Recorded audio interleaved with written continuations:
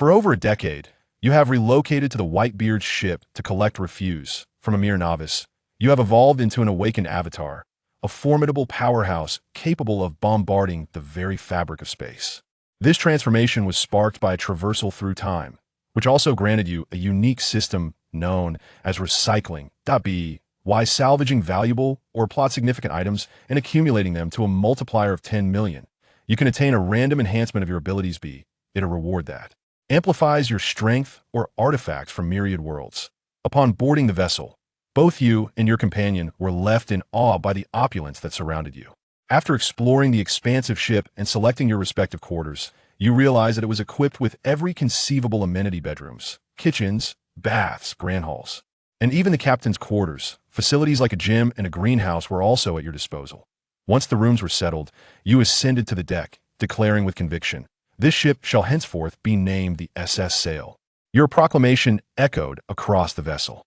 "Naming the ship after yourself, are we? I expected something more along the lines of the rusty wreck," Mihawk remarked, offering a candid assessment of your choice. "Is that truly how you perceive my cultural depth, Mihawk?" You retorted in mock indignation. "Not at all. I merely believe that rusty wreck suits your style better. After all, are you not aspiring to be the king of scraps?"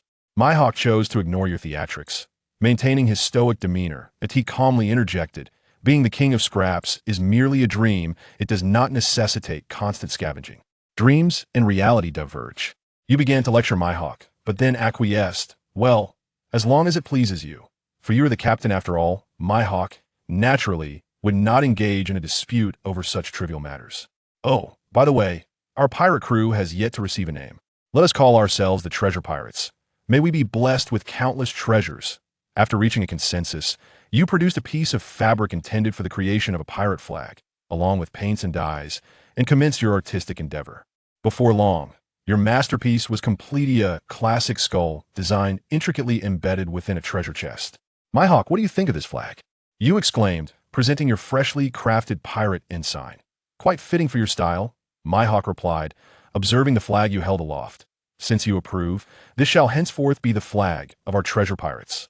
You joyously waved the flag and swiftly affixed it to the SS Sail, also adorning the ship's body with the emblem of the Treasure Pirates. After completing these tasks, you stood upon the deck, inhaling deeply, and finally shouted, "Set sail, my comrades."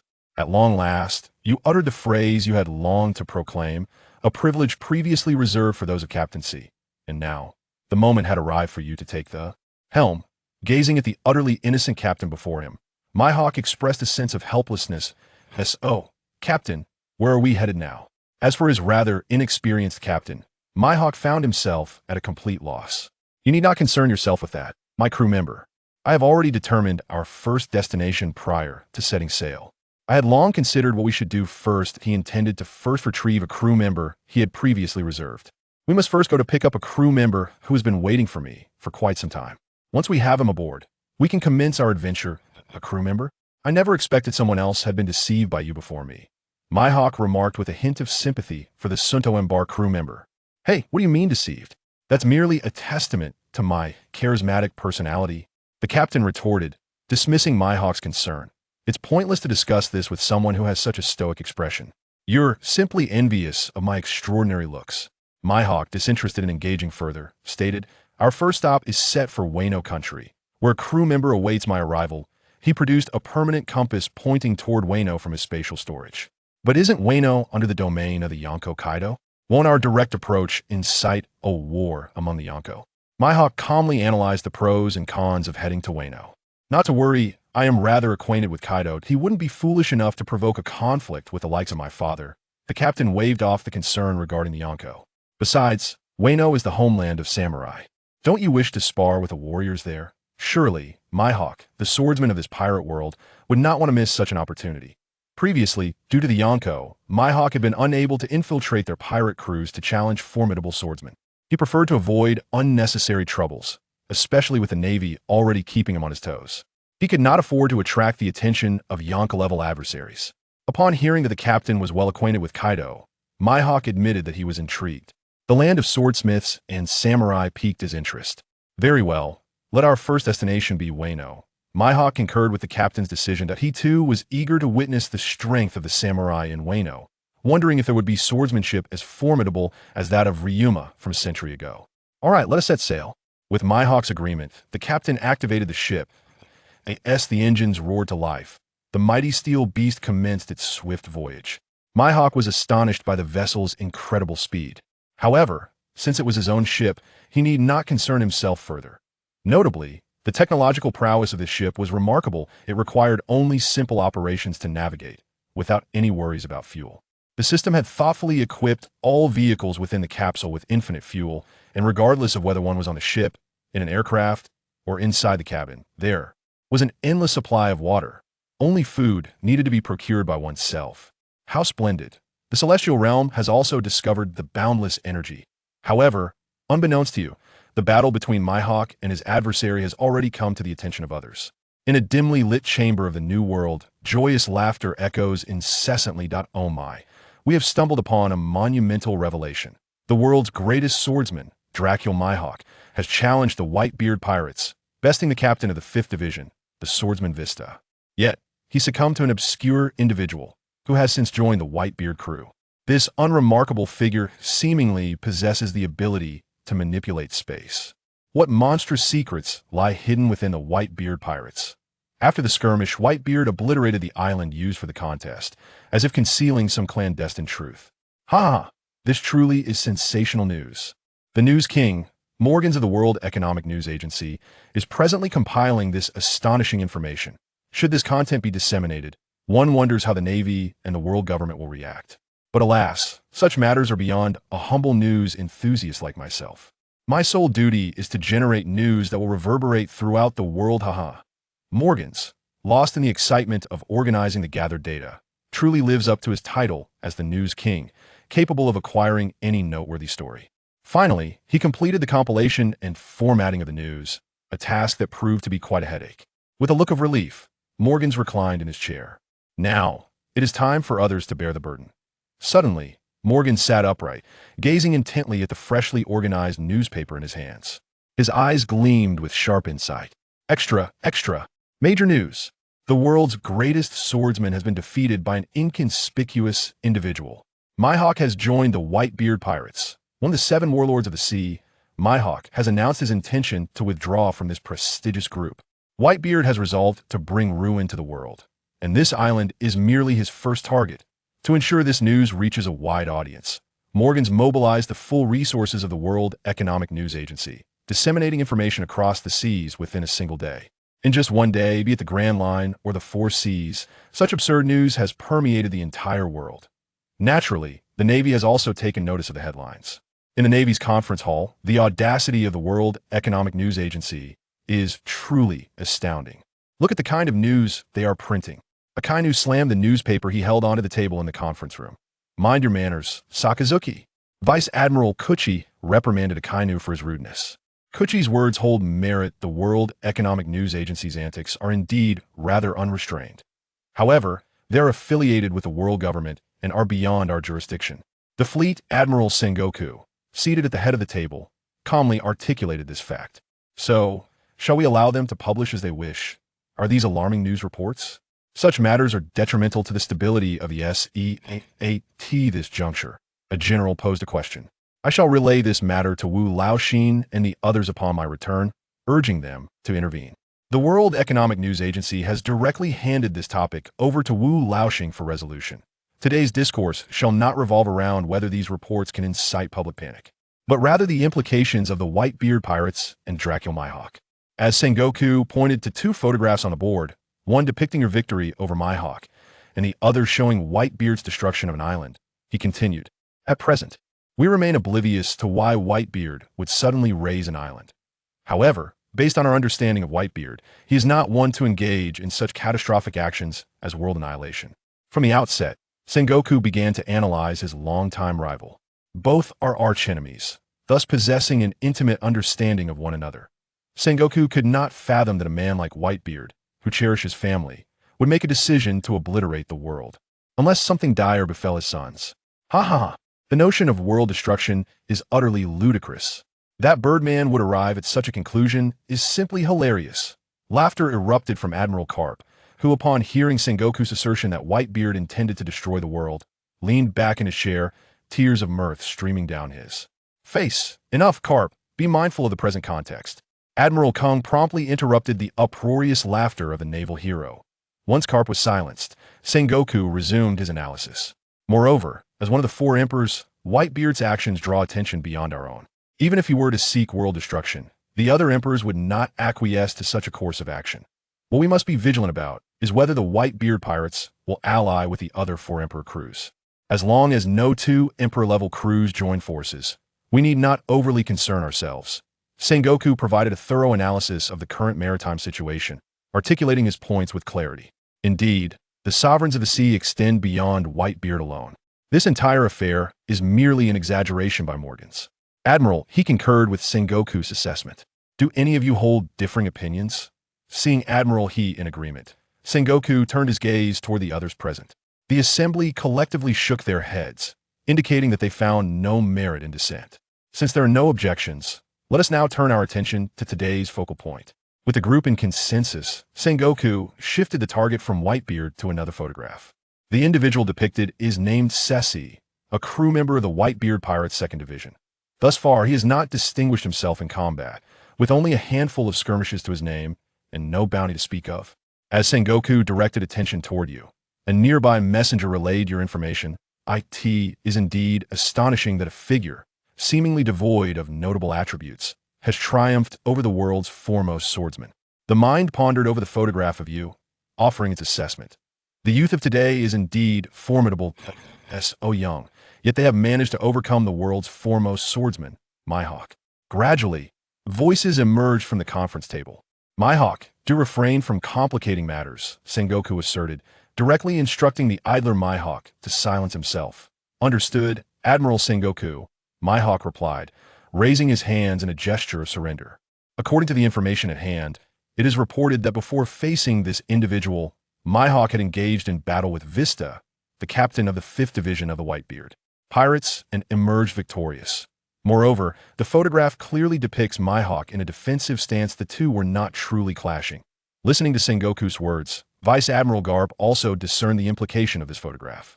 This indicates that it was merely the young man named Saixi who breached Mihawk's defense, rather than defeating the world's greatest swordsman through sheer strength. If he had indeed triumphed over Mihawk, the Whitebeard Pirates would not remain so silent. The news of such an event would have spread far quicker than this newspaper. As Sengoku raised the newspaper in his hand, he continued, if this season did indeed see a victory over the world's greatest swordsman, the nature of those pirates would have ensured such a feat was boisterously proclaimed long before now. Admiral Akainu concurred with Sengoku's analysis. He too found it hard to believe that such a young person could vanquish the world's greatest swordsman. Nonetheless, even if this individual had not defeated Mihawk, he was far from ordinary.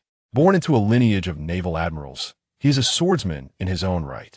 If it were I, Akainu mused, to breach Mihawk's defenses would require considerable effort, even under circumstances where he does not retaliate. From the photograph, it is evident that this swordsman had managed to break through with a singular sword strike. With this analysis of the escaping swordsman, the others began to regard this individual with renewed seriousness. Furthermore, even if his success was due to luck, one must consider the blades he wields. Following the fleeing swordsman's commentary, the assembly turned their gaze to the two swords in his possession, Tsushue and a renowned blade from the Go series. Akainu immediately recognized the two swords. Prior to acquiring the magma fruit, he was well known in the Navy for his swordsmanship and had a keen understanding of these famed weapons. Though both swords were enveloped in haki, discerning their identities was not overly challenging. Indeed, to earn the recognition of wielding two exceptional swords signifies that this swordsman's skills are undoubtedly impressive, perhaps even more formidable than we had initially surmised. Indeed, one vice admiral remarked, the crew of the four emperors comprises a host of terrifying individuals. Sengoku acknowledged the fleeing swordsman's analysis. Now that the general strength of this Saixi has been established, it is time to deliberate on the appropriate bounty to be placed upon him. This task constitutes the most challenging aspect of the entire meeting. Determining the right monetary value for a pirate's bounty is an exceedingly complex decision that I believe a bounty of 500 million should be placed on this individual, suggested Peach Rabbit, a formidable figure, renowned for his prowess and commanding presence, warrants such a sum. Peach Rabbit deemed it reasonable. However, 500 million for someone being offered a bounty for the first time isn't that excessively high? This has never occurred before, a mocking voice from Huang Yuan echoed, expressing disbelief at the staggering sum. His annual salary barely reached 100 million. In my opinion, the bounty should be set at 800 million. Inciting envy among that gang of pirates, asserted the fierce voice of Akainu. He believed that a higher reward would prompt pirates to eliminate each other, sparing him the trouble of hunting them down himself. Yet, was Akainu not being a tad too radical? The vice captain of the Near Emperor crew, 8 Wings, voiced his dissent against Akainu's proposal, refusing to let him act recklessly. Akainu, you're being too outrageous. Sit down, Sengoku rebuked, observing Akainu's unruly behavior. Commodore Crane, what are your thoughts? Sengoku, having already formed a conclusion in his mind, sought the opinion of his longtime friend. I believe a bounty of 500 million is quite suitable, Commodore, he replied.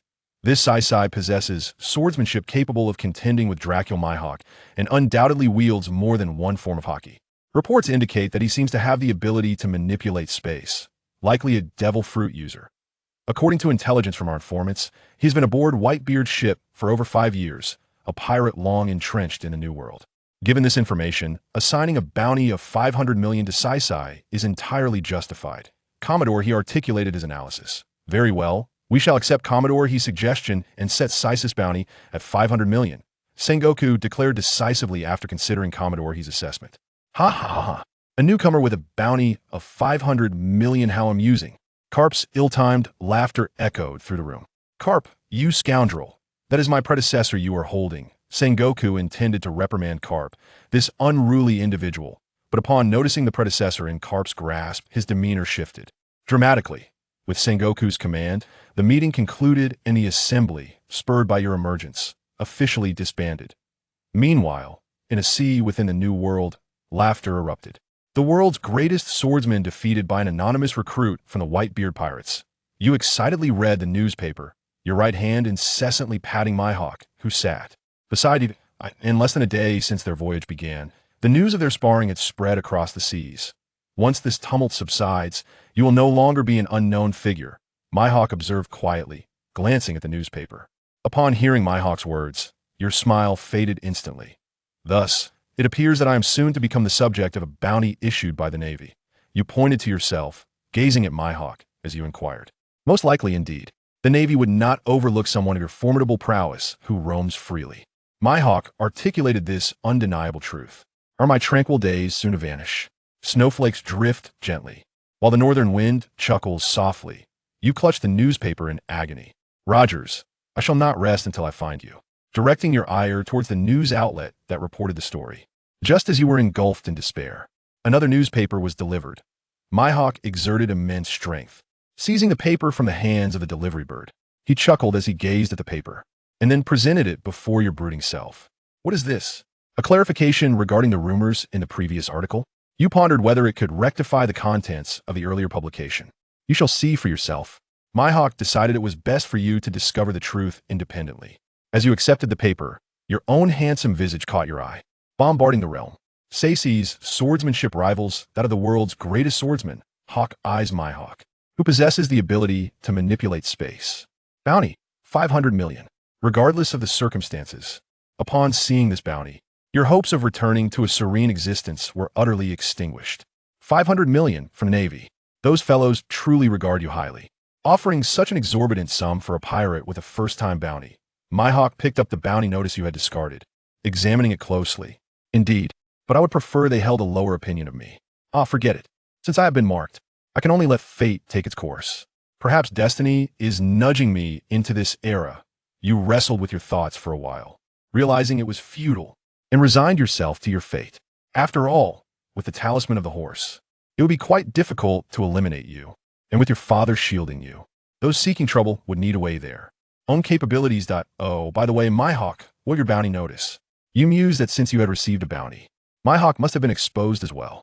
A former warlord betraying the Navy would certainly not escape their scrutiny. Mihawk appeared puzzled by the mention of a bounty. What are you implying? Indeed, you're now my crew member. Effectively an extraneous member of the Whitebeard Pirates. It is inconceivable that you still remain a warlord. The Navy must be aware of your resignation from the warlords, and they would certainly publish your bounty. You explained to Mihawk, Regrettably, there is no bounty notice for me here. Perhaps the Navy remains unaware of my departure from the warlords. Mihawk replied with a visage of disappointment, his stoic expression almost conveying, "Oh dear. It seems things are not as you anticipated. I sincerely apologize." Your frustration with his demeanor intensified. You regarded Mihawk's infuriating expression, your fists clenched tightly. Wait, if the Navy is still oblivious to your resignation, could we perhaps take advantage of your privileges? Perhaps we could still reap substantial rewards. No, that won't do. I must devise a plan. Such a splendid opportunity must not be squandered. As you ponder this, you begin to conceive of ways to leverage Mihawk's identity as one of the 7 warlords of the sea to establish a formidable background and enhance your own power. However, some valuable treasures are also required. Mihawk observes you from his seat, alternating between hearty laughter and deep contemplation, before letting out a silent sigh. I'm quite famished. I shall head to the kitchen to prepare a meal. Mihawk decides to set aside thoughts of his treasure-obsessed captain and prioritize filling his own belly. Hey, Mihawk, are you going to cook? Please prepare a portion for me as well. Upon hearing that Mihawk is about to cook, you immediately halt your musings and beckon him to make something for you too.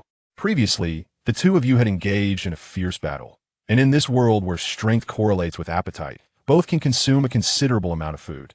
Mihawk does not respond, but strides purposefully toward the kitchen.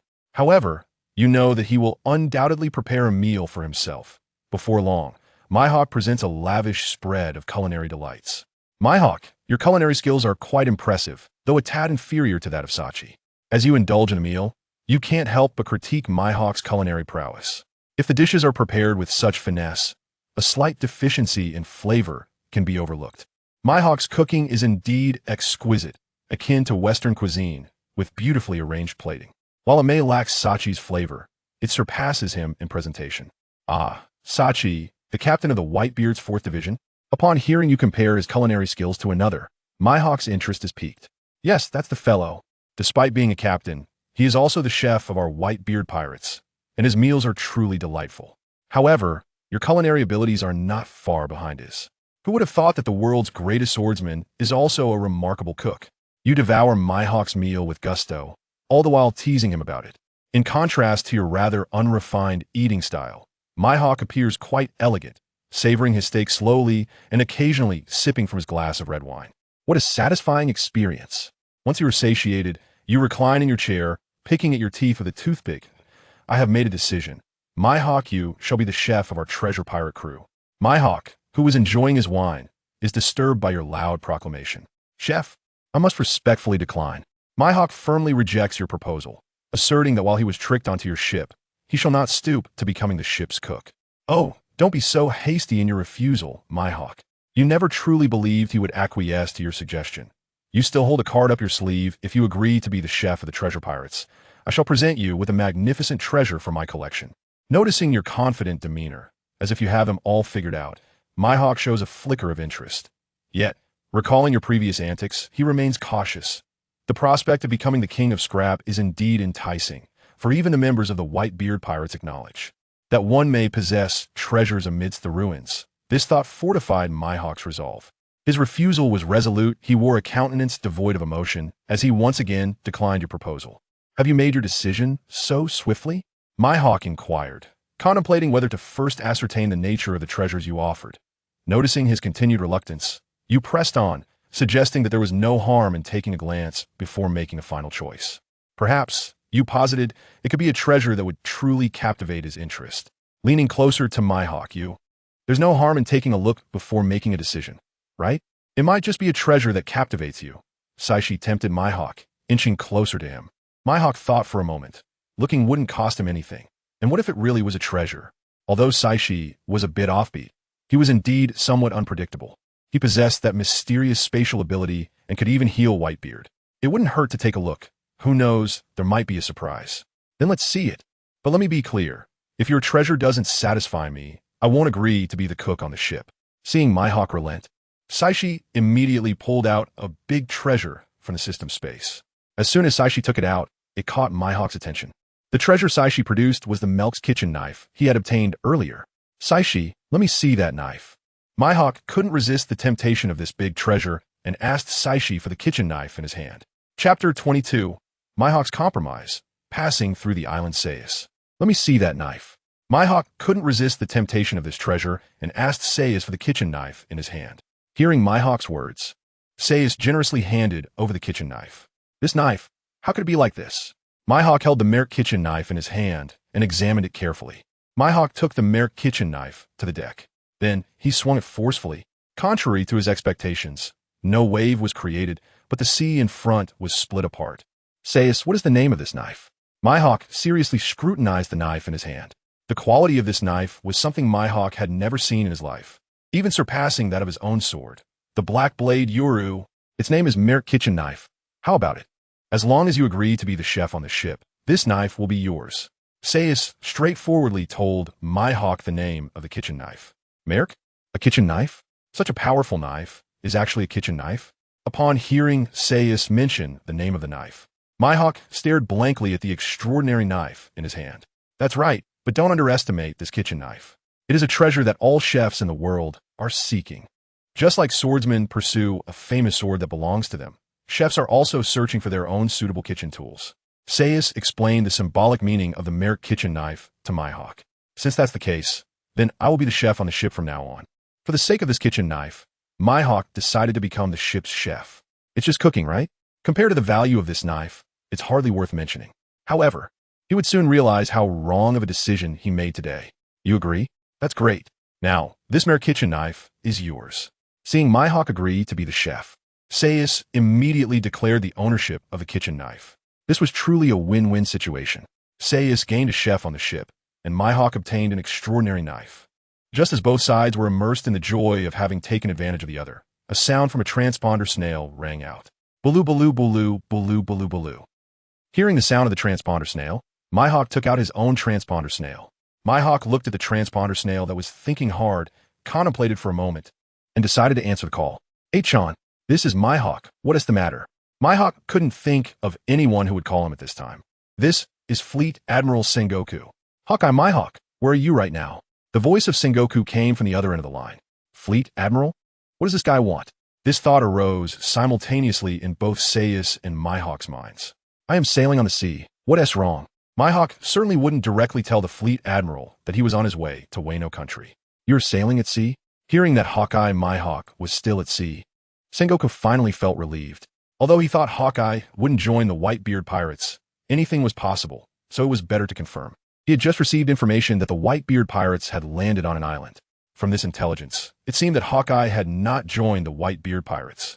As a warlord of the sea, why didn't you inform the Navy before challenging one of the four emperors, the Whitebeard Pirates? After learning that Hawkeye had not joined the Whitebeard Pirates, Sengoku began to scold and question Hawkeye. I'm not foolish enough to challenge the strongest man in the world alone. I'm just looking to spar with the swordsmen on their ship.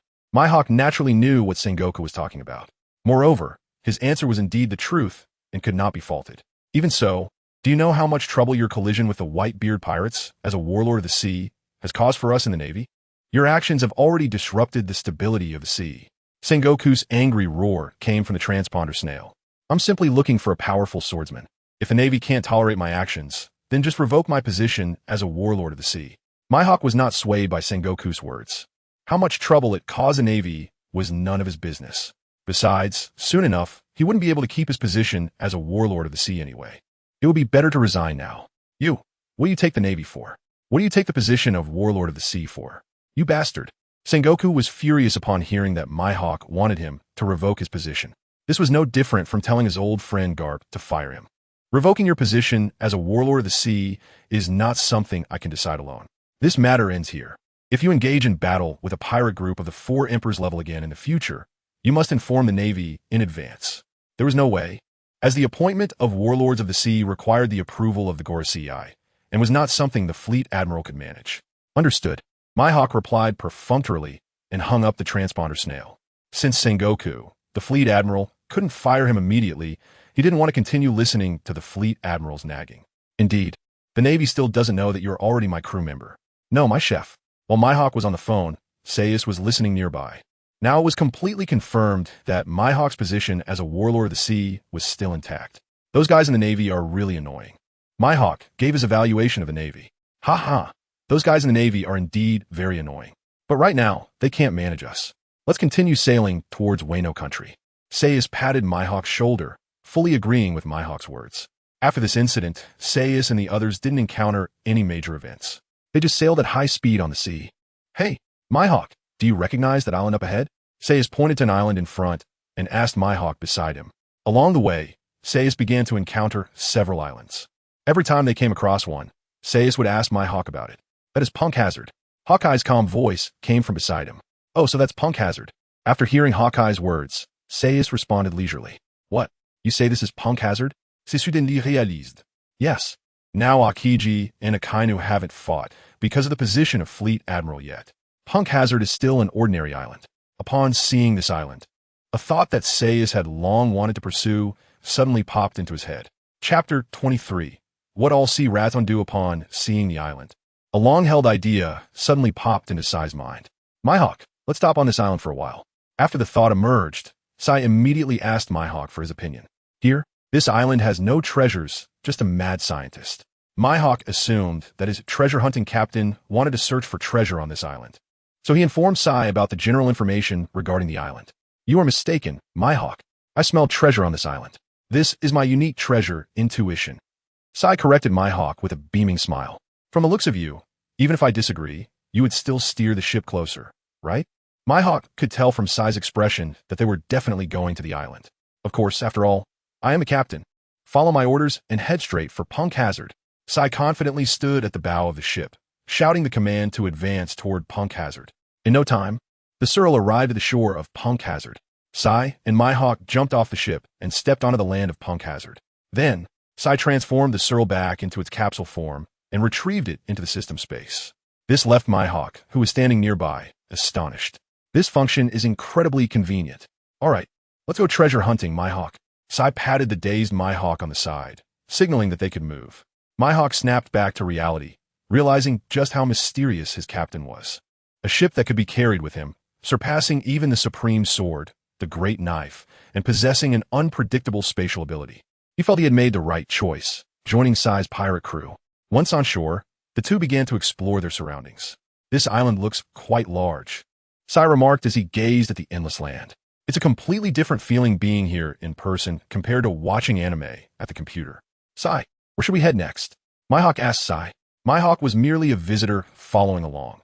What to do next depended on his captain's decision. Where to? Of course. We're going treasure hunting, Sai said, stating the obvious. Ahem, just kidding. Mihawk, please put your sword away. By the time Sai said this, Mihawk had already placed his hand on the black blade, Yuru behind him. You mentioned there's a mad scientist on this island, right? Then let's go find him. Sai continued. He's been on this island for so long. He must know something about treasure. Maybe he's already found it, and we could just go steal it from him. What do you think, Mihawk? After sharing his plan, Sai looked at Mihawk again, worried that this guy might draw his sword again. Let's do as you say. Mihawk didn't have much interest in treasure hunting. As long as his captain was happy, it was acceptable as long as they weren't wandering aimlessly. All right, let's go find that mad scientist then. Since he's a scientist, he must have a research facility, right? Mihawk, do you know where he is?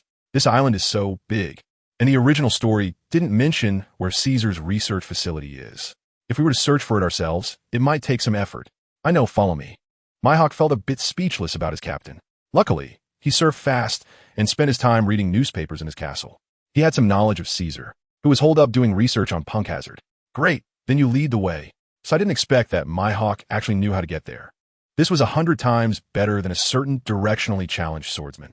Following Mihawk, the two finally arrived at the entrance of Caesar's research facility. We're here. This is it. This is Caesar's research facility.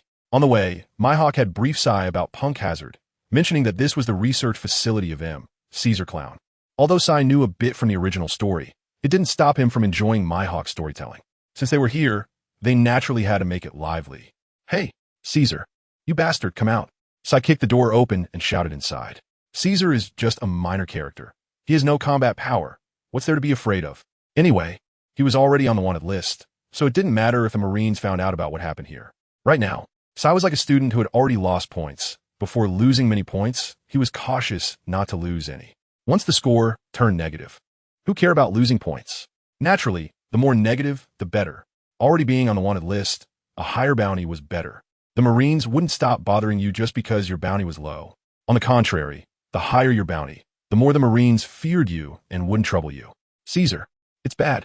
Pirates have broken in. A small pirate ran to Caesar, who was conducting an experiment, upon seeing Mihawk and Sai outside. I've told you countless times.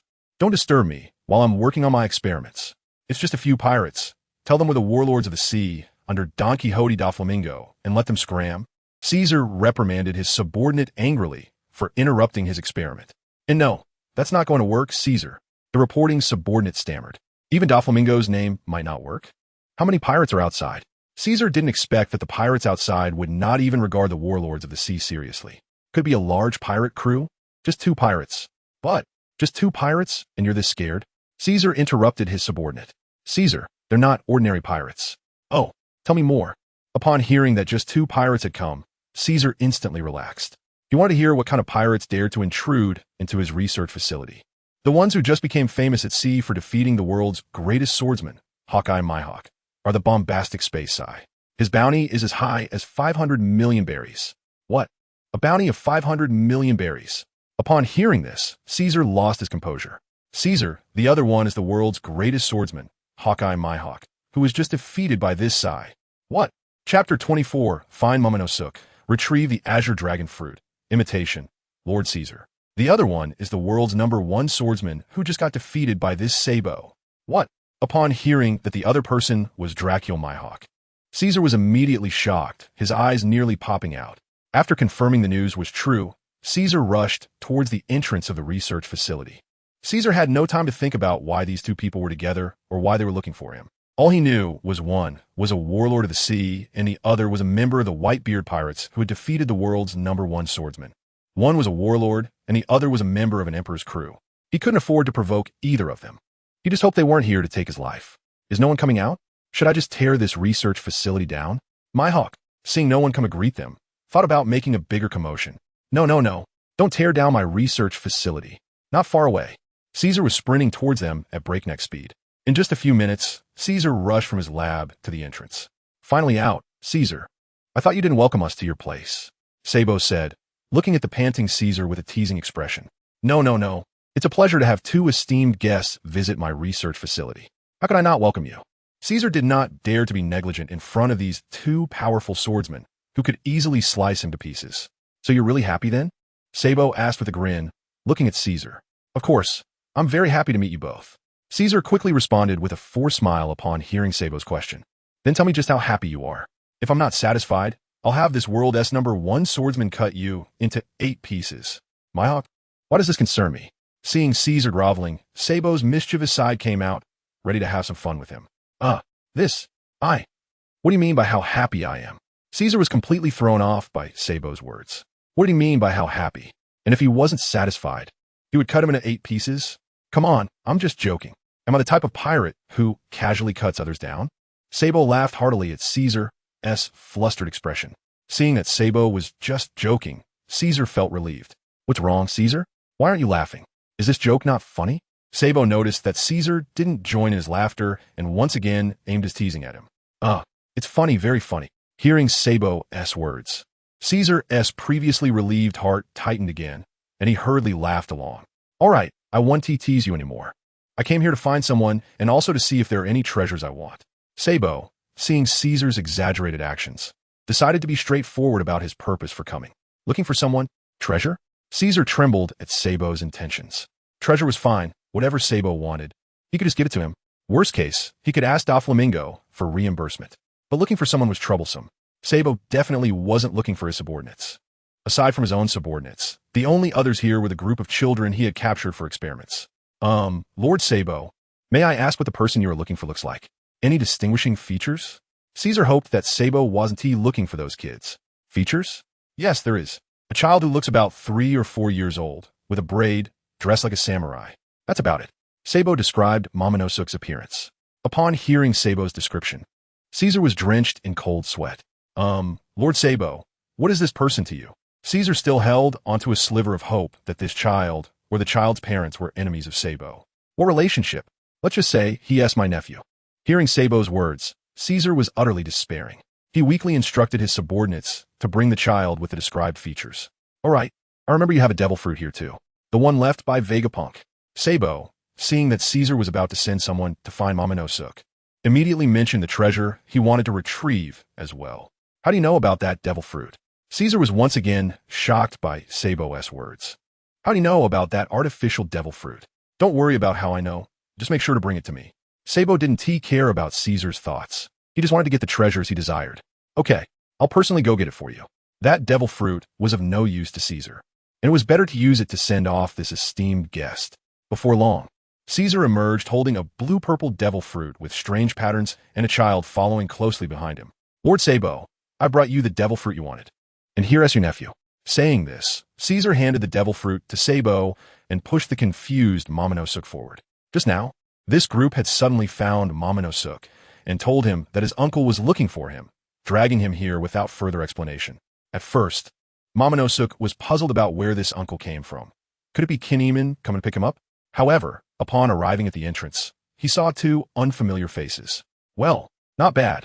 They're both the real deal. Sabo examined the devil fruit in his hand and then looked at Momonosuke, confirming both were genuine. Good nephew, come to Uncle. Uncle is a member of the Whitebeard Pirates, the same crew your father Kazuki Oden was a part of. After putting the devil fruit into a secure space, Sabo called Momonosuke over. Are you one of the Whitebeard Pirates my father mentioned? Upon hearing Sabo's words, Momonosuke immediately let down his guard. His father had said that if he encountered difficulties, he could seek help from the Whitebeard Pirates. That's right, I'm a member of the Whitebeard Pirates, and my bounty is 500 million berries. Upon hearing that Sabo's bounty was as high as 500 million, Momonosuke immediately saw hope in defeating Kaido. Chapter 25, Urging Caesar. As soon as Momonosuke heard that the bounty on Sabo was as high as 500 million, he immediately saw hope in defeating Kaido. Uncle Sabo, please help me return to Wano. With a zero-frame start, Momonosuke immediately began asking for help. Good nephew, we could discuss that later. Let me handle the immediate issue first. Although Sabo wanted to chop Momonosuke up right away, he had other matters to attend to.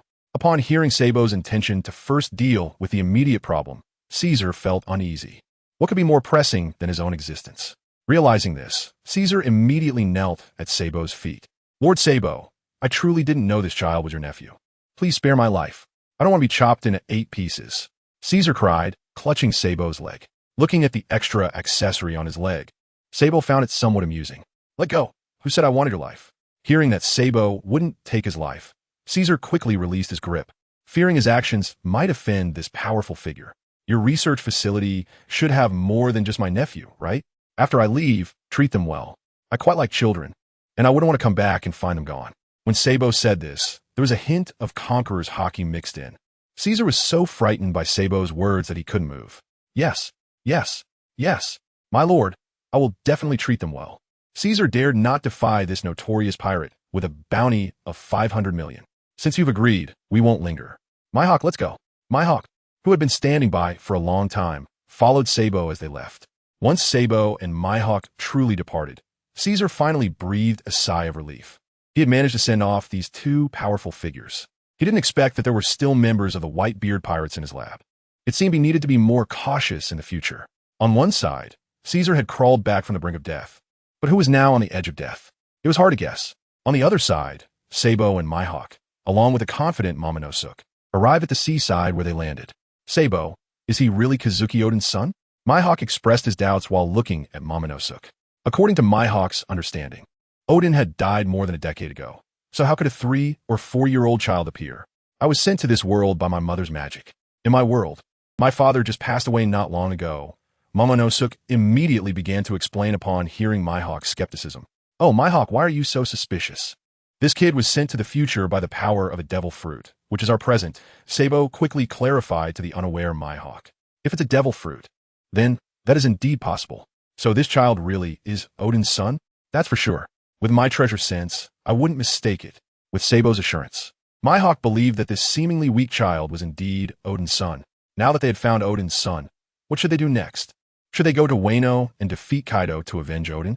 Mihawk knew very well that Kazuki Oden had been brutally killed by Kaido. Defeat Kaido? Mihawk, you really dare to think that? He's a Yonko on par with my old man. Do you think you can just talk your way into taking him down? Sabo didn't expect Mihawk to be so bold, directly wanting to take down the strongest creature of land, sea, and air.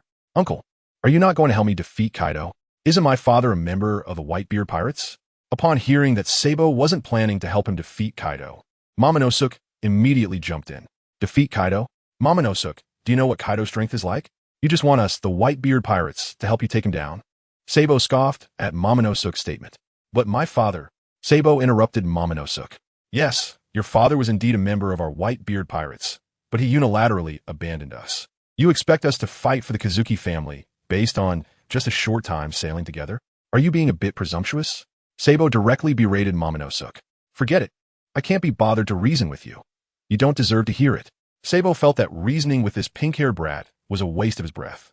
He drew his sword, and with a swift motion, he chopped Momonosuke into 8 pieces. Momonosuke never expected that Sabo would actually strike a child. Mihawk, who had been shocked many times since meeting Sabo, couldn't comprehend how Sabo had just been reasoning and then suddenly chopped up Odin's son. Want to know why I chopped him? Sabo glanced at the puzzled Mihawk beside him. I do want to know the reason. Just like why you didn't rescue those kids in the lab earlier. Mihawk voiced the question he had since the beginning. If he didn't know Sabo's character, he might have thought Sabo was someone who enjoyed abusing children. Want to know why I didn't rescue those kids? Actually, I'm already in the process of saving them. Sabo began to explain. What do you think of Caesar as a person? Sabo fixed his gaze on Mihawk. Caesar? A mad scientist? Mihawk answered. What happens when such a mad scientist loses his experimental materials? Sabo asked. The answer was to seek new experimental materials. Once Sabo said this, Mihawk understood the implications. So this Odin's son is also? Mihawk looked at the ground where Momonosuke lay in pieces. Oh, he's not. He became like this for other reasons. Then Sabo began to recount the life story of the fickle Kazuki Odin. At first, he was a powerful samurai wanting to broaden his horizons. However, as time went on, it became more absurd. First, he left the Whitebeard Pirates to join the Roger Pirates. Then he left the Whitebeard Pirates again to return to Wano and prepare to inherit the position of shogun. Then he faced Kaido alone, doing those fickle things. Finally, the most ridiculous part was that someone who could confront Kaido directly would be boiled in an oil pot for so long. Truly a legendary king of boiling. Is this the reason you want to chop Odin's son? Chapter 26. Recovery Rewards. Bounty update. Is this why you wanted to kill Odin's son? After hearing about Odin's deeds, Mihawk couldn't help but twitch his mouth. That's not it. Odin is Odin, and his son is his son. The two cannot be confused. I just simply found him annoying. So I killed him. When Sachi said this, he had a completely innocent expression. If I didn't know better, they might think this guy had just cut down a weed. Alright, if you like it, that's fine. Mihawk looked at Saishi's expression and felt a bit speechless. What can I do? After all, he's our captain. Don't get angry. Don't get angry. I can't just kill him directly. Alright, Mihawk, do you eat devil fruits? Saying this, Sachi took out the devil fruit he had just obtained. Devil fruit? Do you know what type it is? Mihawk couldn't believe how Sachi had suddenly changed the topic. Hey, this will surprise you. Listen carefully. The devil fruit I have in my hand is a Zoan type, mythical beast, fish fruit, azure dragon form. Sachi held up the devil fruit in his hand, confidently sharing its information. Mythical beast? Azure dragon form? Isn't that Kaido's fruit? Upon hearing this name, Mihawk thought of the beast Kaido's fruit. He certainly didn't believe Kaido was dead. It is indeed Kaido's fruit, but the one in my hand is a fake. It was a man-made devil fruit created by Vegapunk using Kaido's genes. It's just that, due to the different color, that genius deemed it a failure. So what do you think? Do you want to eat this fruit? Maybe you could become the next beast Kaido. Sachi held up the devil fruit and gave Mihawk a thorough introduction. How did you get this information? Mihawk was increasingly baffled by Sachi. This guy was a complete enigma in Mihawk's eyes. He couldn't figure out what he was thinking at all. Don't mind how I know this. Just tell me if you want to eat it or not. Sachi offered the devil fruit to Mihawk. No thanks. I trust my swordsmanship more than a devil fruit. Mihawk directly declined Saishi's good intentions. Seeing Mihawk turn away, Sachi shrugged and put the devil fruit back into a fixed space. Then, he also collected the 8 Momonosuke lying on the ground. Detecting that the host has recovered an important plot item, Zoan type, mythical beast, fish fruit, azure dragon form, replica. Extracting universal rewards for the host. Does a Momonosuke count? Or was this stuff random? Sachi was a bit confused about how this system determined things. But it didn't matter. It was time for the thrilling, gambling moment. Congratulations to the host for receiving all types of fine wines from Earth, unlimited supply. Wow, this is great. Sachi was quite satisfied with this reward. Before coming to the pirate world, Sachi didn't drink alcohol. After arriving in the pirate world, he realized how delicious the alcohol from his own world was. Sachi arrived at the shore and released the Seraphim. He boarded his pirate ship with Mihawk again. After this little episode, the two set off towards Wano country once more. Mihawk, come try this. This is fine wine you can't get outside. Even I haven't had it. Sachi directly took out a bottle of Romani Conti. This is the most expensive red wine. In the pirate world, nearly everyone loves to drink. Upon hearing that there was fine wine, Mihawk immediately approached. Sachi let the red wine breathe, and the two began to taste this wine neither had ever tried before. Both of them were intoxicated by the red wine. However, Mihawk was savoring the rich flavor of the wine, while Sachi was enjoying the fragrant aroma of money. Indeed, it is good wine. Both Sachi and Mihawk simultaneously made their evaluations of the bottle of wine. How about it, Mihawk? Captain, I even shared this good stuff with my crew. I must be an exceptional captain. Sachi narcissistically boasted to Mihawk. Upon hearing this, Mihawk indeed thought Sachi was not bad. To be willing to share such delicious red wine is truly a sign of a good captain. However, Mihawk suddenly thought of something. Sachi, you wouldn't be celebrating because you just killed Odin's son, would you? Sachi, who had been happily drinking just a moment ago, immediately stiffened upon hearing Mihawk's words. Ahem, how could that be? How could I be like that? Haha, Sachi quickly turned away from Mihawk, awkwardly saying this. Mihawk looked at Saichi's guilty face and felt speechless again. What kind of captain have I followed? Forget it, as long as there's fine wine, it's fine.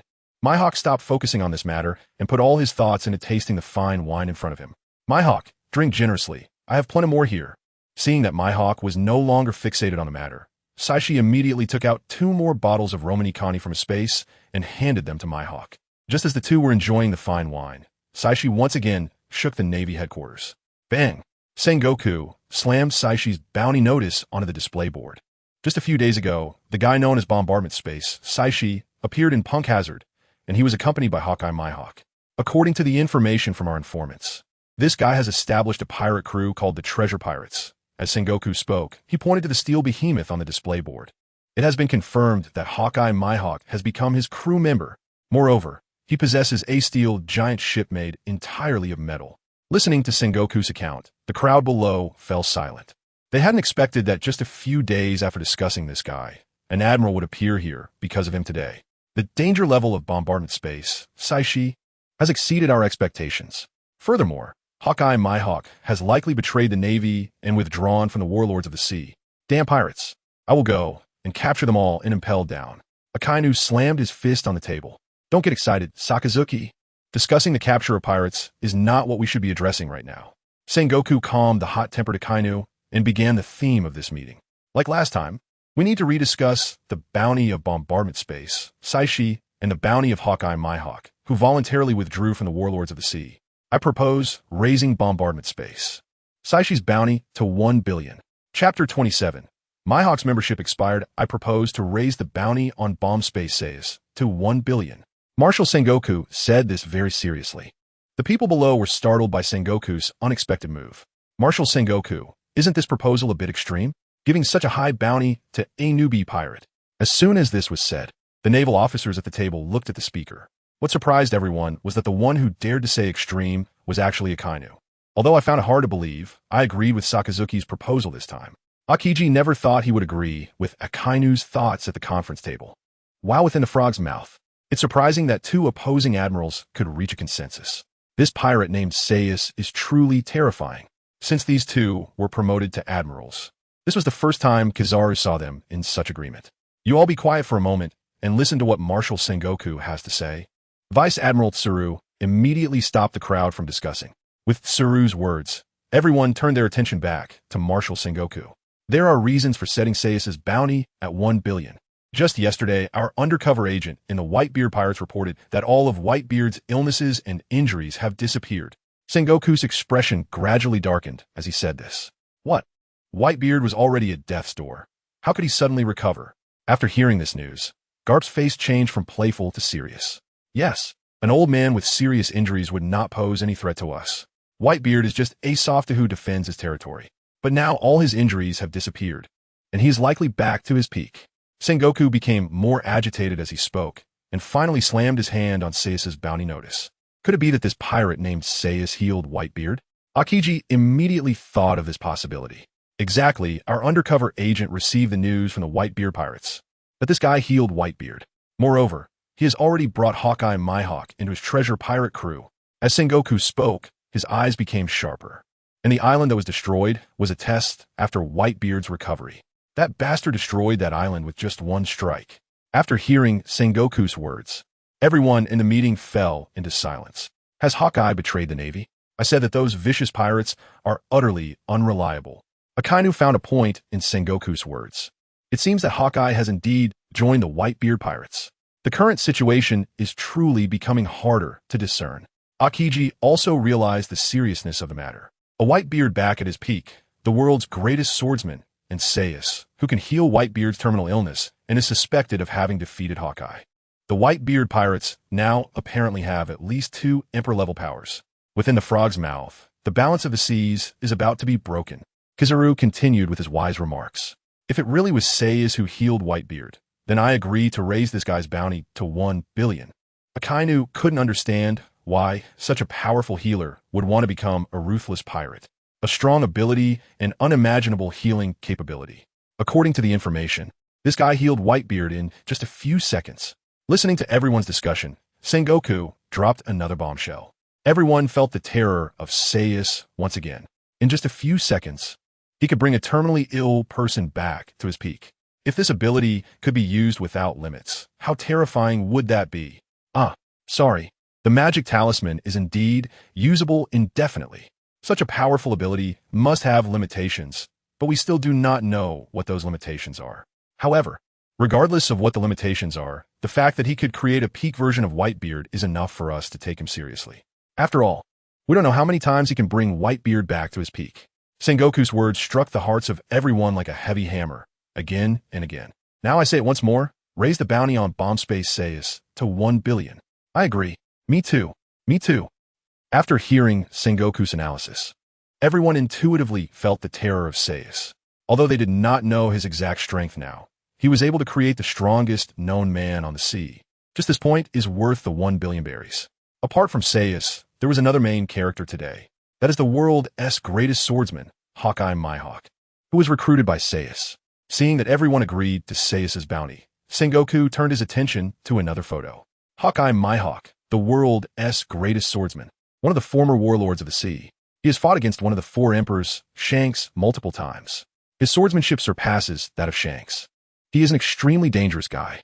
After introducing Mihawk's information, Sengoku announced Hawkeye Mihawk's bounty amount. Although everyone present was already prepared, they still gasped in shock when the amount was revealed. Compared to Saixi, Mihawk's strength is well known. Everyone already knew that this guy's bounty would not be low. However, when the bounty amount was announced, it still surprised everyone. Do you have any objections to the bounty of Dracula Mihawk? Sengoku followed the usual procedure. Although he ultimately wouldn't listen, the final decision was still up to him. No problem, let us set this bounty. Agreed. Although they were shocked by the bounty amount, it didn't mean that the amount was unreasonable. Rather, the bounty was so reasonable in their minds that it surprised them. Alright, today's meeting is concluded. Seeing that everyone agreed, Sengoku announced the dismissal. On the other side, Saixi, unaware of it, simply landed on an island, casually killed someone, and his bounty increased again. He also caused Mihawk's warlord membership to be wasted. Chapter 28. Saix's renown spreads across the sea, arriving at Wano country in a certain sea area of the New World. Old man, look, that guy Saix's bounty has increased again. On the Moby Dick, Ace excitedly ran to Whitebeard with Saix's bounty poster in hand. La la la la, that kid has really become restless compared to before. Whitebeard looked at the bounty of 1 billion on the poster, and Saix's figure flashed through his mind. He had a premonition that his son would make the sea even more turbulent. Deep in the ocean, the paradise of fishmen and mermaids, Fishman Island, a blue chubby figure slowly walked into a huge palace, Ryugu Palace. King Neptune, I brought a gift. The voice came from a tall and burly whale shark fishman, dressed in traditional kimono and wooden sandals, with a tattoo of the Sun Pirates on his chest. The newcomer was none other than the current Shichibukai, Jinbei. Oh, it's Jinbei. You've returned. King Neptune immediately smiled upon seeing Jinbei and invited the blue chubby figure to a seat nearby. Jinbei, you're back. During this time, the humans outside haven't treated you badly, have they? The speaker was a slender and graceful woman with soft, long light-colored hair, a gentle and kind face, and large bright eyes, exuding a maternal glow. Princess Odoheim. I'm fine, Princess Odoheim. I'm now a Shichibukai. Jinbei smiled back at Odoheim's concern. You've really worked hard, Jinbei. I'm truly sorry that the communication with the outside world has to rely on you. King Neptune also expressed his apologies to Jinbei. There's no other way. Fishmen are often captured and sold into slavery if they leave Fishman Island.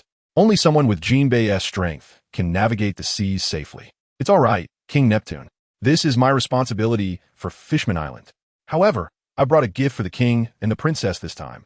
Saying this, Jinbei handed the bounty poster to Neptune. A bounty poster? Neptune was curious about the gift Jinbei had prepared. This is Lord Saixi. King Neptune exclaimed in surprise upon seeing the full bounty poster. What? Lord Saixi? Princess Odoheim leaned in upon hearing King Neptune's voice. It's really Lord Saixi. How nostalgic. It's been 10 years, hasn't it? Princess Odoheim looked at the photo on the bounty poster with a sense of nostalgia. Yes, the last time we met was 10 years ago. Now, Lord Saixi has become a pirate with a bounty of 1 billion, compared to Princess Odoheim. Neptune immediately noticed the amount below the bounty. Oh, Lord Saixi is really incredible. He was so strong as a child 10 years ago. He must be even stronger now.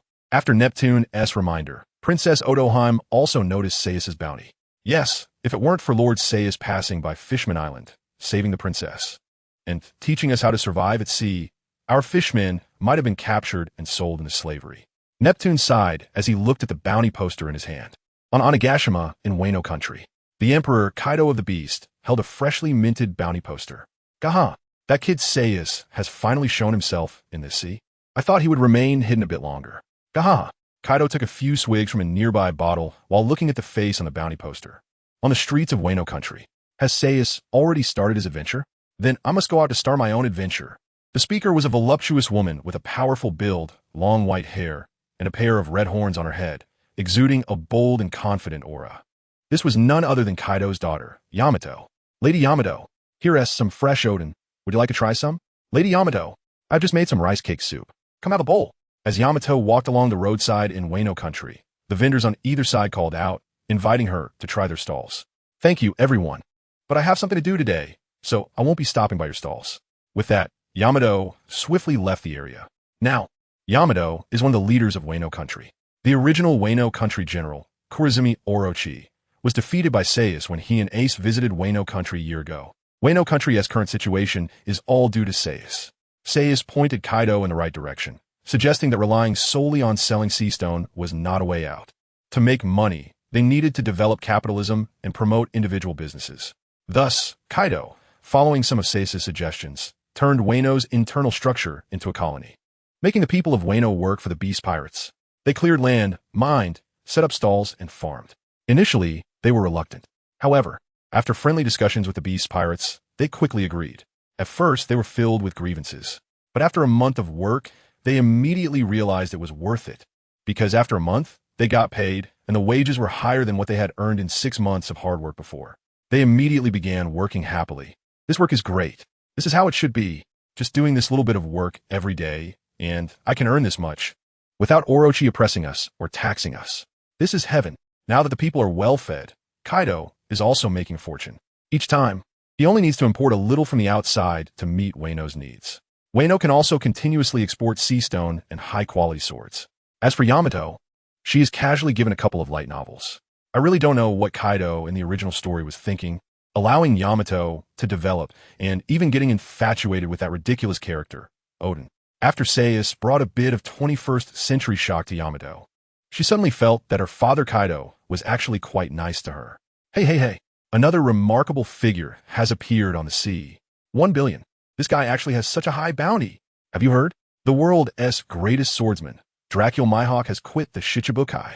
We absolutely cannot provoke the treasure pirates. They are under Whitebeard and have Mihawk as their support. Such conversations are now spreading throughout the Grand Line, and our protagonist, Saixi, have returned to Wano country. Chapter 29, Suspected Companion. Wano country. I'm back, Sachi. As Sachi set foot on the land of Wano, he couldn't help but let out a loud shout. Who is shouting in Wano? Don't they want to live anymore? As soon as Sachi shouted, a pirate dressed as a member of the Beast Pirates immediately appeared. Mihawk indicated that he didn't want to comment much. Well, I didn't expect it to be like this, Sachi said apologetically to Mihawk beside him. It's just a shout. Is it necessary to come looking for trouble? Saixi muttered quietly to himself. Hey, you two, do you know? Originally, the pirate in ragged clothes wanted to say more when he ran in front of Saixi and Mihawk. But upon seeing their faces, his voice grew increasingly smaller. You are from the treasure pirates. How dare you trespass into our beast pirates' territory? Lord Kaido will not let you go. After confirming that the two in front of him were the treasure pirates, who had been making headlines in the newspapers, the pirate immediately turned and fled while throwing down a threat. This nameless pirate thought to himself, one has a bounty of 1 billion, and the other has a bounty of 59 billion. How did a mere worker, who doesn't even have a bounty, end up encountering such terrifying figures? Seeing the pirate run away, Saixi didn't mind. Anyway, he had some connection with Kaido, so reporting it wouldn't be a big deal. It even saves him the trouble of looking for him. Shouldn't we stop him? Letting him go back will probably bring a lot of trouble our way. Even though Saixi had previously mentioned his connection with Kaido, he still felt that it was better to avoid trouble. What good relationship can there be between two Emperor-level pirate crews? As long as they don't fight when they meet, that's the best outcome. It's fine. Let him go back and report to Kaido. This way, someone will come to greet us soon. Saixi reassured Mihawk that he still had some connections in Wano. Alright, the little episode is over. Let's set off now. Saying this, Saixi put away the serpent and took out a capsule. Saixi threw it forward, and an off-road vehicle appeared in front of them. What the hell? What have you come up with now? Mihawk looked at the thing that could be considered a vehicle in front of him, wondering just how many unknown gadgets Saixi had hidden. Stop looking. Hurry up and get in. Seeing that Mihawk had no intention of getting in the car for a long time, Saixi immediately called him over. Mihawk, seeing that Saixi wanted him to get in, thought nothing of it and climbed into the vehicle. Do you see that strap on your right? That thing is called a seatbelt. Buckle it into the clip on the left. Once Mihawk got in, Saixi immediately instructed him to fasten his seatbelt. Even in the pirate world, you have to follow traffic rules and pay attention to driving safety. You jerk. Mihawk didn't find anything strange and obediently fastened his seatbelt. Hold on tight. The famous race car driver, Saixi, is about to take off. As the roar of the engine sounded, the off-road vehicle shot out like an arrow. Wow, this is so awesome. In my previous life, I never had the chance to speed like this on the ground. Finally, I get to enjoy it. Mihawk beside him was also amazed at how fast this vehicle could go. But he quickly thought of something. After Saishi's high-speed driving, the two stopped in front of a house. How was that, Mihawk? My driving skills are not bad, right? After getting out of the car, Saixi immediately boasted to Mihawk about his driving skills. This thing is indeed great, but why didn't you take it out sooner? If we had this during Punk Hazard, we could have saved a lot of time. Mihawk ignored Saishi's narcissism and raised a question he had just thought of in the car. Hearing Mihawk's question, Saixi fell silent instantly. He couldn't just say he forgot he had this thing, right? That would be too damaging to his image. Let's not talk about that. One should look ahead, right? Let's not dwell on things that have already passed. Saixi immediately awkwardly laughed, trying to change the topic. Seeing Saixi like this, Mihawk understood the reason and chose not to pursue it any further. Noticing that Mihawk was cooperating and not mentioning the matter, Saixi quickly moved on. Then he stepped forward and pushed open the door of the house. Hey, Xiaoyu, I'm back to see you. As soon as Saixi opened the door, he shouted inside. Who is it? Xiaoyu, who was inside, immediately responded upon hearing someone calling her. It's you, Brother Saixi. Xiaoyu walked to the door and immediately spotted Saixi, standing there. Brother Saixi, I missed you so much. Upon seeing Saixi, Xiaoyu immediately jumped into his arms. Why are you the only one here, Brother Saixi? Where's Brother Ace? Xiaoyu looked around and, seeing only Saixi and not Ace, immediately asked about Ace's whereabouts. Mihawk, who was standing beside them, thought, Am I not a person? Am I really not a person? That guy Ace is still on his own adventure. I just came to see you, Xiaoyu. How have you been during this time? Why haven't I seen Uncle Tengu? Where did he go? After explaining Ace's whereabouts, Saixi immediately began to care about Xiaoyu's situation. After all, the last time he and Ace came, Xiaoyu was still in a state of not having enough to eat. However, from Saishi's observation just now, Xiaoyu seemed to be doing quite well now. The previously dilapidated house had been repaired, new furniture was added, and Xiaoyu's complexion had improved significantly. Ever since you and Brother Ace came to Wano, Lord Kaido has transformed Wano. After Lord Kaido executed the previous generals, he did some amazing things. Now everyone can have enough to eat, and I still have the food you gave me last time, so I'm very happy every day.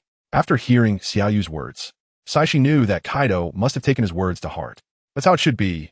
Let the people eat well. Only then can the people earn money for you. How can you squeeze money from a group of poor people? Brother Saixi, let me tell you, Master is now working in a sword forging factory in the city. He can earn a lot of money every day. Just like that, the two chatted back and forth. Saixi even shared some of his and Ace's adventure stories with Xiaoyu. Mihawk quietly watched the two reminisce.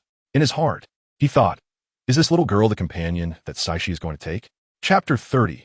The changes in Wano country. Kaido knew that Saixi had arrived. Xiaoyu, I'm so happy to see you doing so well. I'm also very happy to see you again, Saix's brother. Saixi and Xiaoyu chatted for a while, but it finally came to an end, which made Mihawk, who was waiting nearby, anxious. Xiaoyu, I'm going to Flower Capital first. There are still people waiting for me there. Saixi patted Xiaoyu's head and told her he was leaving. Okay, Saix's brother, you go ahead. I'm very strong now. Xiaoyu remembered how she had cried when Saixi and Ace left last time, but this time, she had grown. She was no longer that little crybaby. Xiaoyu, you're really great, and I'll be off. After saying that, Saixi turned his gaze to the beautiful Mihawk standing aside. Mihawk, let's go find our next companion. Upon hearing Saixi, Mihawk realized that this little girl was not a companion after all. After bidding farewell to Xiaoyu, the two of them got into Saix's off-road vehicle and headed towards the Flower Capital. Flower Capital, a building hanging with a plaque of the Wano country government. This used to be the residence of a shogun. Ever since Kaido took down Orochi, other daimyos in Wano had been eliminated one after another by the Beast Pirates. This shogun's residence was transformed into the government that Saixi had mentioned. Inside this building, many people were handling government affairs for various places in Wano. These people were also members of the Beast Pirates, but they were all captured from outside, not fighters. Since Kaido was awakened by Saixi to realize that his subordinates couldn't be uneducated, a group of intellectuals was brought in from various parts of the Grand Line. In just 1 year, the Beast Pirates had reached a cultural knowledge level comparable to elementary school students, at least teaching them to read and write. Kaido's policy had caused suffering for the Beast Pirates. Having never received education since childhood, suddenly being forced to attend classes felt like a death sentence. Jean and Queen were doing all right. Queen was originally a scientist. Although he was quite robust, he was a genuine intellectual. Jean was also quite sharp. Before this policy, he was already an instructor in the Beast Pirates with a certain cultural foundation, so he managed to get through with some casual learning. However, this left our King of the Seas, Jack, in a tough spot. This guy was a pure brute, barely able to recognize a few characters. Now, he was stuck in Kaido's cultural class every day. Yamato, what brings you here? The people working in the Wano government immediately greeted Yamato upon seeing her. I'm looking for something. Do you have any recent newspapers from the sea? Yamato stated her purpose directly. Wano had rarely seen any newspaper delivery birds. Most of what came were just wanted posters. Because the members of the Beast Pirates were generally illiterate, they could only look at wanted posters. Moreover, these guys often stole newspapers without paying and mistreated the delivery staff. If it weren't for Kaido's name as one of the 4 emperors, Wano would have been blacklisted by Morgans. So if there were newspapers, they would be sent here for the government to print and distribute nationwide. Yes. Upon hearing Yamato's request, the staff immediately produced a recent newspaper. Thank you. After receiving the newspaper, Yamato dashed out of the Wano government building. Yamato-sama is as energetic as ever. Yeah, but if it weren't for such an energetic Yamato, Wano wouldn't be so stable. The people in the government were used to seeing Yamato run off like this. In Wano, at least one pirate with a bounty of over 100 million was stationed in every area. Yamato had begged her father Kaido to let her take on the position of sheriff in Flower Capital. A year ago, after hearing Saix's stories, Yamato became fascinated with fighting evil and upholding justice. As for Kazuki Oden, he was just a big fool, wasn't he? Now Yamato regretted wanting to become someone like him. Moreover, she looked down on Oden's retainers as well. They did nothing but cause trouble day after day. They either harmed themselves or others. Her master was taken down because of them, and they still thought they could let the Kazuki clan rule Wano again. Do you even hear what you're saying? They should reflect on what Wano was like before and how shameless they are to say such things. For these divine beings, Yamato would recruit if possible, and execute if not. The reactions of the people during the executions of these guys were surprisingly good. Perhaps now that they were living a good life, they suddenly recognized the faces of those previous people. The people of Wano expressed that now they were living the lives that people should live. Was the previous Kazuki clan even human? They collected so many taxes. Kaido was better. He only exploited the rich. No, he only taxed the wealthy. After getting the newspaper, Yamato quickly found a place to read it carefully, wanting to find what she was looking for. Found it. I can see it on the newspaper. Yamato spotted Saix's big face in a prominent position on the paper. The newspaper read, New legendary rookie defeats Warlord of the Sea. Mihawk. Another powerful pirate has emerged from the Whitebeard Pirates. Switching to another newspaper. 500 million. Just emerging and already a great pirate. The bounty for the bombing space Saixi has reached an unprecedented 500 million. That guy Saixi is amazing. A bounty of 500 million right from his first reward. And this newspaper is only from a few days ago. Now it has already risen to 1 billion.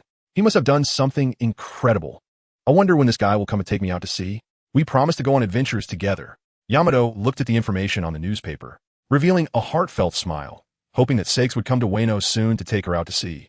On the other side, on Onigashima, Kaido-sama. Kaido-sama. It's bad. Pirates have invaded our beast pirates' territory. A minor pirate rushed into the palace on Onigashima in a panic. Is there really a pirate daring to challenge our beast pirates? Kaido, sitting in the middle and drinking, laughed loudly as he listened to his subordinate's report. Yes, it's the newly emerged treasure pirates. The minor pirate reported to Kaido, trembling. Treasure pirates? That guy Saixi came so early. Chapter 31. Welcoming a new partner. The treasure pirate crew? Sachi has arrived so early. Kaido listened to the reports from his subordinates, and his eyes gradually filled with excitement. The last time he saw Saixi, it brought him immense benefits. Keep an eye on the location of bombing space Saixi, and let me know immediately if you find it. Kaido thought for a moment and immediately instructed his underlings from the Beast Pirates to search for Saishi's current location. He wanted to meet Saixi in person. Now, both Kaido and Yamato, this pair of misfortunate father and daughter, are looking for Saixi. So what is our protagonist doing now? Saixi is still riding. No, wait. Saixi is on his way here by car. Oh, the flower capital has changed this much already. After some time on the road, Saixi and Mihawk finally arrived at the most prosperous place in Wano country, the flower capital. Mihawk, who was visiting Wano for the first time, was filled with interest in this land of sword forging and samurai. Hey, Mihawk, how does it feel here? Saixi looked at Mihawk's excited expression and felt that this guy must be secretly thrilled. Just as Saixi and Mihawk were preparing to stroll around, a group of armored pirates suddenly appeared. Bombing Space Saixi and Hawkeye's Mihawk, what are you two doing in Wano? Are you here to challenge the four emperors? The leading small pirate immediately started shouting at Saixi and the others. Didn't you say you had some connections with Kaido? Mihawk looked at the situation in front of him, puzzled, and turned to Saixi. After saying this, he kept staring at Saixi without speaking. His gaze seemed to say, is this your connection? The kind where you meet and stab each other twice? I mean, it's an accident. Do you believe me? Saixi naturally noticed the meaning in Mihawk's eyes. He immediately wanted to salvage some of his image. I'm here to find someone. You guys go back and tell Kaido that I'll visit him later. So he shouldn't rush. Saixi wanted to explain to these little minions in front of him that there was no need to engage in such a meaningless fight. However, Saishi's words were misinterpreted by the small pirates of the Beast Pirates. Hey, you garbage, get lost. With your little strength, you aren't even worth me making a move. If you want to fight, let some stronger pirates come. As for that guy Kaido, I'll go chop off his head later. You guys hurry back and tell Kaido to clean his neck and wait for me to come kill him. In the eyes of the pirates in front of him, this was the meaning of Saishi's words. Bakayuru, don't think that just because your bounty is 1 billion, you can look down on us. We are members of the Beast Pirates. We are subordinates of the four emperors. After hearing Saishi's words, the group of minions became even angrier. Kill. Let this guy see the power of our Beast Pirates. With that shout, the minion pirates rushed forward to attack Saixi and the others. What the hell? Saixi didn't know what had gotten into these guys, suddenly charging at him. And what 1 billion? Isn't my bounty only 500 million? Could it be Mihawk's bounty? There's no way around it. Since they want to fight, Saixi naturally obliged. However, they were still on the street, so he couldn't cause too much destruction. Saixi unleashed a powerful aura, and everyone in front of him immediately rolled their eyes and fell to the ground. Look at this. Can't even let a person stroll around properly? After releasing his Conqueror's Haki, Saixi supported his forehead with one hand and placed the other on his hip, indicating that he couldn't quite understand the current state of the world. Mihawk, who was watching from the side, noted that Conqueror's Haki was indeed quite convenient. Hey, who dares to cause trouble in the flower capital? Just as Saixi and Mihawk were considering how to handle the chaotic scene, a familiar voice came over. Hey, you two, daring to cause trouble in the flower capital. Get ready to be thrown into the Wano prison, where you will mine for the rest of your life. The sheriff of the flower capital, Yamato, arrived late. Just as the two sides were confronting each other, nearby vendors sensed something was wrong. Some vendors directly closed their doors and ran to find Sheriff Yamato, who was patrolling. It must be said that the awareness of reporting incidents in Wano country is still quite strong. As soon as they noticed something was off, they immediately ran to find the police. Oh, that voice. Yamato. Sachi doesn't ignore me. After hearing that voice, Saixi immediately recognized who had come. Hearing Saishi's words, Yamato was initially a bit confused, but upon seeing Saishi's face, her serious expression instantly turned into a smile. Wow, Saixi. As soon as Yamato saw Saixi, she immediately pounced on him, knocking him to the ground. Saixi. Sachi doesn't ignore me. Duong, Duong, Duong. As a member of the D family, Yamato pressed her big D against Saishi's face. Mihawk watched their interaction and quietly moved a little further away from them. Hey, Yamato, I can't breathe. Although Saixi enjoyed this process, he still needed to be alive to enjoy it. After hearing Saishi's words, Yamato finally reacted and hurriedly got off Saixi. Saixi was finally able to stand up from the ground. Yamato, what's with your outfit? After standing up, Saixi finally paid attention to the clothes Yamato was wearing. Oh, you mean this uniform? This is the standard uniform of the Wano Police Department. Every staff member of the Wano Police Department has this outfit. Saying this, Yamato turned around in front of Saixi, showcasing her outfit. Oh, Yamato, you actually work at the police department now? It seems you really like your current job. Seeing the excited girl introducing her outfit in front of him, Saixi wasn't foolish enough to miss this. Of course, this job full of justice aligns perfectly with my thoughts. However, you got one thing wrong. Not only do I work at the police department, but I'm also the sheriff of the flower capital. Yamato said with a proud expression on her face. Wow, Yamato, that's impressive. You've already become a sheriff. But I'm not doing too badly either. I'm a great pirate with a 500 million bounty from the Navy. Saixi also shared his achievements with Yamato. Oh, by the way, I haven't introduced you to my companion. Speaking of which, Saixi remembered that Mihawk was still next to him. Yamato, this is Mihawk, the world's #1 swordsman. Chapter 32. Kaido from the Sky Yamato. This is Mihawk. He is currently the world's #1 swordsman. Saixi was pulling Mihawk closer and introduced him to Yamato. Hawkeye Mihawk, former warlord of the sea, now a member of the treasure pirates with a bounty of 359 billion berries. He's quite a well-known figure on the sea. I know that much. Hearing Yamato burst out with so much information, Saixi felt a bit confused. Where did Mihawk get his bounty from? How did he become a former warlord of the sea? I haven't even managed to get in touch with Mihawk yet. How did his bounty get revoked so quickly? Alright, Saixi, you probably haven't seen the latest newspapers and bounties, have you? Your bounty has already risen to 1 billion. Seeing Saix's clueless expression, Yamato immediately thought that he must not have seen the latest news. What are you talking about? 1 billion? I haven't done anything. How did it jump to 1 billion? Saixi, you are truly amazing. You managed to raise your bounty to 1 billion in less than a month. Even more impressive than my father. Yamato said as she pulled Saixi into a hug. Yamato is 6 meters tall, while Saixi is 2 meters. This embrace pushed Saix's head directly against her chest. Mihawk watched the two of them fooling around and thought to himself, could this guy be the companion Saixi is looking for? After a brief play fight, Saixi began to introduce Yamato to Mihawk again.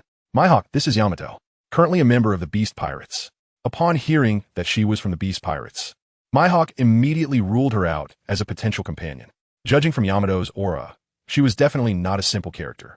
It would be impossible for Kaido to allow someone with her strength to leave the Beast Pirates. Oh right, the father Yamato just mentioned, you know him too. He is one of the current 4 emperors, Kaido of the 100 Beasts. Mihawk was taken aback. This girl is actually Kaido's daughter? Then she is definitely not someone Saixi is looking for. There is no way Kaido would allow his daughter to join another pirate crew.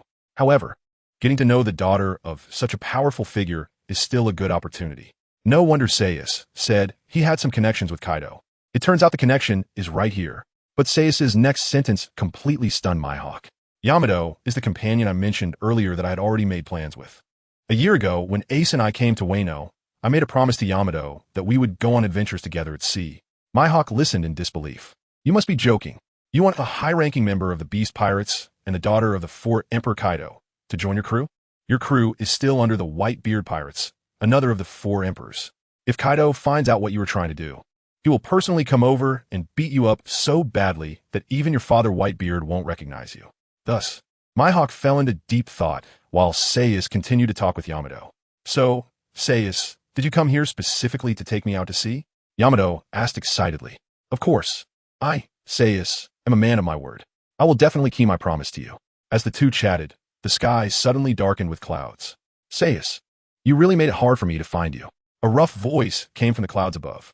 The expressions on the three faces immediately changed.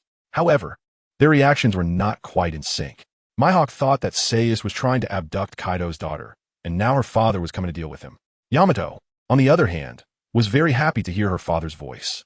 Since Saixi repaired their relationship, they had been getting along well. Yamato had come to realize that her father truly loved her, even if he wasn't good at expressing it. However, now that she heard her father's tone, she was worried he wouldn't allow her to go out to sea with Saixi. In contrast to the two's worries, Saixi was filled with excitement upon hearing Kaido's voice. Why? Because Kaido still owed him a ton of berries. Now that Kaido had shown up, it meant that the money he was owed would soon be in his hands. The three of them, thinking differently, led to completely different ways of preparing to face Kaido. Mihawk had already drawn his black sword, Yoru, ready to fight Kaido. Although Saix's actions were indeed questionable, he was still his captain, so he had to help control the situation first. Yamato was hesitating, unsure whether to discuss with her father about going to sea with Saixi or to fight him to get his approval. The conflicting thoughts made Yamato feel quite torn. As for our protagonist Saixi, he was completely different. Hearing Kaido's voice made him more excited than finding a pile of gold. No, Kaido owed him berries, which was basically gold. Saixi put his hands on his hips and pointed at the sky, looking at the dark clouds above. He took a deep breath and shouted 5 words, "Give me my money."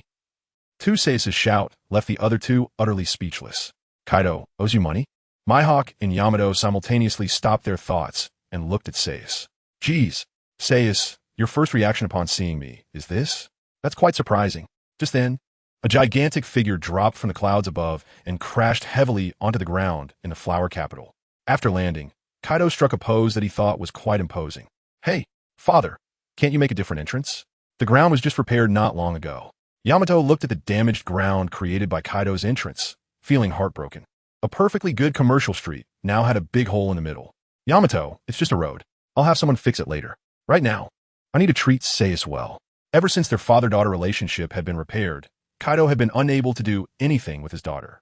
Previously, due to her rebelliousness, he had reasons to discipline her.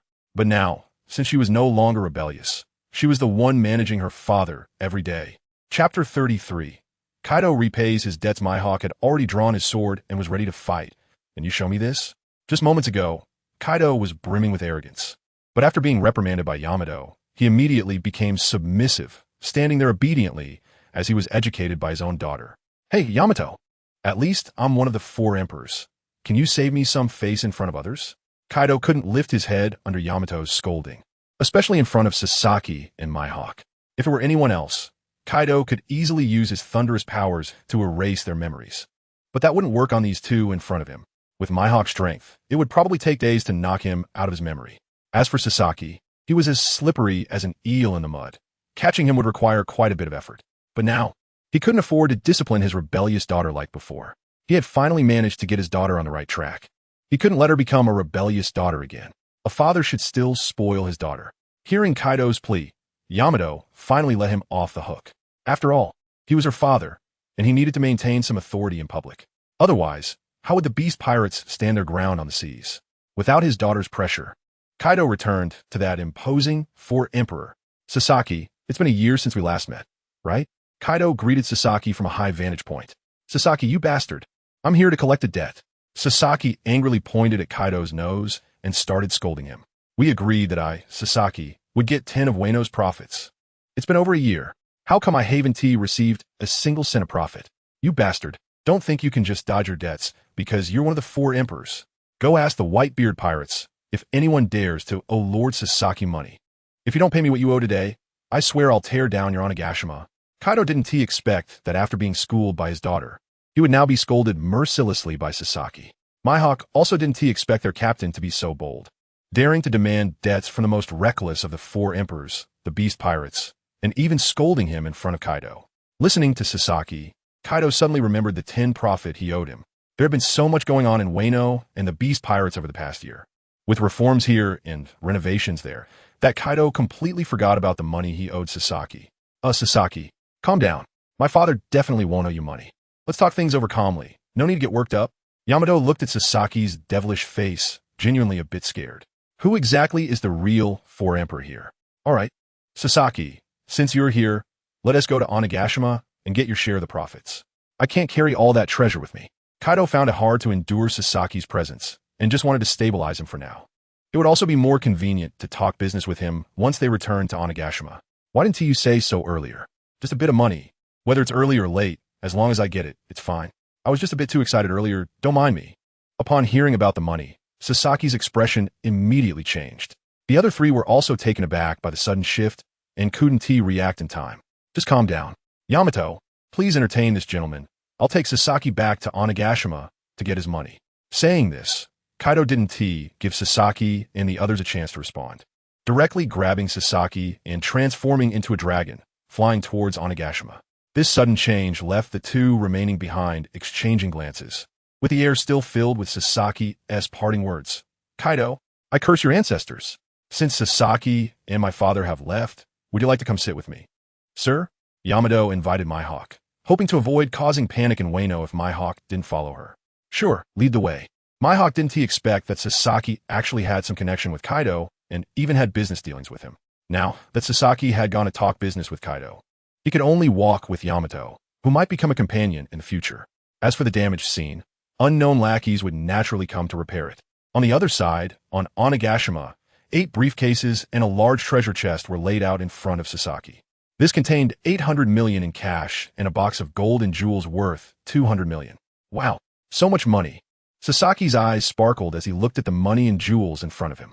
After years of working like a dog in his past life, he had never seen so much money. The only time he dared to spend such a large amount was when burning paper money. Now, he could finally say he was wealthy. His share of the profits was actually 1 billion, which was equivalent to his bounty. 10% means 1 billion. So this year, Wano made a profit of 10 billion. No wonder those capitalists in his past life were so uninterested in money. This was way faster than robbing. If he kept this up for a few more years, he would also lose interest in money.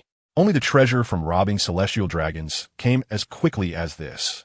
This is all money, heavy and substantial in hand. The more Sasaki looked, the happier he became, directly pulling out 2 bottles of whiskey from his system space.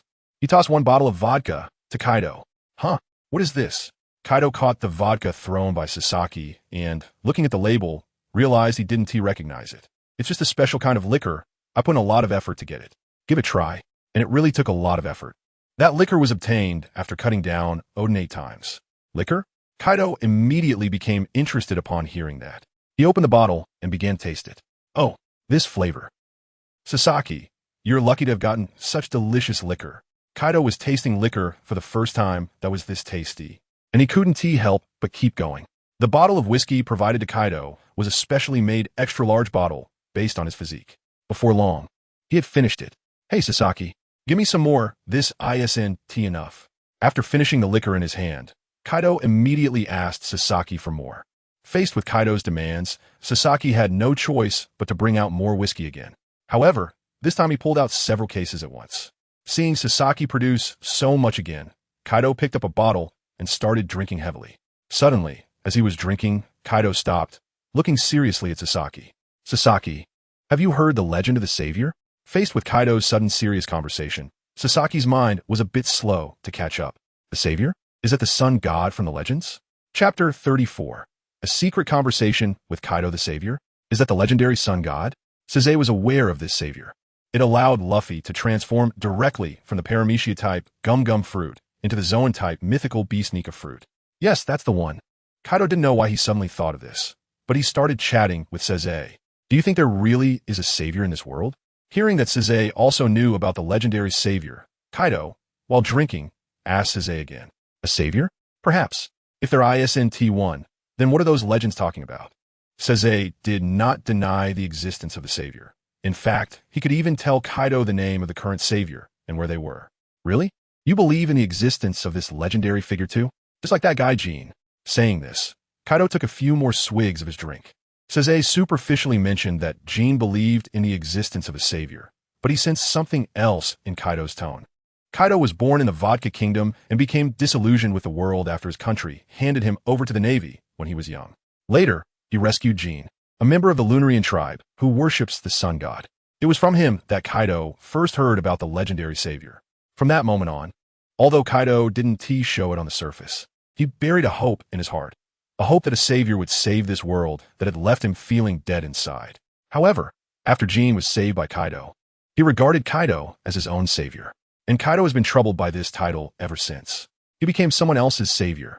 But who is his own savior? Ha ha, that guy Jean has already found his savior, hasn't he?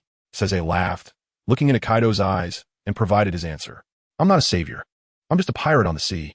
Noticing Saixi's gaze, Kaido naturally understood who the savior Saixi was referring to was. Haven't you already saved that guy Jean, Kaido? Saved him? I just let him live. Kaido didn't consider himself Jean's savior in his heart. Kaido, what kind of person can be called savior? What does the world have to look like to be considered a saved world? Saixi slammed the bottle of alcohol he was holding onto the ground with force. Kaido was shocked by Saixi's question, his pupils contracting. What kind of person counts as a savior? And what does the world look like after being saved? Gagagagaga. Saixi, you actually see this question so clearly. Indeed, no one can meet the requirements of the savior. And there is no world that can satisfy everyone. After hearing Saixi's question about the savior, Kaido instantly understood. The so-called salvation is just a legend. How could the myriad forms of humanity possibly be satisfied by a single savior? Indeed, there is no such thing as a savior in this world. Thinking he'd figured it out, Kaido took a few more swigs of his drink. No, the savior really exists. Just as Kaido was immersed in his thoughts, Saixi jumped up and slammed down on him. Saixi's words froze Kaido, who was drinking. What? Are you saying that there really is a savior? Yes, saviors have always existed. Saixi continued drinking, unbothered, while answering Kaido's question. Where? Who is it? Kaido widened his eyes at Saixi, wanting him to tell him.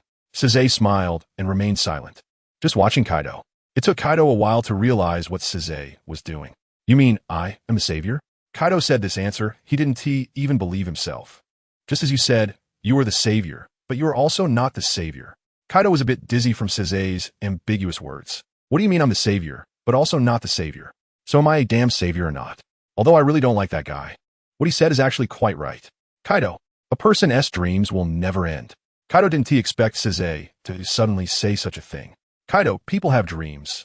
When a person's dreams vanish, they cease to be a complete person. Saixi began to reason with Kaido with a serious expression. Dreams? That's just a child's big talk. What can that count for? Kaido didn't think dreams were anything important. On this vast sea, only strength is the true principle. Is that so? Then Kaido, why do you want to become so strong? Is it for fun? Is it to let this world feel pure evil? Or do you want to change this damn world? Saixi's words hit hard at Kaido's heart. Before Kaido could respond, Saixi continued his reasoning. What is Jean's dream? How did he come have a dream? He wants you, Kaido, to become the legendary savior who saves the world. That is his dream. It was you, Kaido, who saved him, giving him the chance to chase his dreams. So in his eyes, you are his savior. Not only Jean, but the people of Wano also have dreams. Although most of their dreams are just to fill their bellies and live a good life. But under the rule of Kaido, they lost the qualification to pursue their dreams. However, now Wano has given them the opportunity to pursue their dreams once again. In their eyes, you, Kaido, are their savior. But the beast pirates are burning, killing, and plundering everywhere, plunging the people of other countries into misery. Their path to pursuing dreams has been blocked by you.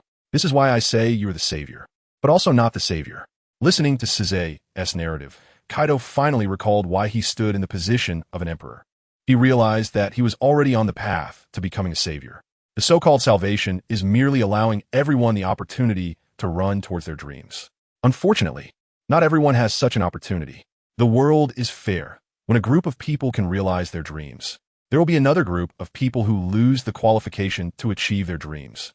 This is not a form of discrimination, but a true symbol of fairness. But now, there are groups of people who make this world no longer fair. They're a mountain pressing down on the entire sea. Saixi paused here, stopping further discussion. Kaido naturally understood what Saixi was talking about. The world government. The celestial dragons.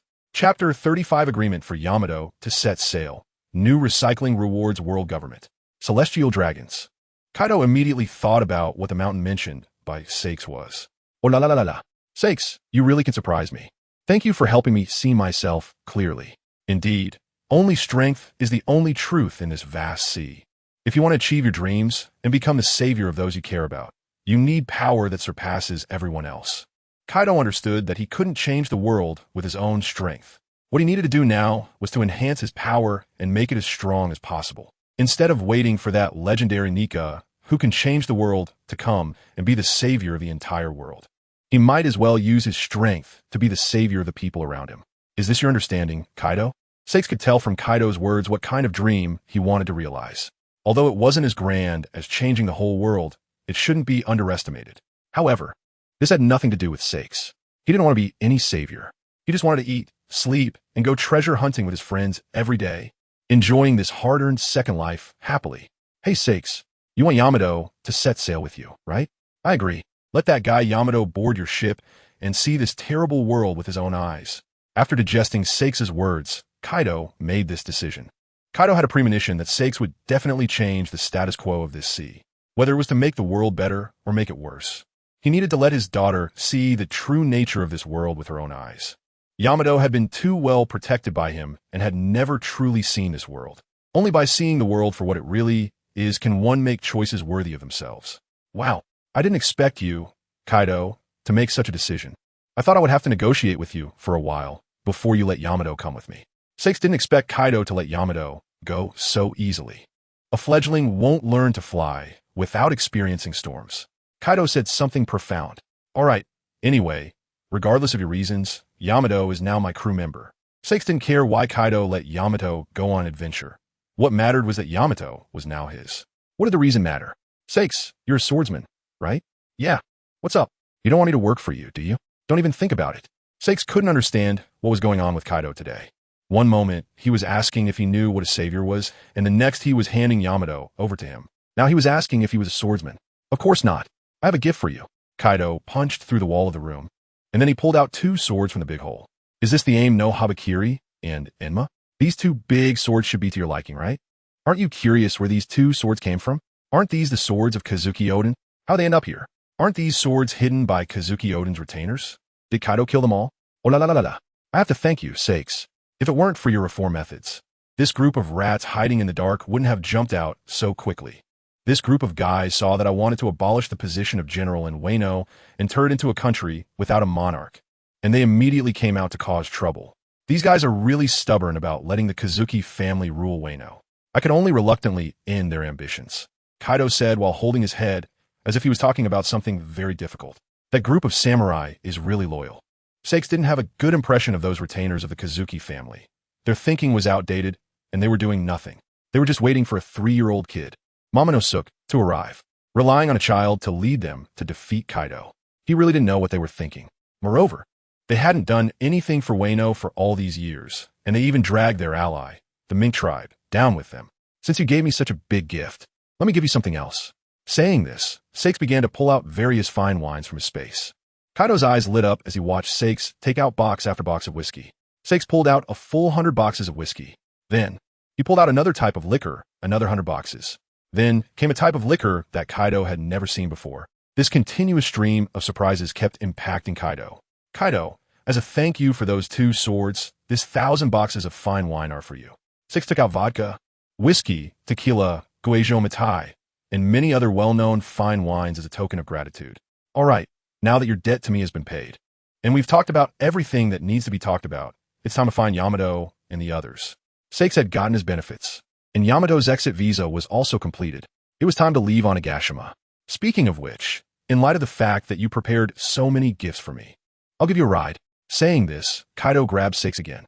However, instead of turning into a dragon to carry Saixi back to the flower capital as before, he directly held Saixi in his hand and threw him out of Onigashima with force. Kaido, I'll F your ancestors. You don't play fair. Saixi was thrown out by Kaido, flying towards the flower capital in a parabolic arc. Kaido thought. Just right. Now that Saixi is gone, I can savor these fine wines I've never seen before. Indeed, it was faster to fly in the sky. If viewed from the ground, it would look like a falling star. Of course, it was not very likely that Kaido could throw Saixi directly to the flower capital with that little strength. Onigashima was still a bit far from the flower capital.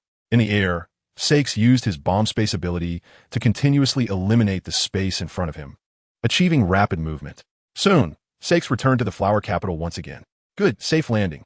Skillfully using his bomb space ability, he landed steadily on the ground. Ding! Detected that the host has recovered important plot items, Aim no Habakiri and Enma, extracting world rewards for the host. Just as Saixi landed, before he could start looking for Mihawk and Yamato, he heard the system's voice. Chapter 36. Harvest Rewards. Prepare to set sail again. Extracting rewards from the myriad worlds for the host. Congratulations to the host for obtaining a comprehensive comic collection, which includes all types of comics from Earth. Congratulations to the host for obtaining a positioning map from Minecraft. Wow, a comic collection? Does this mean I can read comics in the pirate world as well? It's important to know that entertainment activities are quite rare in the pirate world, especially while sailing on the sea when bored. The only thing to do is fish to pass the time.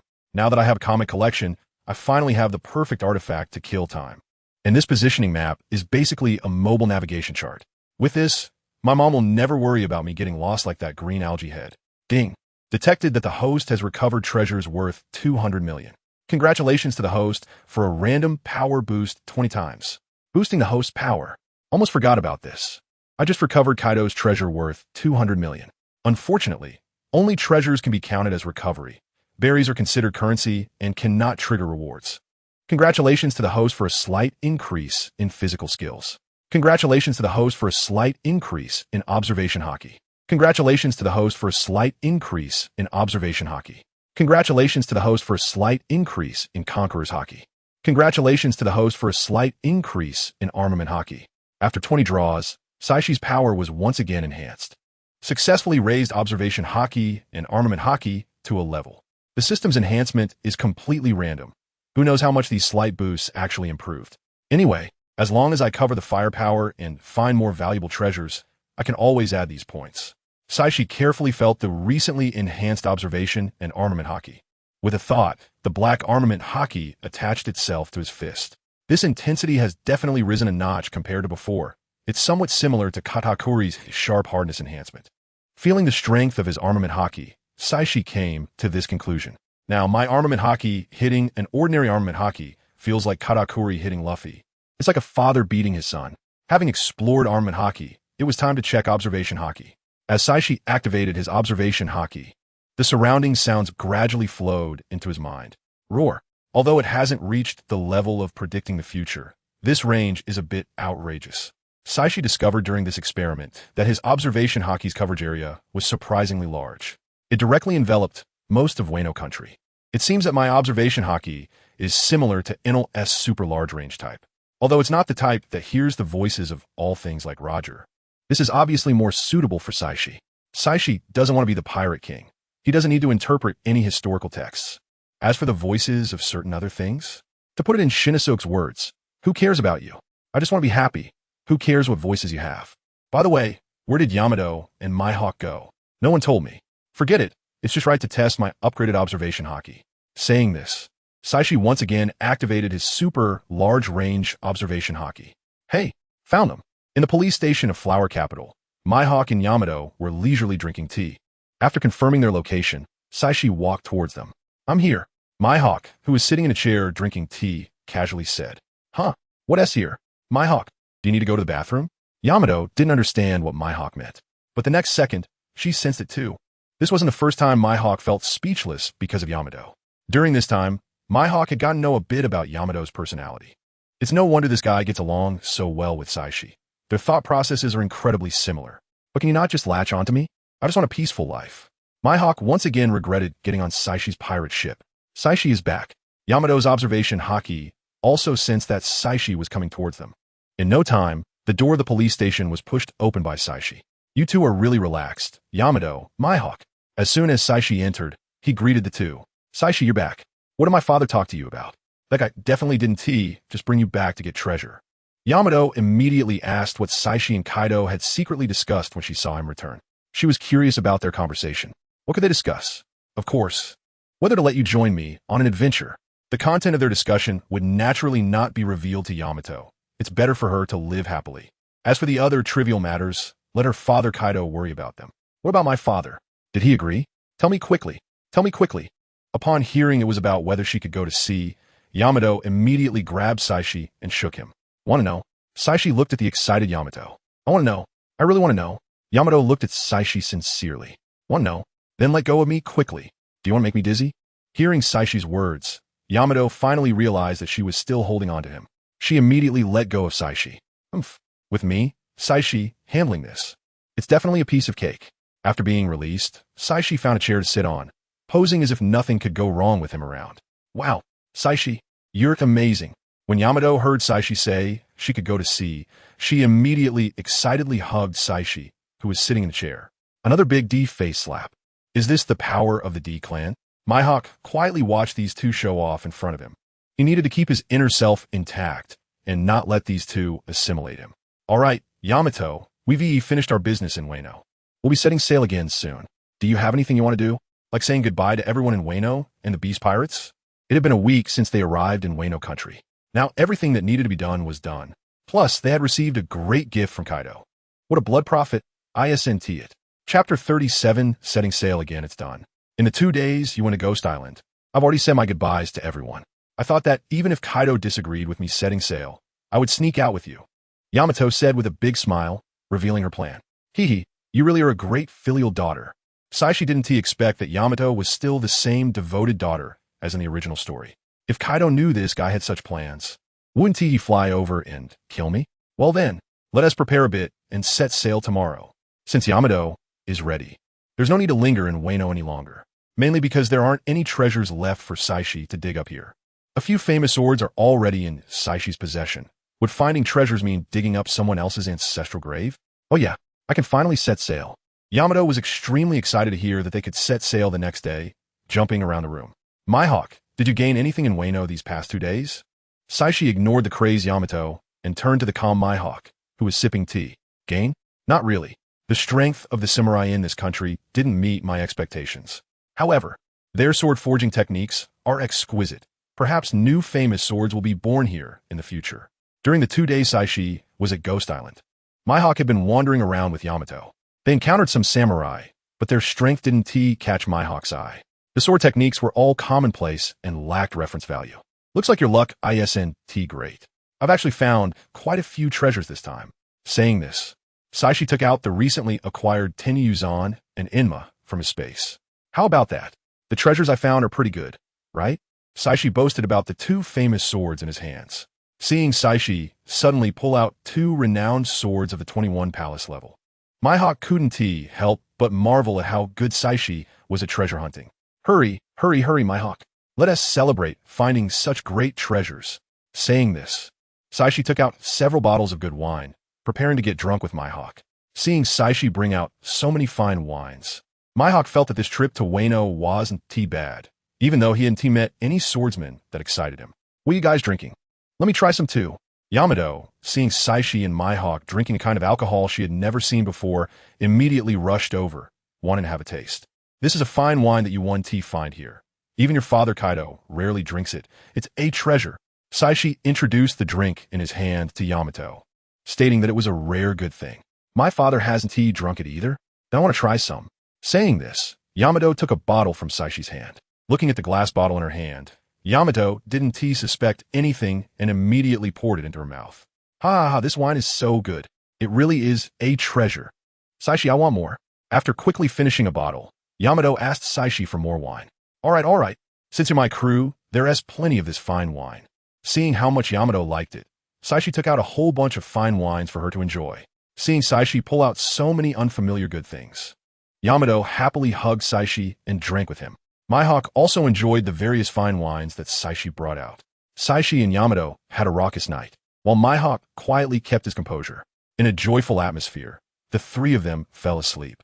The next day, Saixi woke up to Yamato's loud voice. Saixi, it's morning already. Can we set sail now? Yamato woke up early and was clamoring for Saixi to set sail immediately. Don't rush, Yamato. We will definitely set sail. Just don't be so excited. I don't know how Yamato managed it, but she was bouncing around this morning, even though she was completely drunk last night. After being woken up by Yamato, Saixi also called Mihawk up. The 3 of them then had breakfast together. After eating and drinking enough, let us set off. Saying this, Saixi took out a capsule containing an off-road vehicle. In Yamato's astonished gaze, he successfully transformed it into an off-road vehicle. Mihawk, Yamato, get in the car. We're heading to the beach now, getting ready to set sail. After summoning the off-road vehicle, Saixi urged the 2 to get in, preparing to depart. Wow, Saixi, you actually have such a cool thing. Yamato's eyes lit up when she saw the off-road vehicle that Saixi transformed. Mihawk and Yamato quickly got in the car, and under Saishi's reminder, both buckled their seatbelts. After all, there are countless roads, but safety comes first. Driving unsafely leads to tears for loved ones. Buckle up. The seasoned driver Saixi is about to hit the road. After everyone settled in, Saixi stepped on the gas and zoomed off. Yahoo! This is so exhilarating. Yamato shouted excitedly as she experienced the thrill of speed in the vehicle. After a while, Saixi arrived at the beach closest to the flower capital based on the positioning map he just received. The Sairu had been kept in the system space, so there was no need to run to a docking place like those lowly pirates. As long as he reached any edge, he could release the Sairu directly.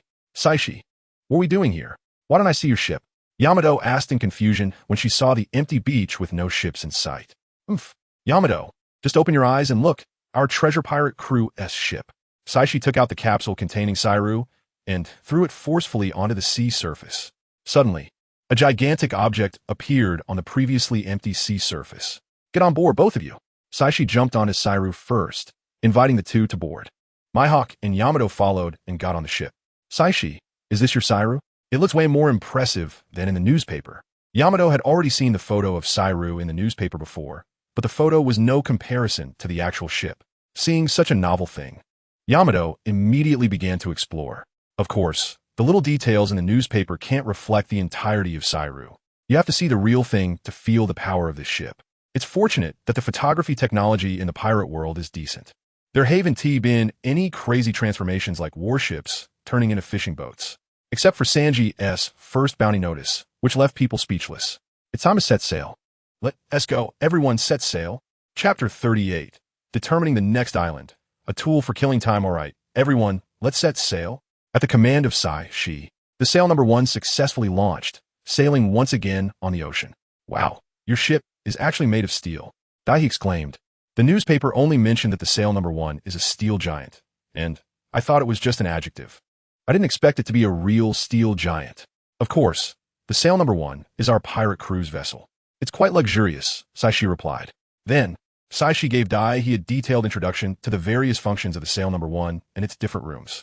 After showing Dai around the ship for a while, Saixi finally completed the introductions. Dai also chose a room for himself on the ship. Saixi, where are we going for our next adventure? Dai asked, still excited from just setting sail.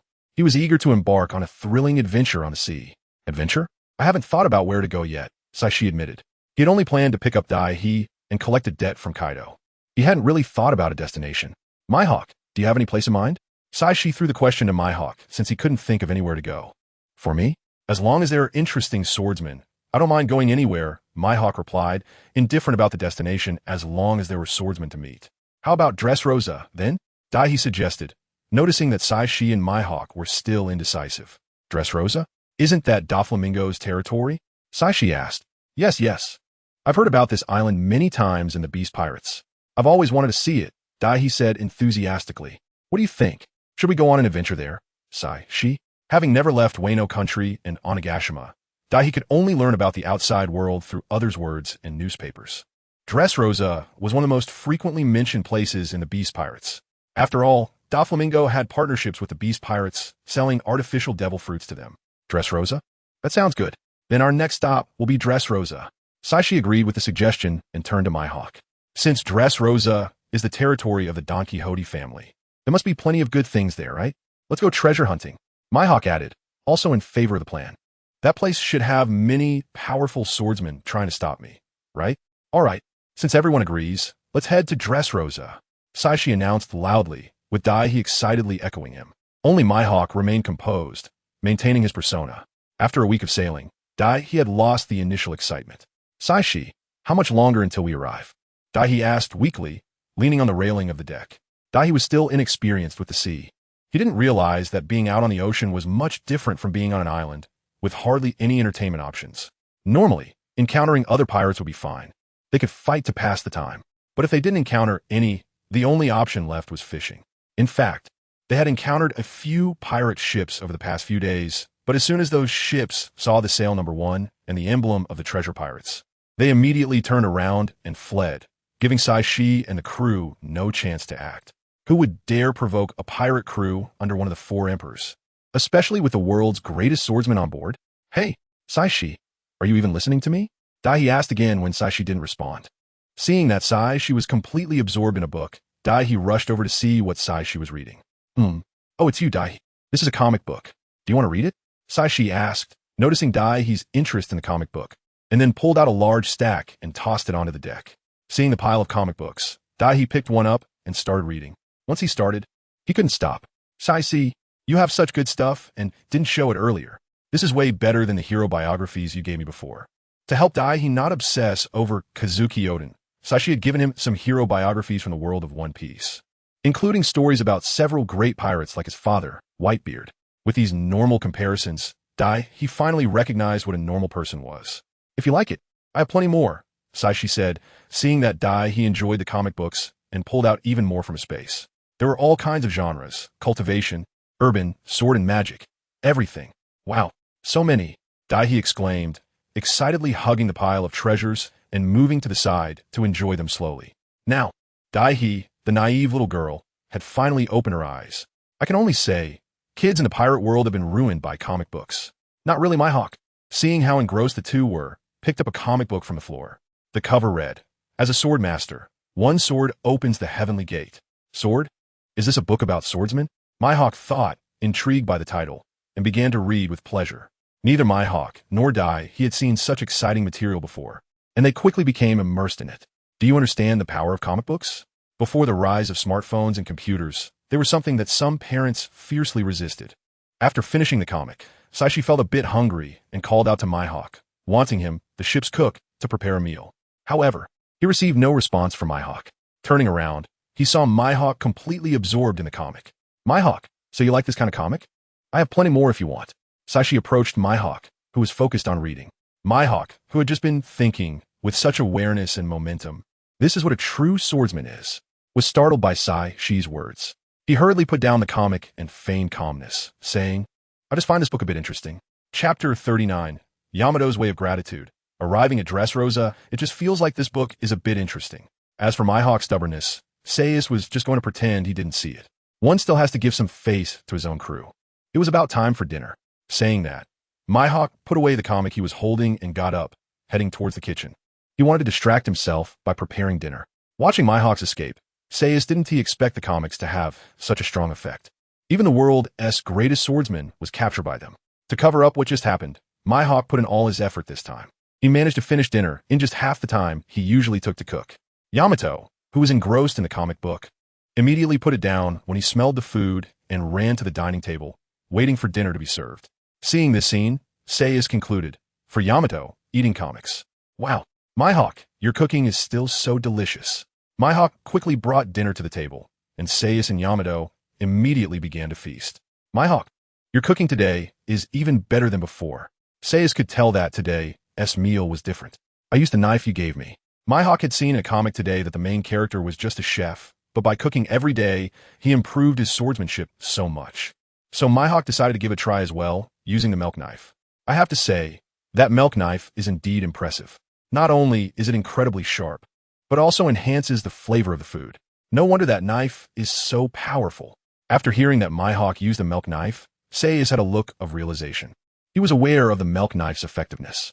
After a whirlwind of eating, the delicious food on the table was cleared away by the three of them. That was so satisfying.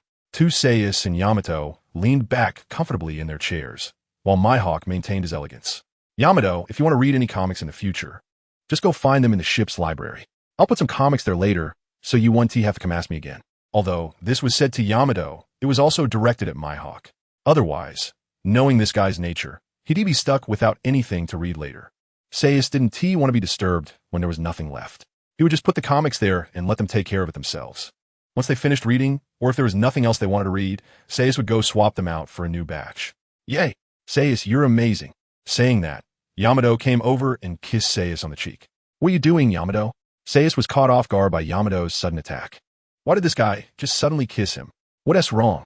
I saw in the comics that those girls thank the person they like this, right? Did I kiss in the wrong spot? Saying this, Yamato lunged at him again, wanting to kiss him once more. Wait. Yamato, don't move. Let me see what the book you're talking about is called. Saixi stopped Yamato, who was eager for another kiss. Here, it's this one. Hearing Saixi, Yamato handed him the book she was reading. Saixi took a look at the title. Wow, the overbearing CEO and his beautiful little wife. What the hell? Why is it this kind of comic? Shouldn't Yamato be reading some action-packed anime? Why is she into this urban romance, sweet story? What is wrong, Saixi? Is there a problem with this comic? Yamato, who had never been out of the house, had never seen something this sweet. Although Yamato used to be raised like a boy by Kaido, turning into a nurturing daughter, she was still a girl at heart. After Saixi intervened, Kaido also started treating Yamato as a daughter again. However, having been raised as a son for so many years, it was somewhat uncomfortable to revert back to being a daughter. Most of her behavior still leaned towards a boy's thinking, but the little girl's thoughts buried deep within her heart were gradually showing. And no, it's nothing, as long as you like it. Say, a veteran single dog, didn't he know how to explain this to Yamato? Saixi was at a loss about what to do regarding this matter. And Mihawk across from him felt the same way. Mihawk felt he shouldn't be at the dining table, but under it.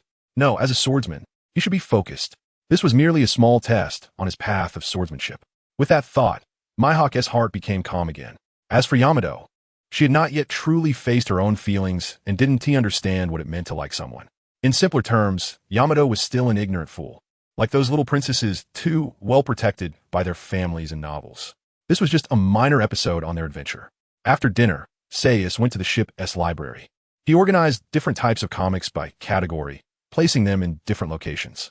However, what Saixi didn't notice was that when he took out the books, he followed the system's classification and ended up pulling out a big stack at once.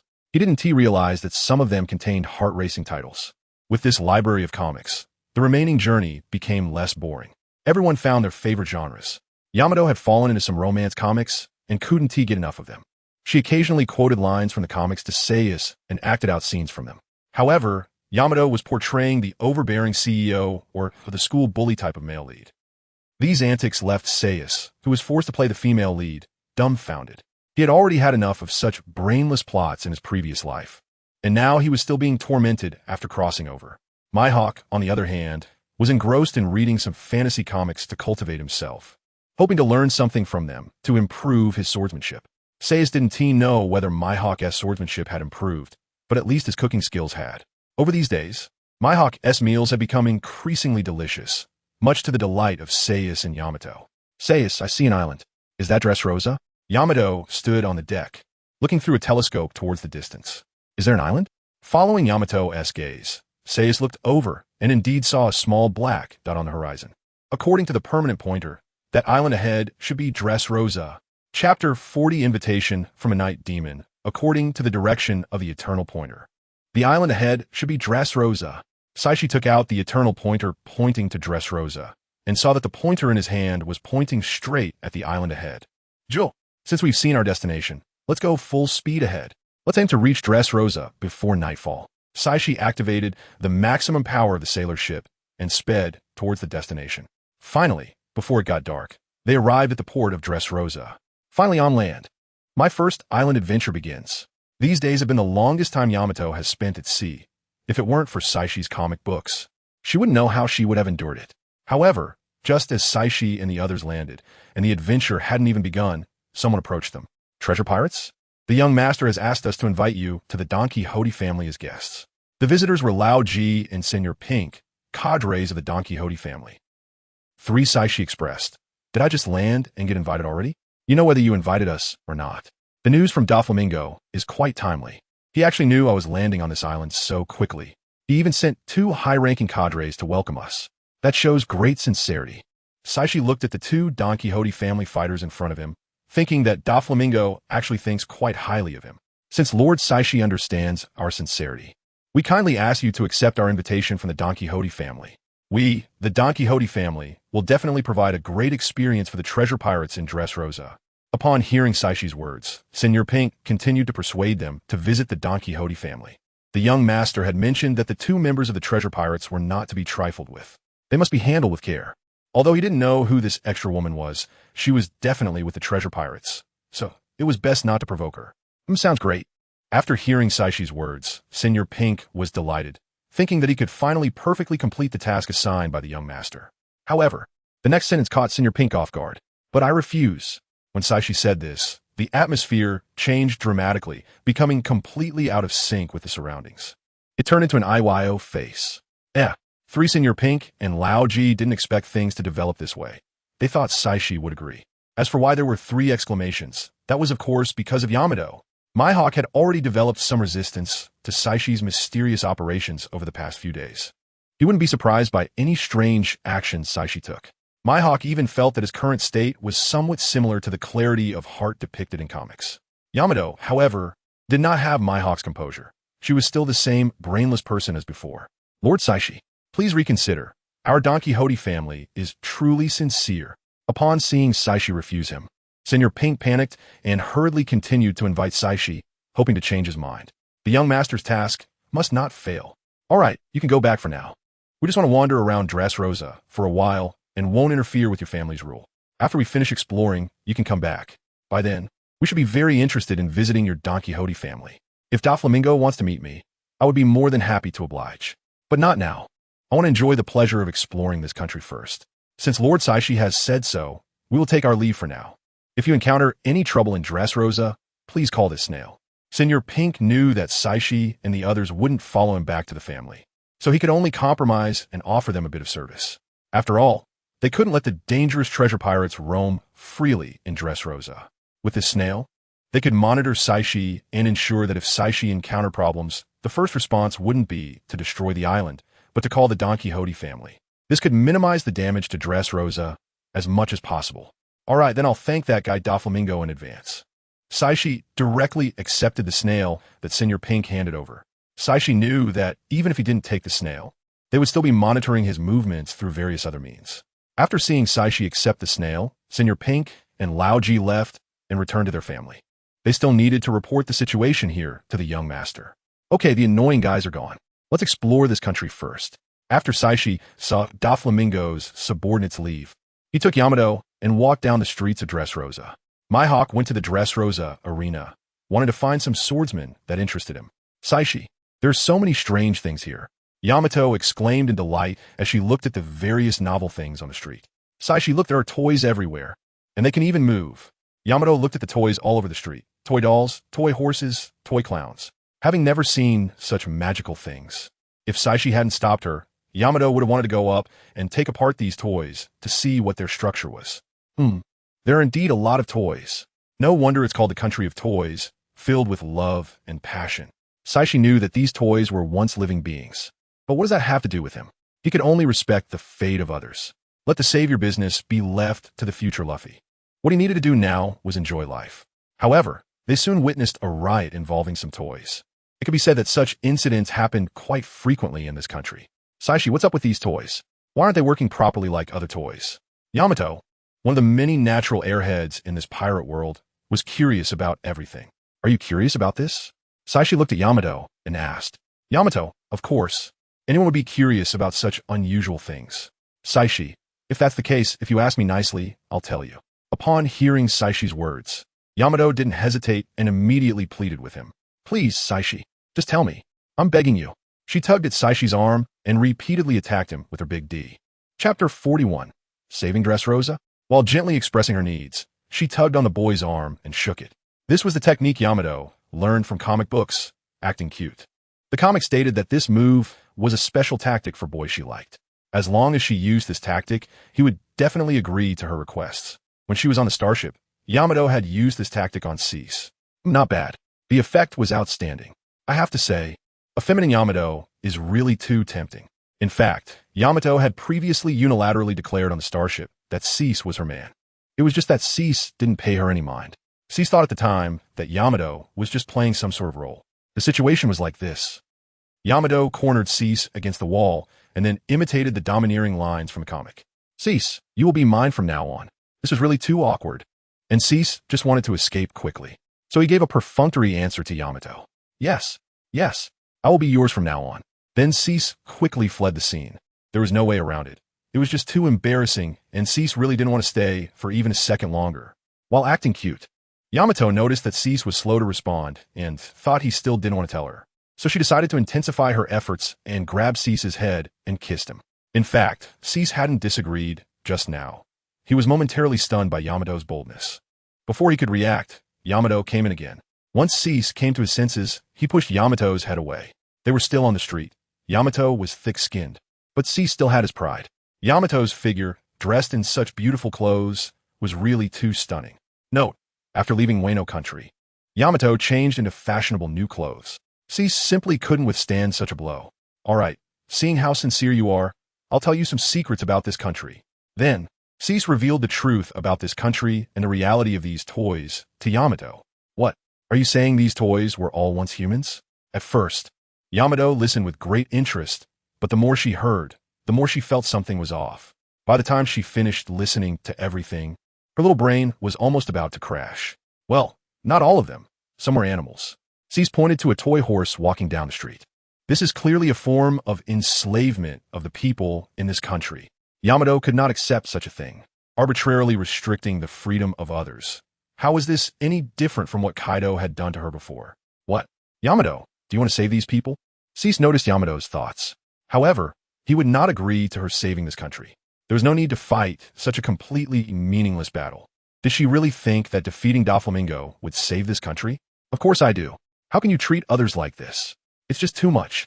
Yamato was very angry about this and wished she could immediately go and beat up Doflamingo. She was indeed a simple-minded creature like Luffy, always thinking about beating others up whenever something happened. Yamato, you really are adorably foolish. Seeing Yamato's indignant expression, Saixi really wanted to grab her head and give it a good rub. What's wrong, Saixi? People who casually enslave others definitely deserve to be beaten up. Yamato noticed that Saixi didn't seem to want to take action, which made her somewhat puzzled. Saixi had previously stood up to her father Kaido, so that the people of Wano could have enough to eat. Why was he not inclined to take action when faced with such a situation? What Yamato didn't know was that Saixi simply wanted those people to be able to survive, and he could also earn some pocket money in the process. Saixi could accept lending a hand to others, but that was about it. Did he really have to think about saving the world every day? One could say Saixi had a bit of kindness, but not much. If he suddenly felt like saving someone, he would act. If not, he would respect others' fates. Yamato, do you think the people in this country are happy? Saixi didn't directly answer Yamato's question, but instead asked her one back. They seem pretty happy. Yamato looked around at the vendors and pedestrians and recalled the people she had seen on the way here. She felt that the people in this country were doing quite well, if one didn't count those who had been turned into toys. That's right. Aren't the people in this country quite happy? Why do we need to change this country? Although she said that, Yamato was still a bit concerned about those who had been turned into toys. If the citizens were all unhappy, how could they support Doflamingo as the king of this country? Moreover, do you know why those humans were turned into toys? If they were arbitrarily captured and had their memories erased, the change in the number of people would surely be noticed, right? Saixi pointed out that the people in this country were so numerous that they were almost overflowing. In other words, those who had been turned into toys only represented a small portion of the population. Furthermore, after being turned into toys, their power was still linked to the strength they had as humans. Ordinary people didn't have that much value to be taken as slaves. Most of those toys were vicious pirates or dark forces that had enmity with the Don Quixote family. Those who were previously powerful were the best candidates for slavery. And that small portion of ordinary citizens were just unlucky. They might have accidentally seen some of the Don Quixote family's secrets, right? After Saixi explained this, Yamato's impulse to beat up Doflamingo gradually faded. After all, Yamato had spent a long time in the Beast Pirates and was quite familiar with the mining prison in Wano. How many good people could end up in prison to mine? Although Yamato was foolish, she never thought about liberating the prison in Wano. Yamato, do you know why Wano is so safe now? Why are the people of Wano so happy? Seeing that Yamato was absorbing what he said, Saixi continued his explanation. Chapter 42, Inyang Balance Yamato, the fixed refresh NPC of the casino. Why do you think Wano country is so safe now? Why are the people of Wano country so happy? Of course, it's because of my father's Beast Pirates. With my father around, the people of Wano don't have to pay as many taxes as before. Moreover, the Beast Pirates provide them with places to work, and they don't have to worry about being robbed by others while doing business. With one of the 4 emperors holding down the fort, no one dares to cause trouble. Having worked in the new Wano for a year, Yamato naturally understands why the people of Wano are doing so well. When asked by Saixi, Yamato realized what Saixi was trying to say. Are you saying that the happiness of the people in Dressrosa is also because of that Doflamingo guy? Although Yamato can be a bit naive, she isn't really stupid. She can understand this much. That's right. Although Doflamingo seems a bit off, he is surprisingly clever. His intimidation tactics are quite effective. Doflamingo's intelligence and awareness are indeed high, whether it's from reading manga in a previous life or now being in the pirate world. Saixi admires this guy. He is one of the 7 warlords of the sea and has a partnership with your father, Kaido of the Beast, while also running a gang organization. He can be said to be a character who operates in both the black and white worlds. This makes it so that whether it's the Navy, pirates, or the dark underworld, no one dares to touch Dressrosa. Thanks to Doflamingo, we have the current state of Dressrosa. Moreover, he was once a celestial dragon, though he is no longer recognized as one. Even so, he can still talk to those people in the world government. Doflamingo can be considered one of the most influential figures in the entire sea. Now you understand why I know about the situation in Dressrosa and why we let the Don Quixote family rule here, right? Yamato. After saying all this, Saixi once again asked Yamato if she understood. This time, Yamato fully understood. Although Doflamingo enslaved a portion of the people, he protects the majority, sacrificing a few people to save more. It might seem cruel from the perspective of the commoners, but from the ruler's viewpoint, it's a huge profit. Even if Doflamingo doesn't turn them into toys, people will still die every day. So what's wrong with enjoying the welfare of the country and working for Dressrosa? What this world lacks isn't the strength of goodness or evil, but rather a balance between the two. Just like Dad said, the world needs to maintain a state of yin-yang balance. There is no absolute right or wrong. It's merely different perspectives leading to different views. So, what do you think, Yamato? After hearing all this, do you still want to go beat up Doflamingo? Or would you rather continue to have fun here in Dressrosa with me? Of course, I want to have fun with you, Saixi. Going to beat someone up isn't as interesting as being with you. Upon hearing Saix's words, Yamato immediately smiled and hugged Saixi. With Yamato's words, Saixi understood her thoughts. She was indeed not the kind of brainless sweet girl. Great, then let us go have some fun. After the interlude, Saixi and Yamato wandered around Dressrosa, buying a lot of ingredients and clothes. Ever since Yamato read a romance manga, she had wanted to buy new clothes, and this time she bought a whole bunch. Saixi could only follow along to pay and then store what Yamato bought into space. I have to say, having this ability is indeed convenient. Saixi, there's a casino here. Let's go check it out. While they were strolling, they spotted a casino. Yamato had played a bit when she was with the Beast Pirates, and now she wanted to go in and take a look. A casino, let us go play. Saixi had previously used all the bellies on him to exchange for treasure to enhance his strength. But didn't he still have the 800 million belly he got from collecting debt from Kaido? A little gambling for fun wouldn't be bad. After making up his mind, the two entered the casino. I have to say, Doflamingo has done a great job with this casino. There are poker, pinball, roulette, everything you could want. You can play whatever you like. After exchanging a bit of chips at the front desk, Saixi gave half to Yamato, letting her play by herself. Saixi wanted to relax as well, so he directly sat down in front of a slot machine and started his own draw. The slot machines in this other world are so much fun, unlike in the past life where they crazily adjusted the odds. In the pirate world, it's all about reality. While Saixi was still immersed in the thrill of playing, Yamato angrily brought someone to Saix's side. Saixi, you have to avenge me. I lost to this guy 10 times in a row. Looking at Yamato's angry expression, Saixi couldn't help but chuckle. However, he quickly noticed the person she brought along. What the hell? A blind man covered in scars. Isn't this the future Navy Admiral? Fujitora? Why is this guy here? Could it be that he is a fixture fresh NPC at some casino? Good day, my lords. My name is Fujitora. I apologize for just winning against this lady. But this is a casino, so please forgive me.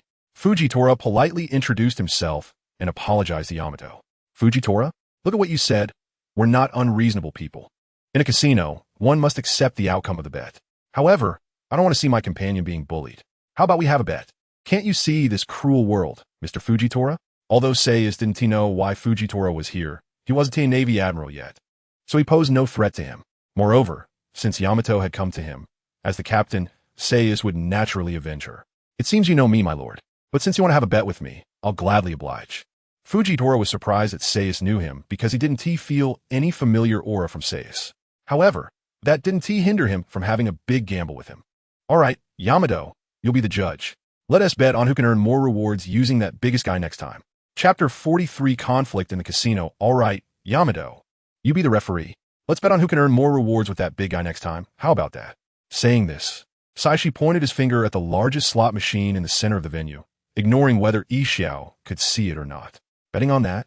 Sure. Let's go with that. The three of them walked over to the gigantic machine. This was a massive slot machine that required 1 million berries to spin each time.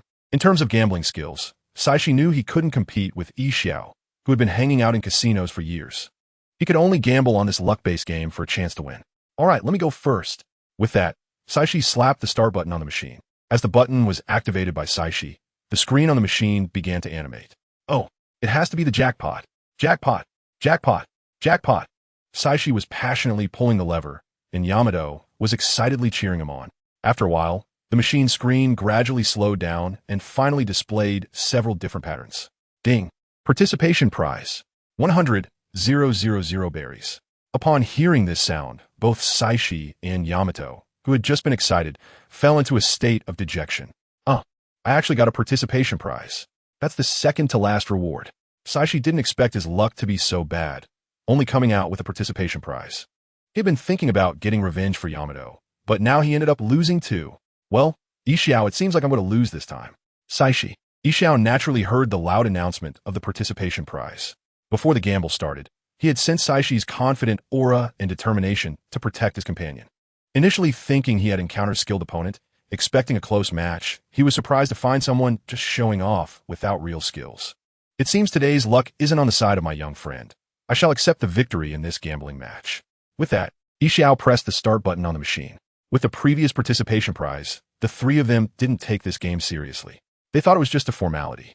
After all, that was the second worst reward. Only a 0.001 chance of not winning could compare to it. This was even lower than the chance of hitting the jackpot. The raffle machines of the Don Quixote family hardly ever displayed a non-winning outcome. In this way, everyone could feel like a winner, reducing the sense of loss from losing, thus stimulating spending and encouraging gamblers to invest more money. Sorry, Yamato, I didn't expect to draw a participation prize. I can't get revenge for you now. It's okay. It's all that old man's fault. I curse him to lose everything in his future bets. Saixi and Yamato had already accepted their losing situation. They could only silently draw circles cursing Yi Xiao to lose every future gamble. Ding! No prize. 3 no prize. Ha ha ha. Saixi, my curse has taken effect.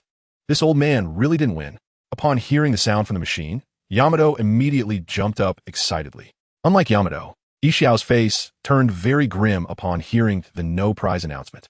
After years of navigating casinos, this was the first time he felt so embarrassed. Ha ha ha ha, Yi Xiao.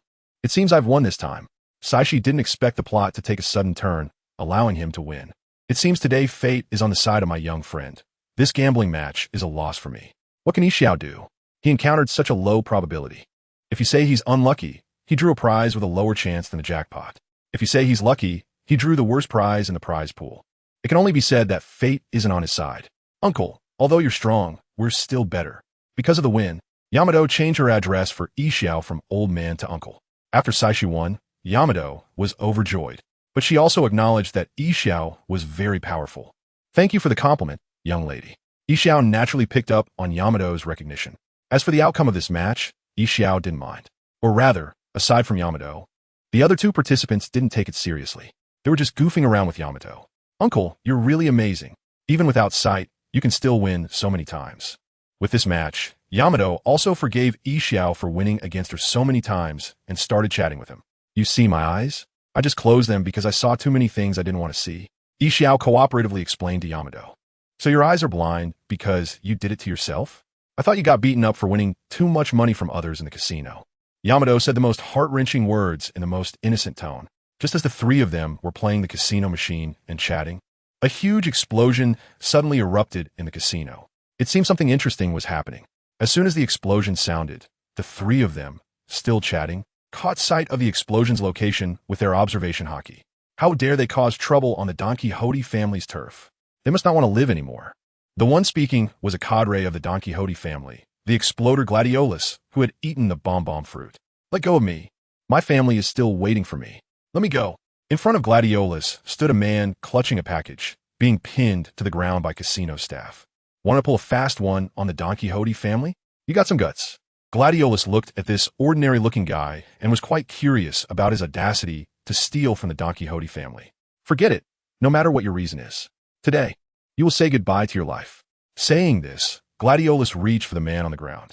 Seeing the cadre about to strike, the man struggled desperately, trying to break free and escape.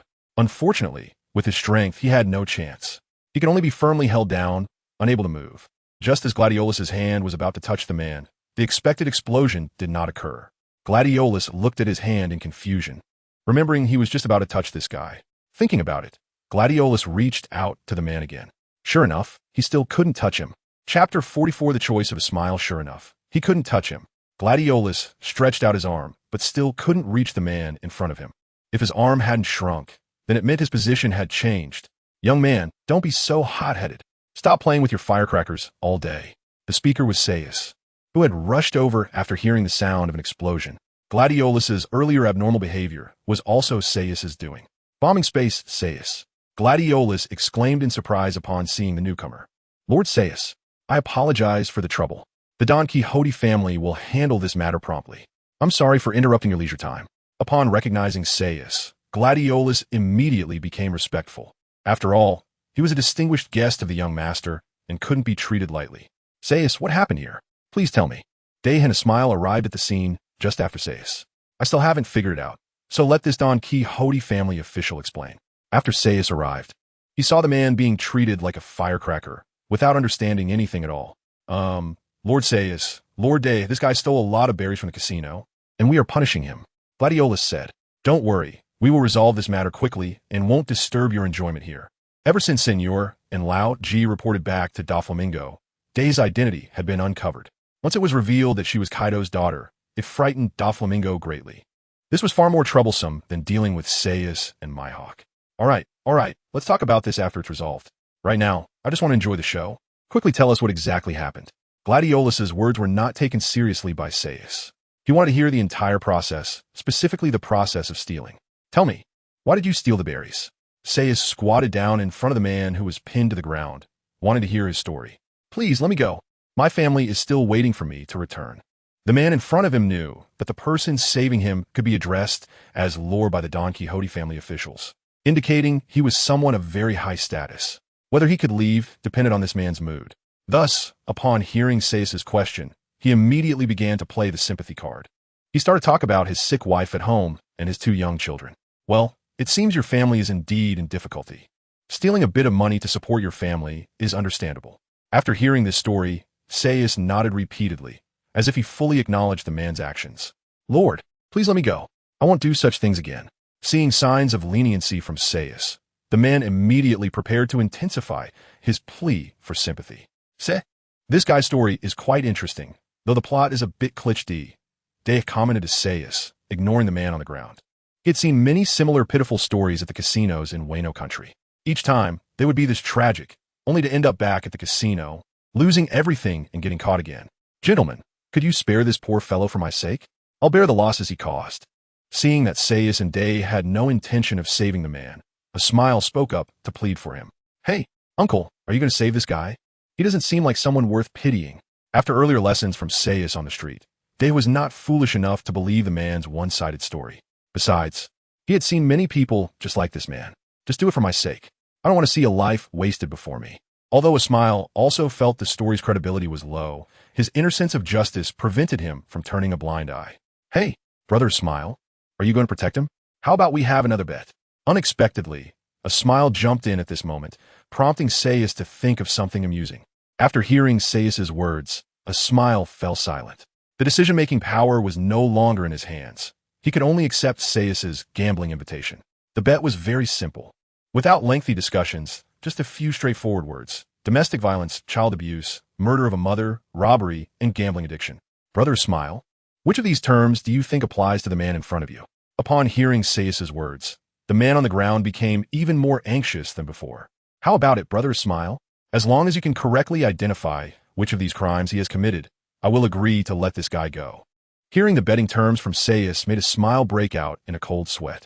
If he chose incorrectly, someone would lose their life. But if this man truly bore so many sins, should he not save him? This was a truly difficult decision to make. Still haven't made a decision, brother Smile? Since you can't decide, let me help you. All 5. How about it? Do you want to accept my help? Seeing that a smile was slow to respond, Saixi decided to apply greater pressure. Using someone else's steadfast beliefs as a wager was far more entertaining than just watching. After all, a smile was not a Navy officer at the moment, so there wouldn't be any naval fleet interrupting him. Otherwise, he might not find such an entertaining person again. A smile's instinct told him that Saixi was right. That was the correct answer. But if Saixi was right, then the man truly was a heinous criminal. What meaning would it have to save him? Seeing that a smile was still hesitating, Saixi decided not to wait any longer. He took out Qiushui from the space, and a powerful slash surged toward the man lying on the ground. The man was still praying to escape, but a slash suddenly rushed toward his face. Saix's sword split the man in half, and the shockwave even broke through the casino's wall, flying out into the street. Fortunately, the sword strike accurately avoided others, and only the man on the ground was harmed. Lord Saixi, I lost this bet. From a fact that a smile did not stop Saixi from killing the man in front of him, Saixi understood a smile's choice. Chapter 45. The Confused Swordsman Seeing Doflamingo. Yixiao said, "Since you've already given up your eyes, don't just see the surface of things. Observe this world with your heart, and you'll find that it is not as we see it. Don't let your kindness become a tool for others' evil deeds. If you let him go without discernment today, more people will fall into dire straits because of him. It may seem like you've saved him, but in reality, you're aiding his tyranny and enabling him to harm others." Yixiao listened to Saixi's words and fell into deep thought. Observe this world with heart. Yixiao murmured the phrase Saixi had just given him. "Saixi, what has happened here?"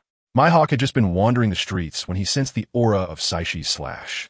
Thinking he had encountered an enemy, he followed the aura to find out. "It's Maihawk, just as I was thinking of visiting that guy Doflamingo. Since you're here, let's go together." Upon seeing that Saixi and Yamato were unharmed, Maihawk didn't inquire about what had just happened. "All right, I've already resolved this matter for your Don Quixote family. Please take us to meet your young master. It wouldn't be right not to meet our host during our visit." Saixi turned his head to Gladiolus beside him and said, "Okay, Lord Saixi, I'll take you there right away." Gladiolus immediately agreed respectfully upon hearing that Saixi wanted to meet his young master. "Yixiao, we're leaving now. I wish you a great time here." Before leaving, Saixi made sure to greet Yixiao. "Maihawk, did you find any treasures this time?" Saixi asked Maihawk on the way to the palace. Previously, Saixi had been shopping with Yamato and hadn't encountered any treasures. If he had to mention anything valuable, it would only be the sword staff in Yixiao's hand, the supreme great blade, one of the 12 arts of the extreme path. However, obtaining that sword from someone else's hand wouldn't be easy. That guy has the strength of a general. Even if he stole it, it would take a lot of effort. Moreover, it was uncertain whether that thing could trigger a plot reward, so it was better not to wade into this muddy water. If it was just an ordinary treasure, that sword wasn't worth much. When in Rogue Town, Dazbone said that a sword like the Dowie Winzi was worth at least 10 million berries. This means the Great Blade is only worth a few tens of millions of berries at most, comparable to a devil fruit. Treasures? I didn't find any. However, I did encounter an interesting swordsman. Maihawk recalled what he had seen that day. He was only really interested in that swordsman. "Oh, a swordsman you find interesting must be quite something. The joy of life is to enjoy the show. If there's a show to watch, then watch it. If not, then find a show." In the bullfighting arena, many prisoners fought daily. When I got there, I saw an interesting female swordsman. In that life or death place, she used techniques that borrowed strength to throw her opponents out of the ring or knock them out, showing no intent to kill. Maihawk described what he found interesting in the arena. Is there really such a person? Isn't the point of fighting to defeat the opponent? Keeping them alive seems pointless, right? Yamato had seen many such duels in Wano country, where usually only one could survive. In unfortunate cases, both could die on the stage. So indeed, she is a very interesting swordsman. No wonder even you, Maihawk, are interested in her. After hearing Maihawk's description, Saixi realized who that interesting swordsman was. It must be Rebecca, the former princess of the kingdom, and the beautiful swordswoman mentioned in Usopp's prophecy. That girl really had it tough, having lost all her memories and being humiliated by Doflamingo in the arena. The person you encountered earlier was also a swordsman, right? Maihawk thought of the blind man beside Saixi and Yamato. He sensed the aura of a swordsman from that person. Are you talking about Yixiao? He is indeed a swordsman. If you're interested, you can challenge him to a spar after meeting Doflamingo. Even Saixi could feel the swordsman aura from Yixiao, so Maihawk naturally noticed it too. No need for a spar. I can sense his confusion from his sword. A person like that doesn't inspire me to draw my sword. A swordsman's sword sometimes represents the swordsman himself. Maihawk could feel a swordsman's state from their sword. For a swordsman like Yixiao, who still lacked a clear inner conviction, Maihawk had no interest. Yes, that guy looks troubled. I really don't understand what these people worry about every day. Isn't it better to live happily? After all, we've crossed over into the pirate world. Enjoying ourselves should be the right path. I'm not protecting my own country. Saixi only needed to ensure that the Whitebeard Pirates didn't appear as they did in the original story. As for others, it depended on Saixi's mood. However, the moral education from his past life still left Saixi with a bit of kindness. The three chatted casually as they made their way to the palace. Upon entering the room, they saw Doflamingo dressed flamboyantly. Yo, isn't this Tion Yacha? Dressed like this, anyone who doesn't recognize you would think you're a flamingo. Upon meeting, Saixi immediately began to mock him. Doflamingo could infuriate people with his words, so it was better to take the initiative and seize the dominant position. Bombing space. Saixi, truly worthy of being a pirate with a bounty of 1 billion. Welcome to the territory of the treasure pirates. I wonder if you were satisfied with our hospitality? Doflamingo, unfazed by Saixi's provocation, greeted them with a smile. Oh, is that so? How welcoming. Tell me more. Saixi's shamelessness left Doflamingo speechless for a moment, but he quickly regained his composure. Ha. Mr. Saixi, you are indeed interesting. It seems we get along quite well. Doflamingo wasn't merely interested in meeting the treasure pirates. He was never one to act without profit. All right. No need for excessive flattery. Let's get straight to business. I don't believe you're meeting us, just entertain us. Chapter 46. For your miserable past, let's destroy this world together. I don't believe you're inviting us just for hospitality. You're a 1,000-year-old fox, talking about strange tales. How can I not know what kind of person Don Quixote Doflamingo is? Ha. A guy with a bounty of 1 billion is certainly not simple. The reason for inviting all you distinguished guests here is naturally to ask for a favor. I wonder if Mr. Saixi can graciously agree to my small request. Doflamingo felt no surprise at Saix's reaction. Asking for a favor shouldn't be done with this attitude. Doflamingo, let your true self show. It's quite awkward talking to a puppet. Saixi had quietly tested that this guy in front of him could negate his abilities. Then his observation Haki sensed Doflamingo's true self and the Don Quixote family's officer, Violet, in a nearby room. Sure enough, in front of absolute power, my tricks are nothing but small antics. Seeing that Saixi had uncovered his clone, Doflamingo stepped out with Violet through a side door. Since we're out, let's talk about what's going on. If I find it interesting, I might agree to it. Saixi wanted to hear what Doflamingo had to say first. Since we are all understanding people, I'll speak plainly. Bombing space, Saixi. How about we destroy this world together? Doflamingo said this with a confident smile. He had investigated and found that Saixi had joined the Whitebeard Pirates at a young age and was not born in the Grand Line. This means that Saixi had a tough childhood. To let a child go out to sea and wander until he came alone to the new world and joined the evil pirate faction. Saixi must have had a very tragic childhood. Don't be fooled by Saix's cheerful demeanor in front of him. He must be filled with dissatisfaction towards this world. He knew about Saix's actions in Wano. The entire noble class of Wano had basically been purged. This guy must have been oppressed by the nobles since childhood. Coupled with Saix's decisive actions in the casino, directly killing a parasite in a family, his original family environment must have been very cruel. That's why he chose to join the old man Whitebeard's pirate crew. Through this analysis, Doflamingo believed that Saixi would be a great asset in his plan to destroy this world. Destroy the world? Are you out of your mind? Saixi had no idea how bad his life was in Doflamingo's mind or how tragic his background was. He had no parents in this world. He was thrown into this world by the system. As soon as he arrived, he started looking for ways to join the Whitebeard Pirates, and he only suffered a bit on the way to the new world. There was no overlap with Doflamingo's imagination at all. Don't be in a hurry to reject me. Say, as long as your treasure pirates collaborate with me, we can surely turn this world upside down. At that time, the harms and injustices you suffered will be repaid by those high and mighty. Doflamingo thought Saixi was reluctant to expose his tragic experiences and was still holding on. So he stepped up his game, hoping to resonate with Saixi and tempt him to join his ranks. No, what are you talking about, Doflamingo? I'm doing just fine every day. Are you cursing me now? Saixi was a bit confused about what Doflamingo was saying. What harm? What injustice? What the hell are these? Aren't these Doflamingo's own childhood experiences? What does it have to do with me? Is this guy trying to sell his misery in front of me or cursing me? Doflamingo didn't expect that even after saying so much, Saixi would act as if nothing had happened. Saixi, what is he talking about? Did you have such a miserable past? Yamato listened to their conversation, feeling a bit lost. Mihawk, on the other hand, was staring at Violet, Doflamingo's officer beside him. He felt that the woman looked somewhat familiar. What? Yamato, don't listen to that fool's nonsense. I joined Old Man Whitebeard's crew when I was 10. I had no time to go through what he said. Saixi remembered that in the original work, Doflamingo was not a particularly clever guy. Is the one in front of him a fake Doflamingo? Thinking about this, Saixi decided it was necessary to confirm. Hey, you're the real warlord, Don Quixote Doflamingo, right? Saixi looked at the man in front of him with a puzzled expression and asked the question he wanted to ask. Of course, no one in this world would dare impersonate me. Doflamingo felt that Saix's gaze was somewhat offensive. That look of disbelief made him a bit uncomfortable. Wait, this is not right. Wasn't Doflamingo supposed to be a cunning and treacherous guy?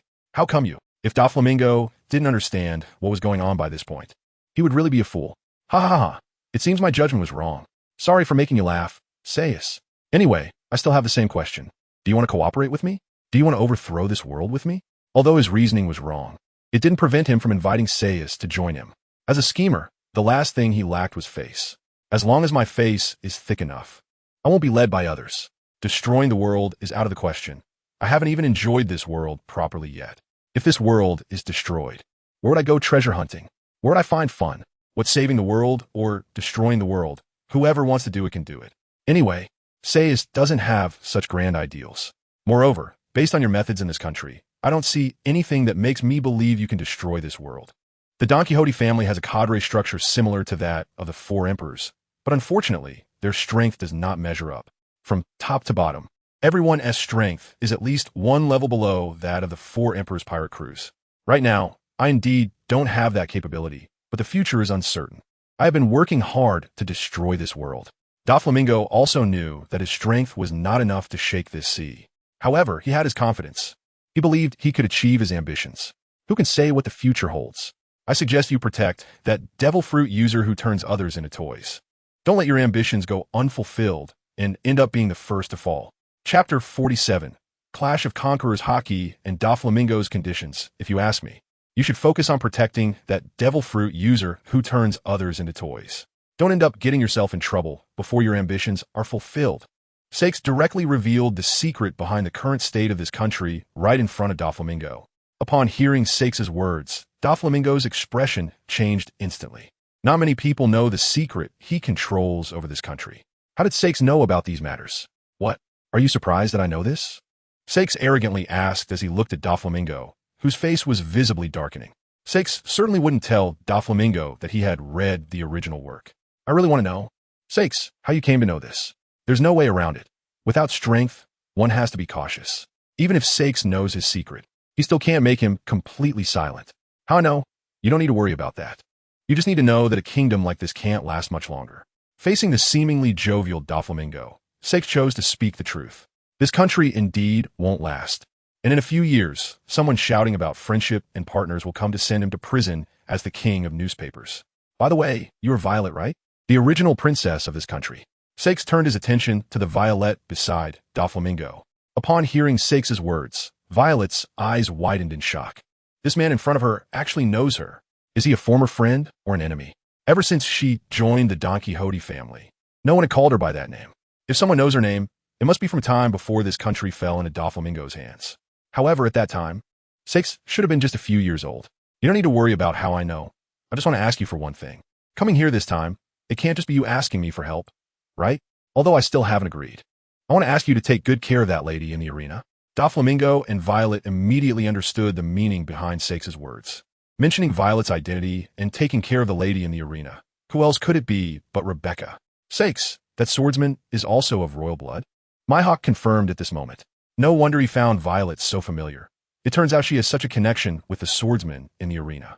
Ha ha ha. You want to ask me, a pirate who usurped the country's power, to take care of the former royalty? Ha ha ha. This is too interesting. Will you take me, Doflamingo? 4. Saying this, Doflamingo's conqueror's hockey manifested, and everyone immediately felt a wave of pressure. How should I put this? I'm not negotiating with you. I'm notifying you. Facing Doflamingo's conqueror's hockey, Saixi decided to respond in kind. Soon, 2 more conqueror's hockey appeared. Saixi and Yamato simultaneously unleashed their conqueror's hockey, pressing down on Doflamingo. In the entire room of 5 people, 3 instances of conqueror's hockey clashed. Doflamingo's hockey alone couldn't win against Saixi and Yamato. He was quickly defeated. Indeed, a notorious pirate with a bounty of 1 billion can possess such courage. Doflamingo still underestimated the natives of the pirate world, not understanding what a system or stat allocation meant. He thought Saixi merely had grand ambitions. As for Yamato possessing Conqueror's Haki, Doflamingo had no particular thoughts. The daughter of Kaido having Conqueror's Haki is reasonable. It seems that today, I must agree to this condition. The earlier Haki clash was just a whim of Doflamingo. How could he openly provoke someone he couldn't afford to offend? Saixi naturally knew that Doflamingo wouldn't confront him directly. Getting such a notorious pirate to ask him for help must be interesting. Moreover, according to the reports from his subordinates, Mihawk also showed interest in that guy. Since it's a convenient matter, who knows, this person might be a significant figure in some future event? Plus, he can make these guys owe him a favor. Saixi, I remember this guy had some cooperation with the Beast Pirates. It's better not to kill him outright. The earlier clash of Conqueror's Haki was something Saixi and Doflamingo understood tacitly, while Yamato was just there for the excitement. Seeing others use Conqueror's Haki, she decided to do the same. Watching Doflamingo appear ready to act, Yamato thought negotiations had fallen through and a fight was about to start. Considering he had some collaboration with her father, which was said to be quite profitable, she hoped they wouldn't kill him. Otherwise, her dad wouldn't make any money. Yamato, you are so ruthless. I agreed to your terms, and you still want to beat me up? Yamato, there's no need to fight. We're all civilized people. Let's not resort to violence for everything. Yamato is good at everything, but sometimes she doesn't see the situation clearly. She does have a good figure. Saixi silently added in his mind. But Saixi, weren't you the one who directly killed your opponents before? Indeed, the world of innocent people is simple. Oh, this is a different situation that requires a different approach. But didn't you say that if you're sure they are enemies, you should? Seeing that Yamato wanted to say something more, Saixi immediately hugged her and covered her mouth to stop her from continuing. Doflamingo, I think our discussion should be over now, right? In order to avoid Yamato ruining his image outside, Saixi decided to leave early. I suppose so. The intelligence didn't mention that Saixi and Yamato had such a relationship. Huh? No wonder this guy, who is clearly the son of Whitebeard, has some connection to Kaido. Another Yonko. So that's where the relationship lies. All right then, we won't disturb you any longer. Sayonara. With that, Saixi took Yamato, who could only make muffled sounds due to having her mouth covered, and walked out. Mihawk, seeing Saixi leave, also followed him out. Only Doflamingo and Violet remained, looking at each other in confusion. After exiting, Saixi released Yamato.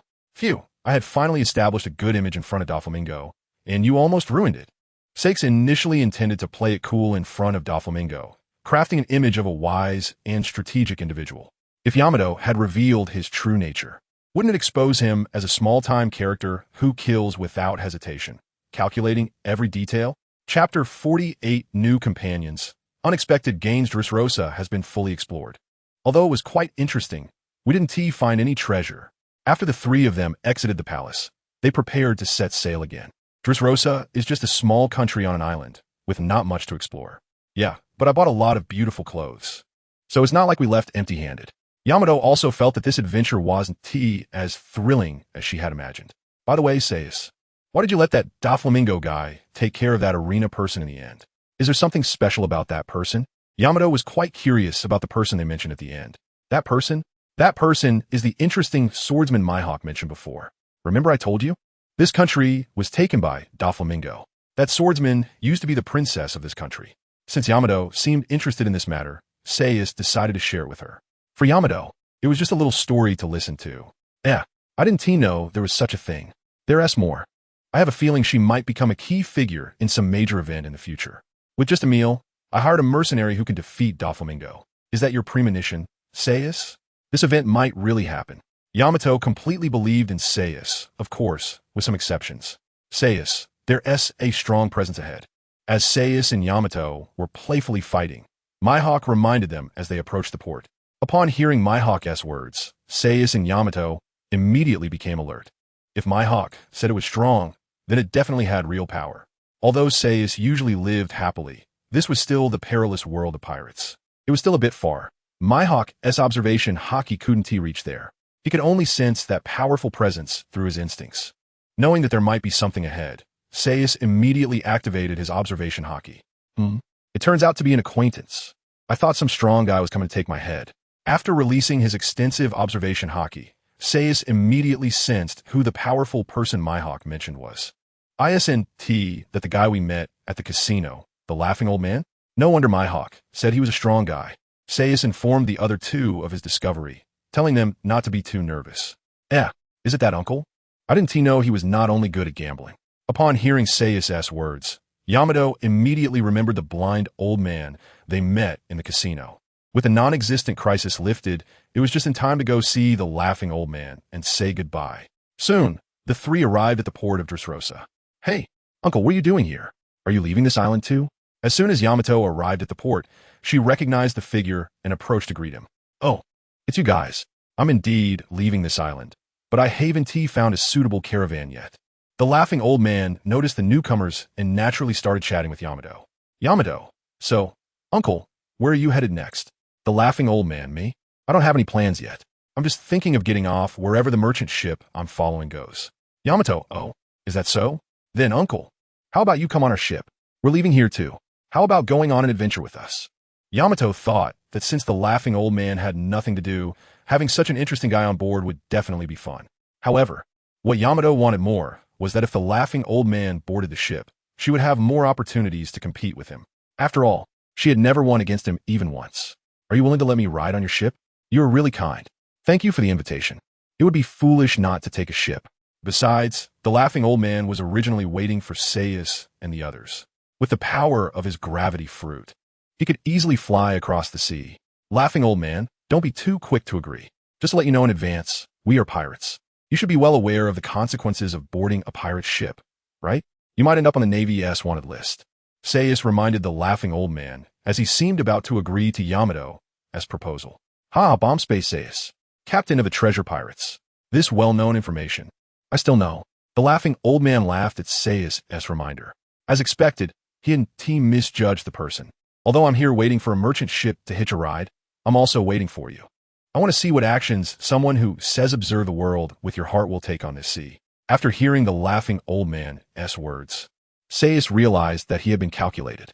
It seems that the laughing old man had planned this all along. However, if he wanted to board my ship, he had to have some abilities.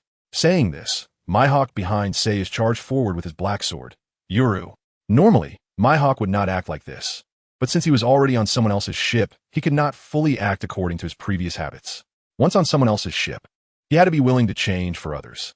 Seeing Mihawk's slash coming at him, the laughing old man drew his sword, the extreme pathfire line, and clashed with Mihawk's black sword, Yuru. The clash of two supreme great swords was indeed rare. I can feel your wavering heart from your sword. The fierce clash of their sword techniques allowed Mihawk to clearly sense the laughing old man's confused heart. Indeed, I've seen too many things. Even though I have blinded my eyes, I still cannot make my heart more resolute. Regarding the rights and wrongs of this world, I do not yet have the ability to judge them one by one. Faced with Mihawk's incisive words, the laughing old man did not deny it. Even if he had made up his mind, he still wavered. Gravity Blade. Fierce Tiger. The laughing old man used his devil fruit ability to unleash a slash wave towards Mihawk. Mihawk calmly slashed downward, sending a similar slash wave towards the laughing old man. In the friendly sparring between the two heavyweight characters, half of the dock in Dressrosa was successfully destroyed. After this exchange, Mihawk put away his black sword and returned to Saix's side. So, Mihawk, are you going to let the laughing old man board the ship? Saixi asked Mihawk as he watched him return. This kind of test could only be asked of someone who was skilled in sparring. Chapter 49. Setting sail with Yi Xiao. Off to the next island, how about it, Mihawk? Should we let Yi Xiao brother board the ship? Saixi asked Mihawk, who had just returned. A confused swordsman, but his strength shouldn't be underestimated. Mihawk gave a fair assessment. Good. Since that's the case, then welcome, Yi Xiao brother. I hope this hitchhiking guest of yours won't be wanted by the Navy. With Mihawk's consent, Yi Xiao became the first visitor of Sair. I had already considered such matters after I decided to board your ship, so there's no need to worry. Once again, thank you all for allowing me to travel with you. Yi Xiao had indeed considered the Navy's bounty, but compared to the justice he wanted to uphold, it seemed less important. If the Navy were such unreasonable beings, then what did it matter if he was wanted by them? Uncle, from now on, you'll be our partner. Let us play that dice game again. I'm sure I'll win. Upon hearing Yi Xiao confirm he would board the treasure pirate ship, Yamato immediately challenged him. Ha ha ha ha ha. We'll all be comrades on the same ship from now on. If you want to play, I'll definitely oblige. Yi Xiao really liked this naive character of Yamato. It felt like playing with a child. Alright, if you want to play dice, let us talk about it on the ship. We need to prepare to set sail now. Saixi summoned the sailor once more, and everyone boarded the ship in turn. You actually have such abilities? You're quite something, Saixi. In Ishiao's perception, Saixi conjured a gigantic battleship out of thin air. He had never seen such a capability before. Since Ishiao brother is also on board, you can choose your own room. Maihawk, please take Ishiao to have a look. I'll go to the captain's cabin to prepare for departure. Maihawk acknowledged and took Ishiao into the cabin to choose a room. As Saixi activated the ship, the sailor left the port that had just been wrecked by Maihawk and Ishiao, sailing towards the sea. In the evening, the four of them gathered in the dining room, enjoying a feast prepared by Maihawk. Maihawk was beginning to realize how these guys could eat so much. Saixi, where are we heading next? Nom nom nom. Yamato asked Saixi with food in her mouth, speaking unclearly. I don't know. We just left Dressrosa. How would I know where we're going? No. I was planning to find some treasure in Dressrosa, but ended up with Ishiao. This guy is indeed strong, but I can't sell him to level up with the system. Saixi remembered that there were many gold and jewels in Sky Island. If he could gather all the gold from Sky Island, it should significantly enhance his strength, right? But Sky Island was in the Grand Line, and he was still in the New World. Even if they wanted to go, it would take a lot of time, and they would have to cross the Red Line in between. How about we go to Fishman Island? That's Old Man's territory, and the underwater island is very interesting. Nom. Thinking about crossing the Red Line reminded Saixi of his experiences before joining the Whitebeard Pirates. Coincidentally, Fishman Island was also a nice adventure spot. Ishiao brother, what do you think? Should we go to Fishman Island? No. Fishman Island? I've never been there. I've heard it's a very friendly country. I really want to check it out. Slurp slurp. Ishiao, who was slurping noodles, responded very cooperatively to Saishi's words. Meanwhile, Maihawk continued to enjoy his fine wine. He couldn't understand how Ishiao, who seemed so serious before, had turned into this after boarding the ship. Looking at Ishiao, who was devouring his food, Maihawk thought he really shouldn't have let this guy on board. Saixi, Ishiao brother also wants to see Fishman Island? Yeah, I've heard about Fishman Island for a long time, but I've never had the opportunity to go. Ishiao replied honestly. Fishman Island? Is it a place full of the same race as that guy Jack? Yamato stopped eating and asked curiously. Yes, it's the homeland of the fishmen. What do you think? Should we go take a look? Saixi then introduced Yamato to some information about Fishman Island. Oh, that sounds interesting. I want to go. Hearing Saishi's introduction of those novel things, Yamato immediately became interested. Maihawk, what about you? Seeing that Yamato had no objections, Saixi turned to the beautiful Maihawk sitting aside. I'm fine with anything. It's up to you all. As I said, it doesn't matter where we go. What is important is whether we can encounter any interesting swordsmen. All right, then our next stop will be Fishman Island. Perfect for surveying Old Man's territory. Whitebeard's territory is all about those out-of-the-way places that others don't want. Speaking of which, Fishman Island is the only notable place. It's a transportation hub. I'm full. After finishing his meal, Yamato roared like a fierce dragon. Saixi, let us go to sleep. Then, Yamato forcibly dragged Saixi away from the dining table. Ever since Yamato confessed to Saixi, she had been insisting on sleeping with him. When she saw in a manga that after confessing to the person she liked, they had to sleep together, she learned from that and ran into Saishi's room. However, Yamato didn't realize that the manga didn't show the entire picture. If it did, it wouldn't be a proper manga. So, she only knew they had to sleep in the same bed, completely unaware of the true meaning of sleeping together.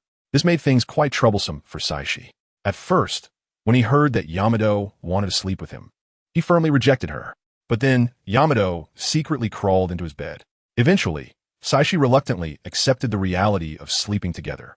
But Yamato was really just about sleeping, doing nothing. It made it hard for Saixi to get up or down. Sometimes, she would even use her devil fruit ability while asleep, freezing Saixi into an ice sculpture. Mr. Maihawk, have Saixi and Yamato always been like this? Ishiao watched the excited Yamato and the pulled away Saixi. And only after they had walked far away did he ask Maihawk. Pretty much. You'll get used to it in the future. Maihawk didn't want to comment on this pair of lively characters. Then, Maihawk took out a manga book he had read before and began to study it. Ishiao also noticed the book in Maihawk's hand and was very curious about what the world's greatest swordsman was reading. Unfortunately, he was just a blind man. Books were no use to him anymore. Chapter 50. Yamato's Growth. Heading to Fishman Island. On the way to Fishman Island, Yamato either played poker with Ichiyu or read manga. One day, after finishing a manga, Yamato went to the ship's library to find a new one. She looked around, unsure of which one to choose. Then, a manga cover caught her eye. It looked quite appealing, so she decided on it. As she looked at the bright cover, she thought it must be a great read. She happily skipped away with the manga. However, When Yamato returned to prepare to enjoy the manga, she noticed something was off. Why were only 2 pages out of 10 featuring characters in clothes? Was there some special plot? The more she read, the more uncomfortable she felt, and her heart raced. By the time she realized the manga was inappropriate, it was too late. The difference between once and countless times was stark. Soon, she was utterly captivated by the content. So that's how it is. It can actually be like this? Oh, so that's why. The manga drew Yamato in deeper, and she couldn't help but exclaim in unexpected surprise. At that moment, Yamato grew up. No wonder Saixi had that embarrassed look when they were together before. It was because of this. As she thought about this, Yamato glanced at her own ample figure. Seeing Saixi like that, I must be quite attractive. After reading this manga, Yamato's thoughts completely shifted from those of male to her true female self. Soon, she finished the entire manga, but still felt unsatisfied. She quickly returned to the spot where she found it and began searching again. From the title on the cover, there should be more than 1 volume. Where could they be? Oh, found it. Indeed, there were more. Before long, Yamato had pulled out a dozen colorful manga from the shelf. Judging by the titles, they seemed to be part of the same series. After finding them, she happily returned to her room, cradling these treasures. Such good stuff was meant to be enjoyed in secret. In the time that followed, Yamato often locked herself in her room. Unlike before, she no longer insisted on sleeping with Saixi every night, leaving both Saixi and Mihawk confused. Ichiyu had only recently met Yamato and thought this was just her usual behavior, not sensing anything amiss. One night, Yamato burst into Saixi's room. Saixi, let us sleep together tonight. Hearing Yamato's words, Saixi didn't notice anything strange, thinking she was just being her usual self and wanting to sleep. Little did he know, this was the beginning of their joyful escapade. After getting Saixi's consent, Yamato excitedly climbed onto his bed. Hey Saixi, how about we do something fun? She asked while lying on his bed. Fun things? What could possibly be fun at this hour? Saixi couldn't imagine what Yamato might be up to. He. Saixi, don't move, let me show you. After saying this, Yamato slipped under the covers. At first, Saixi was confused, wondering what she was doing. Then he felt something was off. Something was attacking him below. Yamato, what are you doing? Don't take off my pants. Realizing what was happening under the covers, Saixi couldn't understand why Yamato was doing this. He quickly threw off the blanket covering them. He still didn't realize Yamato had grown up and didn't think of her in that way. He figured she was just a naive girl who didn't understand what she was doing. However, what happened next completely overturned Saixi's assumptions. Saixi, just wait, you'll know soon, Yamato said as she pushed him back down. Before Saixi could react, Yamato began her demonstration. Oh my! Now Saixi understood what Yamato meant by fun. She had just learned from the manga, realizing that merely watching wasn't enough. Indeed, practice is the only standard to test truth. With Yamato taking the lead, what could Saixi do? Of course, he enjoyed it. After Yamato had her appetizer, it was time for Saixi to have his main course. As a man, he had to take charge. He lifted the full Yamato to the head of the bed, letting her rest properly. When it was time for her to be on her stomach, he made sure she stayed that way. Ever since Yamato read those mangas, she had been eager to try this with Saixi. The two of them, with mutual feelings, set fire to their passions. This part is omitted for brevity. The next morning, the two walked to the ship's dining room looking refreshed. Saixi, having lived 2 lives, could finally say goodbye to his virginity. Yamato had released the anxieties she had built up over so many days. From that moment on, their relationship was completely confirmed. Mihawk, today's meal seems a bit small. I want more. At the dining table, Saixi quickly devoured the food in front of him, feeling it wasn't enough. I want more too. Yamato echoed the sentiment. After their fun the night before, it was reasonable to eat more. Mihawk, with a black line on his forehead, reluctantly went to cook for the 2 gluttons. If it weren't for that milk kitchen knife, he would have wanted to chop Saixi up right then and there. After experiencing the joy of the previous night, the two were on an unstoppable path. Saixi also noticed the change in Yamato. Now they exercised together almost every night. During this time, Saixi asked Yamato how she suddenly became like this. Then he saw her pull out a bunch of colorful manga. Oh, now Saixi understood what was going on. It turned out she had learned from reading. To prevent Mihawk from discovering these books, Saixi stayed up all night collecting the colorful ones from the library. Such disreputable books were fine for Yamato to look at, but Mihawk must not know about them. After 2 weeks of long travel, the treasure pirates finally arrived at the waters near the red line. Saixi, how we get to Fishman Island? Shouldn't we find someone to code our ship? Chapter 51 arriving at Fishman Island Saixi. How are we getting to Fishman Island? Aren't we going to find someone to code our ship? Yamato looked at the towering red land in front of her and then at the empty sea around them. There's no place to land. How are we going to Fishman Island? Don't worry, as the captain. How could I be unprepared? Just watch. After saying this, Saixi heard Yamato quietly mutter beside her, "You had no preparation that night." Yamato's quiet remark was naturally heard by Saixi. What can I do? Who would have thought that Yamato would suddenly use her devil fruit ability? Anyone would have been unprepared in that case. Ignoring Yamato, Saixi took out a capsule containing a submarine from her space. She threw the capsule, and a submarine appeared on the surface of the sea in front of them. All right, let's use that to go to Fishman Island, Saixi said, pointing to the submarine. Wow, Saixi, you have such a great thing as a submarine. Yamato exclaimed excitedly as she looked at the submarine. Having been a devil fruit user since childhood, she had never seen the underwater scenery before. This opportunity to see the underwater world was something Yamato had been looking forward to for a long time. Let's go, we're off to Fishman Island. After saying this, Saixi was the first to jump onto the submarine, followed by Yamato, Mihawk, and finally the invisible Ichao. Once everyone was on the submarine, Saixi put away the serpent. Set off, heading to Fishman Island. With Saishi's command, the treasure pirates set off on their journey to Fishman Island. As soon as they submerged underwater, Yamato was filled with curiosity about the outside world. She leaned against the window of the submarine, observing the scenery outside. Saixi, what are those over there? They look delicious. Yamato exclaimed as she spotted some creatures drifting in the water, each looking quite unique and clearly great for cooking. Oh, you mean those fish? When we get to Fishman Island, we can buy some. They sell a lot of those kinds of fish there, Saixi replied while piloting the submarine, glancing at what Yamato was pointing at. Really? Then we need to stock up well. Even after leaving Fishman Island, Mihawk can cook those for me, Yamato said. Hearing this, Mihawk remained silent beside them. Why is it that when you two are chatting, I end up getting hurt? I remember, Ichao, you're also a devil fruit user, right? Have you seen the underwater world? After starting a relationship with Saixi, Yamato had begun to call her by a different name to avoid any confusion in their ranks. No, I haven't seen the underwater scenery either, Ichao replied to Yamato's question, indicating he had never seen what the underwater world looked like.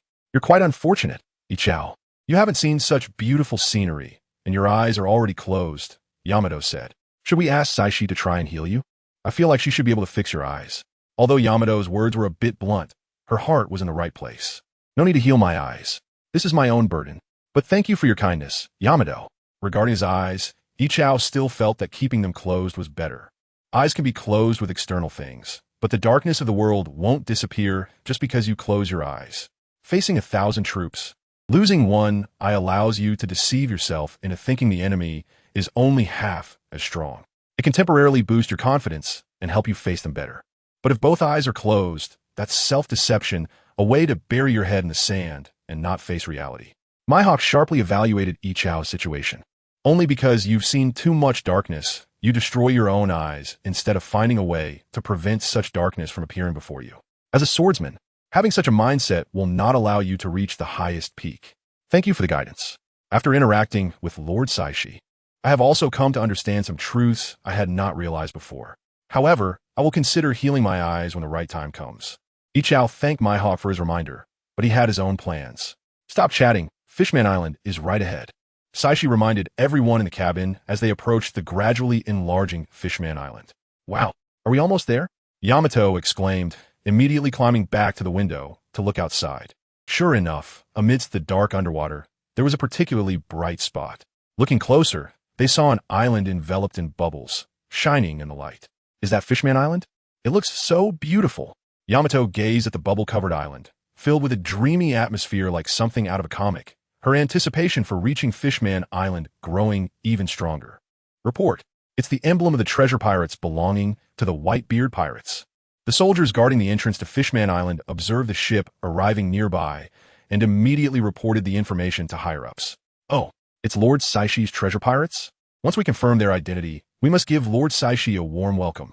The high-ranking officials of Fishman Island became excited upon hearing that it might be Saixi. Since their last meeting 10 years ago, this was Lord Saishi's first visit to Fishman Island. They needed to leave a good impression on him. Soon, Saixi and the others reached the entrance gate to Fishman Island. Halt! To enter Fishman Island, please register here first. Several fishmen holding weapons came out of Fishman Island. It seemed that they would act immediately if anything seemed amiss. Wow, is Fishman Island this formal now? Saixi looked at the numerous fishmen appearing. each holding torpedo cannons instead of the shabby harpoons from the original story. I am Saixi, captain of the treasure pirates. We belong to the Whitebeard Pirates. Can we land on Fishman Island? Sachi was still unaware of what kind of image she had on Fishman Island. After saving Princess Odoheim, she had been invited to Ryugu Palace, and most of her suggestions regarding Fishman Island's construction were directly given to Neptune, with not many fishmen present. This meant that the residents of Fishman Island who knew Saixi should be quite few, similar to the situation in Wano country. Since joining the Whitebeard Pirates, Sachi had been active in the New World and had not returned to Fishman Island. She never imagined that Neptune had already made her a household name. Chapter 52. Entering Fishman Island. The changes in Fishman Island. It's really Lord Saixi. No, it might also be other pirate crews in disguise. Let's probe a bit more. The safety of Fishman Island cannot be compromised. Since you say you are a member of the Whitebeard Pirates, let's confirm the password. Otherwise, we might not let you in. Password? What password? Does Dad and Fishman Island have such a thing? How come I didn't know about it? While Sachi was still wondering where this damn password came from, the fishmen on the opposite side had already started calling out. There is a bounty hunter with 2 signature moves, the big hammer and the small hammer. Hiring him requires payment based on the number of moves used. It is known that taking down a pirate with a bounty of 50 million requires 5 big hammer strikes and 2 small hammer strikes. Question: how many berries would it take to hire him to take down 2 pirates with a bounty of 50 million? As long as you say the answer to this question, you will have passed. Please answer quickly. Otherwise, don't blame us for sinking your ship. What the hell? A primary school math problem? And you didn't even specify how much the big hammer and small hammer cost. Thinking of this, Saixi seemed to be stimulated and was about to start cursing. I've crossed over to the pirate world, and you still want me to do math problems? Saixi, does your Whitebeard Pirates have such a password? It sounds so high-end. Yamato, hearing the password from the other side, became increasingly confused and directly asked Saixi. However, Yamato didn't notice that Saishi's expression was off. The next second, Yamato didn't wait for Saishi's answer, but instead, no dude? You're giving a primary school math question, but cutting corners. You didn't even clearly state the unit prices of the items before bringing it up to others. What the hell is the big hammer and small hammer? Forget about how many berries to give him. I also have 2 hammers here, big hammer 80, small hammer 40. You should consider how many of my strikes you can withstand first. Listening to the words of the guard in front of him, Saixi felt that these guys clearly didn't want him to go in. Dad is such a straightforward person, he wouldn't set up such a password. It seems Fishman Island is trying to break away from Dad's rule and prepare to be independent. Saixi thought, am I giving you face? Teaching you how to manage an island, and you're thinking about betraying Dad. Just as Saixi was about to force his way into Fishman Island to teach them a lesson, the sobbing from the opposite side caught him off guard. Lord Saixi, that's right. The only ones who know that the big hammer is 80 and the small hammer is 40, besides some people on Fishman Island, must be Lord Saixi. When Saixi mentioned the prices of the 2 hammers, the guard in front had already confirmed the identity of the visitor. Lord Saixi, welcome back to Fishman Island. The guard suddenly split into 2 teams, standing on either side, loudly calling out Saishi's name. Saixi, they're all calling you Lord Saixi. Are you that famous on Fishman Island? How come I didn't know? Yamato, looking at such a scene, curiously asked Saixi. I don't know either. Saixi was also taken aback by the sudden change in the situation. Lord Saixi, please come in. Fishman Island always welcomes your arrival. The leading squad leader approached the submarine, gesturing for Saixi and his companions to enter. Since Fishman Island is not planning to betray Dad, there is no need to resort to violence. They invited us like this, so there is no reason not to go in. Saixi piloted the submarine, following the leading squad leader, passing through the huge bubble surrounding Fishman Island and entering its interior. Lord Saixi, I need to go back and report to King Neptune first. I'll leave you and your companions here. If you need anything, you can command the patrol soldiers of Fishman Island at any time. Your image has been firmly engraved in our minds. The information about your landing on Fishman Island has already been notified to the entire island. You can also go to the Mermaid CAF first, where you can find a guide to help you quickly familiarize yourself with the current Fishman Island. After saying this, the squad leader left. Saixi, is this Fishman Island? It's really beautiful. Stepping on the ground of Fishman Island, Yamato felt everything was very novel. Meanwhile, Saixi was digesting the information he had just received. Why am I so famous on Fishman Island? There wasn't any news about it before. Of course there wasn't, because Saixi had previously told Neptune to keep a low profile. At that time, only the royal family and some important members of Fishman Island knew. But after Jinbei brought Saishi's bounty notice to Neptune, everything changed. When Neptune saw that Saishi's bounty had reached 1 billion berries, he felt that Saixi must have ended his low-profile life and was ready to show off his skills in these seas. Neptune thought that someone with both strength and wisdom like Saixi Wunti, just be nameless. He must be plotting something. Sure enough, his first move was a bounty of 1 billion berries. Truly extraordinary. It was time for the residents of Fishman Island to know who the great hero that helped Fishman Island achieve its current situation was. Thus, in just a month, Saishi's deeds and image became well known among the residents of Fishman Island. A huge statue of Saixi was erected in the town of Fishman Island, and his bounty notice was posted in various well-known shops. Forget it, I won't think about it anymore. Since I'm here, I'll just have fun. When it's time to gather, I'll contact you using the snail. Saixi decided to enjoy himself first before dealing with other matters. He'll find out what happened when he asks Neptune later. Well, that has settled. I'll go see if there are any casinos on Fishman Island. Saying this, he smiled and left first. As soon as he arrived at Fishman Island, he had been thinking about this. On the ship, he only had Yamato, who lacked strength, to play dice with him. It was really not interesting. I'll go look for a swordsman. I hope Fishman Island has someone interesting. After saying this, Mihawk also left, and so the four-person team split into 3 small groups. Then Saixi, let us go for a stroll. Yamato, seeing the other 2 leave, grabbed Saishi's hand and walked towards the town. The people here look so strange. Each one of them looks different. I thought they would look like Jack, but their appearances are even more outrageous than Jack's. Yamato looked at the various fishmen on the street, filled with interest in them. Chapter 53. The guide at the Fishman CAF, I thought they would look like Jack, but I didn't expect them to be even more outrageous than him. Yamato looked at the various fishman races on the street, filled with interest. Just like humans can be tall or short, fat or thin, fishmen also differ from one another. Saixi explained some knowledge about the fishman race to Yamato. Where should we go first? Saixi, I feel like I want to go everywhere. Yamato looked at the surrounding shops, wishing to explore each one. There seem to be some good places in the distance too. Where to go? If you make me choose, I can't decide. No matter what we do, we have to make a choice every time. This is really difficult for me. Saixi. Moreover, this modern Fishman Street was a bit different from what he had in mind. How about we find an inn to rest for a bit before thinking about where to go next? After such a long journey, you should take a break too, Saixi. Yamato suggested, noticing Saixi's indecision. That's not necessary for now, huh? Upon hearing Yamato's suggestion, Saixi quickly laughed it off, planning to brush it aside. If Yamato wanted to rest at an inn, would Saixi not know what she was thinking? To be fair, animal-type beings do have incredible stamina. But being too vigorous isn't necessarily a good thing. Weren't we supposed to find a guide at the Fishman CAF? How about we go there first and find someone to show us around? After all, the locals must know better than us where the best spots on Fishman Island are.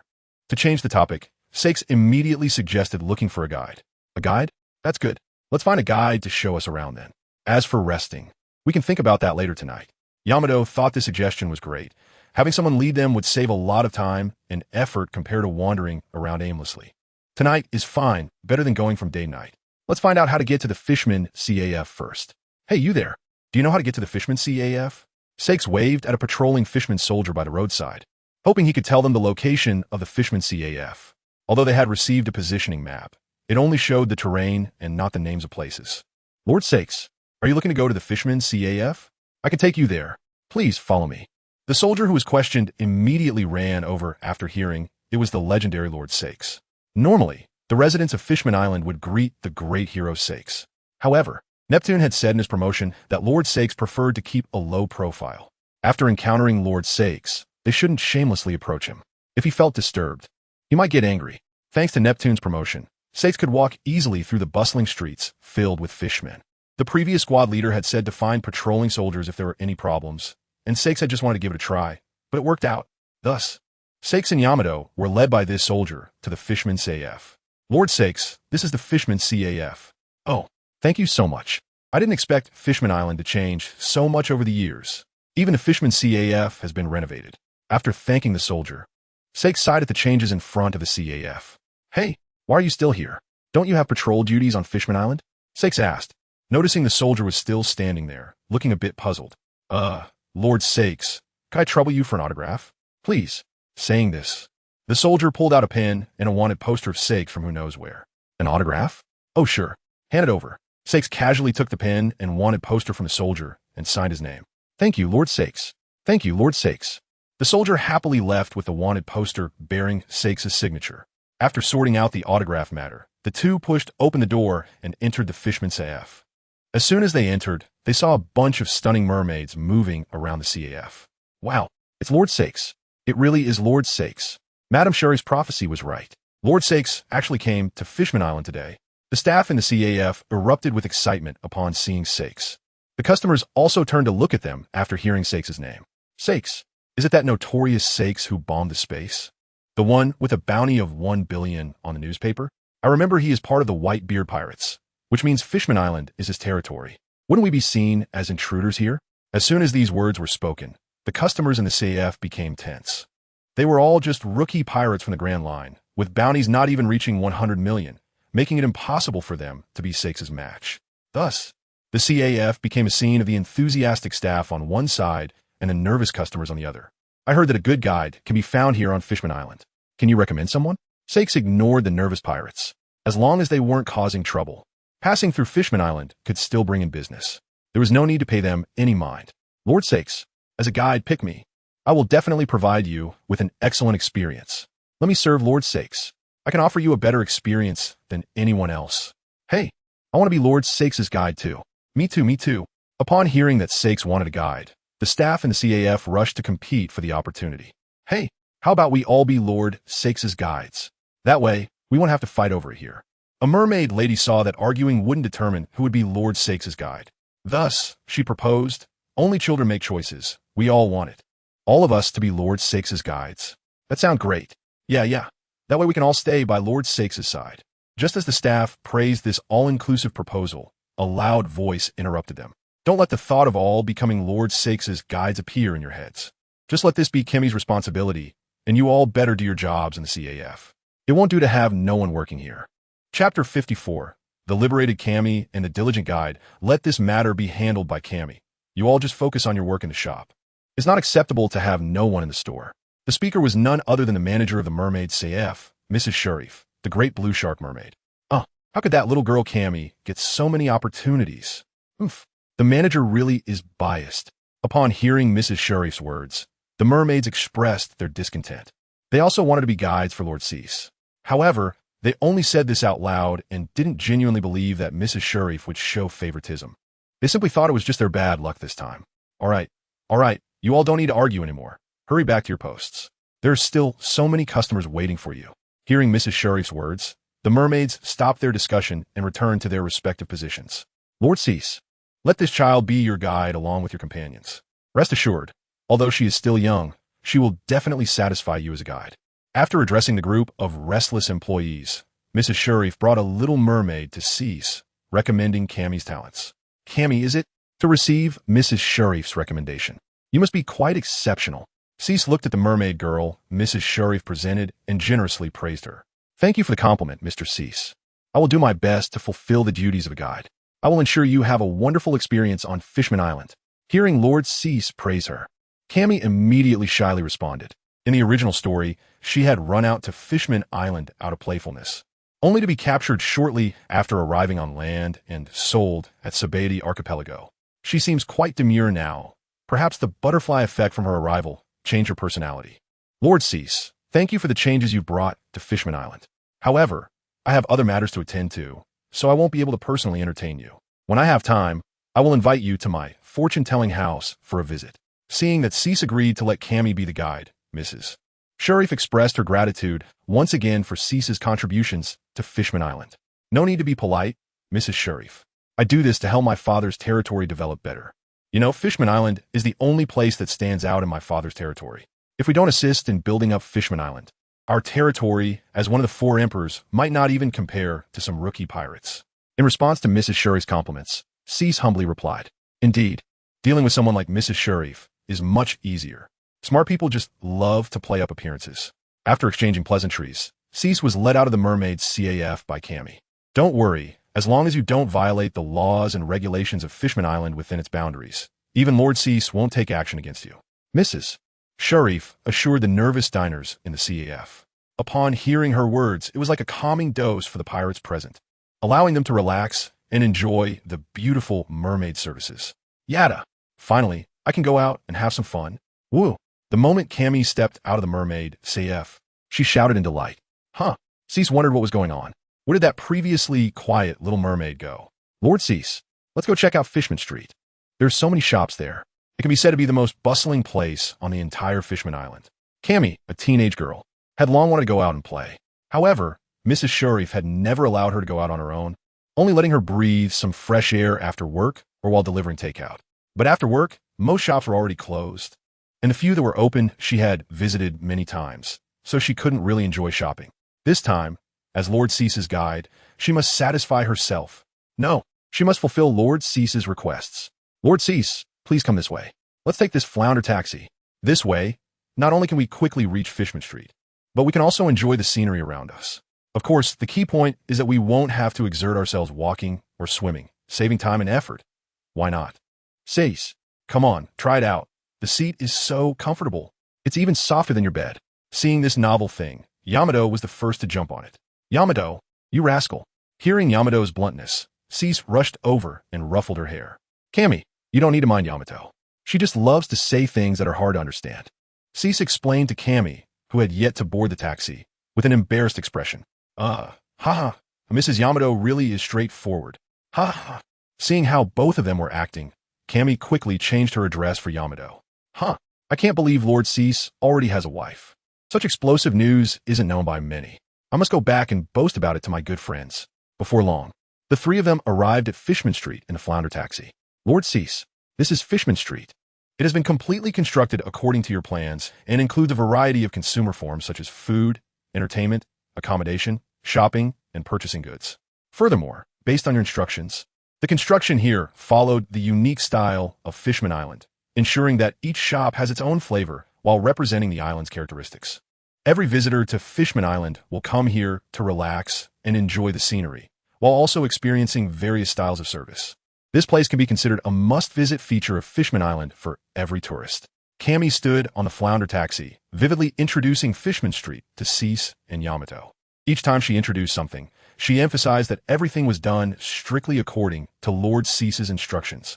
Wow, Saixi, look, Cammy's explanation is so impressive. Did you really teach them all this? As Cammy introduced, Yamato increasingly felt the depth of Saix's capabilities. First, he proposed those novel ideas in Wano, allowing the people there to eat properly, and then transformed Wano completely. Now, he's created such an amazing Fishman Island. Chapter 55, The Friendly Economy of Fishman Island Sachi. You are truly amazing. I really don't know how your brain works to come up with so many clever ideas. Yamato joyfully pulled Sachi into her embrace, and then playfully hit him on the head with a ball. Hey, Yamato, be a bit more composed outside. Sachi struggled to break free from Yamato's embrace and began a serious lecture on how to behave. Lord Sachi, you and your lady have such a good relationship. Cammy, watching the two of them flirt in the car, felt that she shouldn't be in the car, but rather under it. Even if you're Lord Sachi, you shouldn't use such high-damage attacks to hurt us single dogs. Hearing Cammy's voice, Sachi and Yamato finally realized and stopped their antics, sitting obediently in the car. Once they stopped showering each other with affection, Cammy continued her guiding duties. Lord Sachi, this is the most bustling place on Fishman Island. Would you like to go down and take a look yourself? Some things really need to be experienced firsthand. The people of Fishman Island are very welcoming to your visit. Yes, you. This is absolutely not Cammy wanting to play herself. Absolutely not. Want to go shopping? Cammy, let's go now. Yamato immediately became interested upon hearing someone wanted to go shopping with her. Previously, when they were in Dressrosa, she had awakened the shopping spirit that most girls possess while shopping with Sachi. She had been thinking about having Sachi accompany her to shop when she first arrived at Fishman Island, but Sachi had refused. So, she had to put that idea on hold. What a joke. If your girlfriend asks you to go shopping with her, should you go? Of course not. Going would be worse than death. It's not about physical exhaustion. After all, one's physical fitness is there. Shopping for a day wouldn't make one feel tired. It's purely mentally exhausting. Every store, every item, regardless of whether you buy it or not, you have to take a look. Look here, look there. And every now and then, she would ask you, how about this? Which one is better? Indeed, this is not a thought pattern that humans should have. Originally, Sachi alone could keep Yamato from going shopping. Now, with Cammy, Yamato had a shopping buddy. Ignoring Sachi, Yamato directly dragged Cammy out of the car to let loose. As for Sachi, he had no choice but to follow the two and go shopping on Fishman Street. On the other side, Mihawk and Ichao, who had separated from Sachi and Yamato, made their own discoveries. In the Fishman Coliseum, an exhilarating battle was taking place. Come on, let these pirates see the might of Fishman Island. Don't lose, Captain. If we win, we can soak in the hot springs of Fishman Island for free. Go, go, come on, don't lose. Mihawk sat in a luxurious seat in the stands, enjoying the battle in the Coliseum. Lord Mihawk, here is a unique dessert from Fishman Island for you to try. A staff member from the Coliseum brought a dish to Mihawk's table. Thank you. Mihawk expressed his gratitude as he appreciated the service at the Coliseum. When Mihawk arrived at the Coliseum, the staff recognized him as Sasaki's crew member and immediately arranged for him to receive the highest level of service. This is why someone as low-key as Mihawk could sit in such a prominent spot. Compared to the service at the Coliseum, Mihawk was more interested in the battle below. In the Coliseum were a fishman from Fishman Island and a pirate captain. To Mihawk's surprise, the fishman was able to use hockey. Moreover, there were more than one fishman present who could use hockey. Mihawk had seen several previous matches, and those fishmen could also use hockey. This piqued Mihawk's curiosity. In an island that resides underwater and advocates for peace, there were so many characters capable of hockey. Seeing that Mihawk was interested in the Coliseum, a fishman staff member began to explain. Lord Mihawk, this Coliseum was built based on the principles left by Lord Sachi. In fact, it is not just what you see on the surface. It is also a training ground for us on Fishman Island. Upon hearing this, Mihawk became intrigued and wanted to continue listening. Previously, we only harbored hatred for humans, always possessing the mindset of a perpetual conflict. However, after Lord Sachi saved Princess Odoheim back in the day, King Neptune issued a series of decrees. This transformed Fishman Island into what it is now. Previously, we believed these ideas were King Neptune's strategies, but recently, King Neptune revealed the true genius behind these ideas, Lord Sachi. Lord Sachi spoke a truth. Weakness is the original sin. No matter what earth-shattering deeds you accomplish, if you are not powerful enough, then those deeds do not belong to you. No matter how grand your ideas are, without sufficient strength, they are merely empty talks. This series of thoughts even moved the peace-loving Queen Odoheim, leading to the creation of the current Coliseum. Here, our fishermen warriors can spar with numerous visitors every day. This not only enhances our own strength, but also showcases the military might of Fishman Island to these pirates, deterring them from acting recklessly. Moreover, every visitor entering Fishman Island wears a positioning wristband embedded with sea prism stone. Look, those are the wristbands worn by the audience below. Saying this, he pointed to some areas in the stands. Mihawk listened to the fishman's explanation and followed the direction he pointed. Of course, as a companion of Lord Sachi, you do not need to wear one of these. These wristbands use special technology that can nullify the abilities of those with powers while not making them feel too weak, thus not affecting their daily activities. However, if they encounter disobedient pirates, they will be isolated outside of Fishman Island. This also serves as an additional source of income for us. Following Lord Sasaki's instructions, Fishman Island has always pursued the path of developing a friendly economy.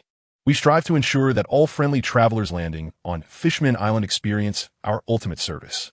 The fishermen proudly introduced the developments of Fishman Island over the years. No wonder Fishman Island has had such a good reputation in recent years. It turns out the problem lies here. Chapter 56. The reputation originates here. No wonder the reputation of Fishman Island has been so good over the years. The problem lies here. Mihawk finally understood. What the hell is this friendly economy? Those who are unfriendly have been sunk to feed the fish, right?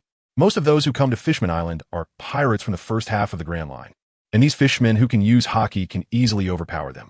Even some powerful pirates with bounties over 100 million cannot gain any advantage against them. Not to mention that you must wear a sea prism stone bracelet upon entry. Huh, you say you could just not wear it? Not wearing it? You think you can fight against fishmen in the sea, like you're Rayleigh, swimming across the calm belt alone? Even those from the New World wouldn't dare to engage in battle with the fishmen in the deep sea.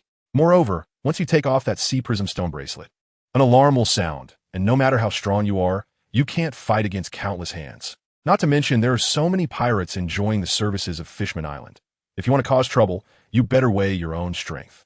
According to this development model, Fishman Island has successfully filtered out a large number of friendly pirates. Thus, Fishman Island has also established certain relationships in the New World.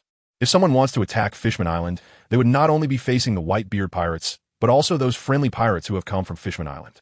This is what Lord Say has said. When you go out to mix, you need not only strength but also background. Unfortunately, Fishman Island's strength is still not enough. they have not completely changed the mindset of treating the fishmen as slaves on the sea. This leaves them only able to develop within Fishman Island. One could say that without trade, there is no killing. These things need to be done slowly. Is that guy Saixi actually making plans here too? Mihawk thought to himself. As a crucial transportation hub of the Grand Line, Fishman Island has strategic significance. By using Fishman Island to win over these potential pirate crews, if one day these amass forces are brought to the surface, it would be a terrifying thing. Mihawk was momentarily stunned by his own speculation while on the other side. Yixiao was also not letting himself off easily. In a less prominent part of the Fishman Street, Yixiao successfully found a casino. As soon as Yixiao entered the casino, he was recognized by the casino staff. You are Lord Saix's companion, right? Please come in, please come in. Thus, Yixiao was welcomed into the casino by a crowd of fishmen. Upon hearing that it was a companion of Lord Saixi, the casino owner immediately rushed out to greet him. You are Lord Saix's companion, Lord Yixiao, right? It is such an honor for our establishment to have you here. The manager directly took a large pile of chips from the counter and placed them in front of Yixiao. This, I should pay myself. How can I casually accept someone else's money? Being given money right after entering the casino made Yixiao feel quite embarrassed. Lord Yixiao, please accept it. Our establishment doesn't have anything special. These chips are all we can offer. Seeing Yixiao's refusal, the owner began to persuade him earnestly. Just a little will do for me. No need for so much. Unable to resist the owner's insistence, Yixiao could only symbolically take a small amount of chips from the pile in front of him. Seeing that Yixiao accepted his goodwill, the owner finally felt relieved. He then led Yixiao into the casino. Everyone, today our establishment is honored to have Lord Yixiao, a companion of Lord Saixi, visit us. The drinks are all free today, the owner loudly announced as he brought Yixiao into the casino. Oh, oh, oh. Upon hearing the owner's voice, the casino erupted with thunderous cheers. Yixiao didn't quite understand what was happening, but he had suddenly become a celebrity at this casino. However, he quickly became immersed in the joyful atmosphere of the casino. After playing for a while, Yixiao felt something strange about this casino. It was filled with laughter and joy, and there was hardly any sound of sadness. Soon, Yixiao stopped shaking the dice and sat down at the bar, quietly listening to all the sounds he could hear. Indeed, not only in the casino, but in all surrounding places, the previously ubiquitous sounds of sadness were hardly heard. For a moment, Yixiao enjoyed this environment filled with laughter, completely forgetting the purpose of his visit. Soon, the casino owner noticed something was off with Yixiao. Lord Yixiao, is there something about our place that doesn't meet your expectations? Why are you sitting alone? The casino owner, fearing he hadn't served Lord Saix's companion well, immediately came over to express his concern. Not all. This place is very much to my liking. In fact, I could say I really like it here. I just want to sit for a while. You don't need to worry about me. I'm very happy right now. Hearing this, the casino owner finally breathed a sigh of relief. Boss, is it always this happy here? Just then, someone approached, and Yixiao wanted to inquire why this place was different from other casinos. Lord Yixiao, you may not know this, but it's all thanks to Lord Saixi. Upon mentioning this, the casino owner instantly became excited and began to speak nonstop. Our casino does not gamble with berries, but rather with services. Here, they can exchange berries for a bit of chips and start their own investment. If they win, they can exchange back the amount of berries they entered with when leaving the casino. Any extra chips can be exchanged for various service vouchers from Fishman Island. It could be tickets to the Fishman Coliseum, a service at the Mermaid CAF, or a bath opportunity at the Mermaid Hot Springs. Most tourists come here for those service vouchers. The fun is in the process of enjoyment. Of course, as a casino, there are also opportunities to get rich overnight. As long as you can win 500 million chips in the casino, you can really exchange those chips for berries. However, so far only one traveler has achieved this. Most of these tourists come here with a tried-out attitude. The best outcome is winning a big prize. If not, they only incur a low cost. The owner excitedly explained the casino's operating strategy to Yixiao, as if to say he had always been operating in line with Lord Saix's methods and would never betray him. So this is the reason behind their laughter? After hearing the owner's words, Yixiao finally understood. Not just that, Lord Saixi has more than just this ability. Following that, the owner began to enthusiastically talk about everything he knew regarding Saixi. Chapter 57, My Layout, all thanks to your imagination. Listening to the casino owner's endless introduction of Saixi, Yixiao once again felt the charm of Saixi. In Dressrosa in Fishman Island, this guy has always been improving the lives of the people on the island from a level higher than his own. Compared to his own thoughts, Saixi clearly thought of more. Yixiao thought to himself, At this point, Yisio couldn't help but show a self-deprecating smile. He had previously foolishly attempted to protect all the civilians with just his own strength. His idea was truly ridiculous. Sacrifices are necessary for more civilians to live better lives. When he was on Fishman Island, Yisio had overheard Saixi educating Yamato. That's why Yisio decided to board Saix's ship. Perhaps following him is indeed the right choice.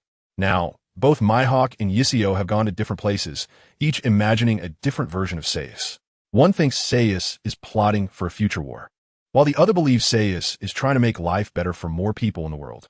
While they were shocked by Saixi, they didn't know that most of the measures on Fishman Island were actually things Saixi had said 10 years ago when he scolded Neptune in Dragon Palace. It was roughly, "You have such a great geographical location, and you're doing this? You're saying that as a fishman. You're afraid of being captured by humans who can't breathe underwater and made into slaves? And you're friendly with humans, oh my. You're a queen after all. How could you have such a foolish idea? I stand here, and the reason you can be friendly with me is not because you are kind, but because my strength is greater than yours.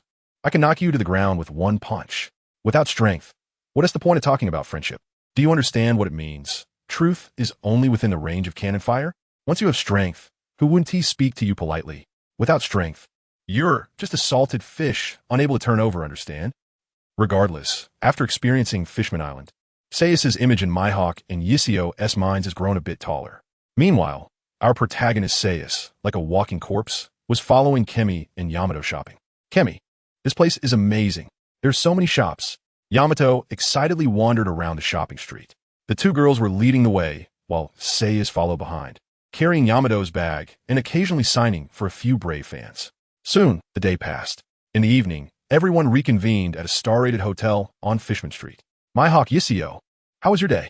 Yamato immediately jumped over to greet the two upon seeing them. With Kemi accompanying her today, Yamato had a great time shopping. Well, not bad. Fishman Island really surprised me. Yisio responded cooperatively to Yamato's question. Pretty good, but unfortunately, I didn't see any swordsman that interested me. Mihawk also gave his answer. However, Mihawk's gaze towards Saixi became sharper, as if he wanted to see through him. As for Yisio, he couldn't see. Everyone, I'll trouble you to stay here tonight. Tomorrow, I'll take you to see other places on Fishman Island. After Kemi sent Saixi and the others to the hotel, she left. The group chatted for a while, before heading to their respective rooms to rest. Naturally, Yamato shared a room with Saixi, as they had agreed to rest well at night. So I can't avoid it after all? Then I'll have to show my true strength. Saixi whispered to himself, and began sparring with Yamato. The next day, Mihawk and Yisio did not act separately. Instead, they followed Saixi and Kemi, the tour guide, to explore Fishman Island. They first went to the Sea Forest National Park. It was originally a place displaying historical documents, but later, due to the construction of tourist attractions, those two historical texts were moved to the treasury in Dragon Palace. I must say, this park is really well built. It makes one feel refreshed just by looking at it. Then, they went to the gladiatorial arena that Mihawk had visited yesterday to watch a performance. After that, they moved to the center of Fishman Island town, where a statue of Saixi stood tall. Saixi found the statue really awkward and quickly led everyone away. On this day, the four of them followed Kemi and visited the attractions they hadn't seen yesterday. Finally, they enjoyed themselves at the Mermaid Hot Springs. So comfortable. Saixi, let us dig a hot spring like this on our ship. Yamato, completely relaxed in the hot spring, only had her head sticking out. Since she is a devil fruit user, Yamato was so quiet now. You're supposed to wear clothes in the hot spring. Otherwise, with Yamato's personality, she would definitely make a mess of the hot spring. This is really nice. Too bad, such hot springs can't be created artificially. But I can make you a bigger bathtub, Saixi said as he lay in the hot spring, closing his eyes to slowly relieve the fatigue of the past 2 days. Mihawk and Yisio were nearby, with a floating table next to them, enjoying some drinks. Hey Jinbi, since you're here, don't hide. Come join us in the hot spring. While Saixi was soaking in the hot spring, he sensed someone approaching. Saixi, you notice me? Hearing Saix's voice, Jinbi walked out from behind a rock in the hot spring. Yo, Saixi, Sassy ignores Dana. The blue giant Jinbi appeared before everyone, greeting Saixi with a smile. Sassy ignores Dana. Jinbi, you haven't visited the Moby Dick for a long time. Upon seeing Jinbi, Saixi welcomed him to join him in the hot spring. Jinbi could be considered a frequent guest of the Moby Dick, although he wasn't a member of the Whitebeard Pirates. Yeah, I've been busy with some things on Fishman Island lately, so I haven't had time to go to the New World. Jinbe said as he casually sat next to Saixi. Before Saixi revealed himself, the two often chatted together. Jinbe, did you come find me for something? Don't tell me you just came to soak in the hot spring with me, Saixi asked Jinbe, who had just sat down while sipping his drink. Ha ha ha, as expected. You're still the same. I can't believe you're still just a 19-year-old boy. I came this time to invite you all to visit Dragon Palace. King Neptune has been nagging me for a long time, saying that you've been here for 2 days and still haven't come to see him. Chapter 58. The banquet at Dragon Palace City. Princess of the Mermaid Tribe King Neptune has been nagging me for a long time, saying that you've been here for 2 days and still haven't gone to see him. Jinbe was chatting with Saixi and immediately sold Neptune out. If Neptune knew that Jinbe invited Saixi like this, he would definitely want to ban this thick-browed, big-eyed, blue chubby from having desserts for the whole week. Ha! Is that what King Neptune thinks of me? Since that's the case, I will definitely go. Remember to prepare more delicious food for the banquet. Hearing that there was a guest, it surely meant there would be a banquet. How could one miss such a lively scene? It's just like a rural feast. The food might be average, but just for that atmosphere, it's worth going. Hey, is there a banquet? I want to go too. Can I? Hearing about the banquet, Yamato, who was enjoying the hot spring, immediately spoke up. Of course you can go, Yamato. This banquet is for the Straw Hat Pirates. Jinbe immediately replied upon hearing Yamato's voice. Hey, Jinbe, what are you talking about?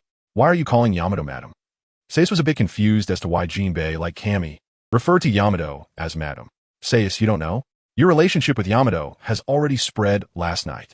Jinbe explained to Saixi, noticing his puzzled expression. It spread from the mermaid CAF. You know, it gets a lot of foot traffic there.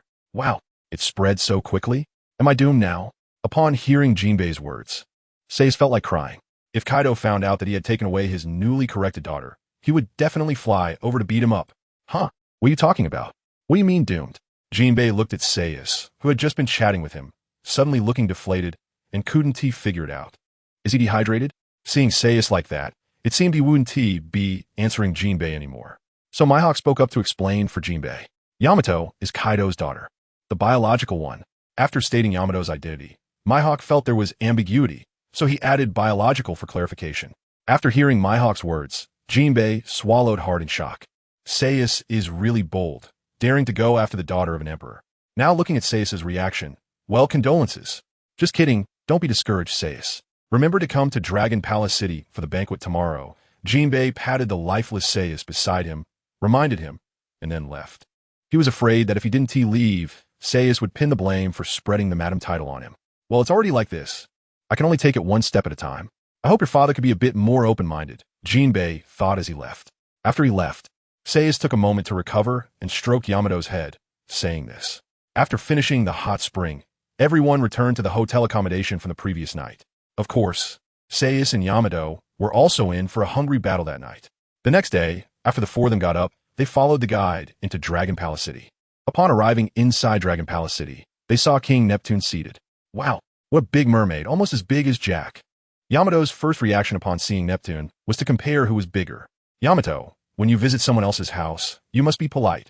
Facing Yamato's bluntness, Saixi immediately gave him a verbal education.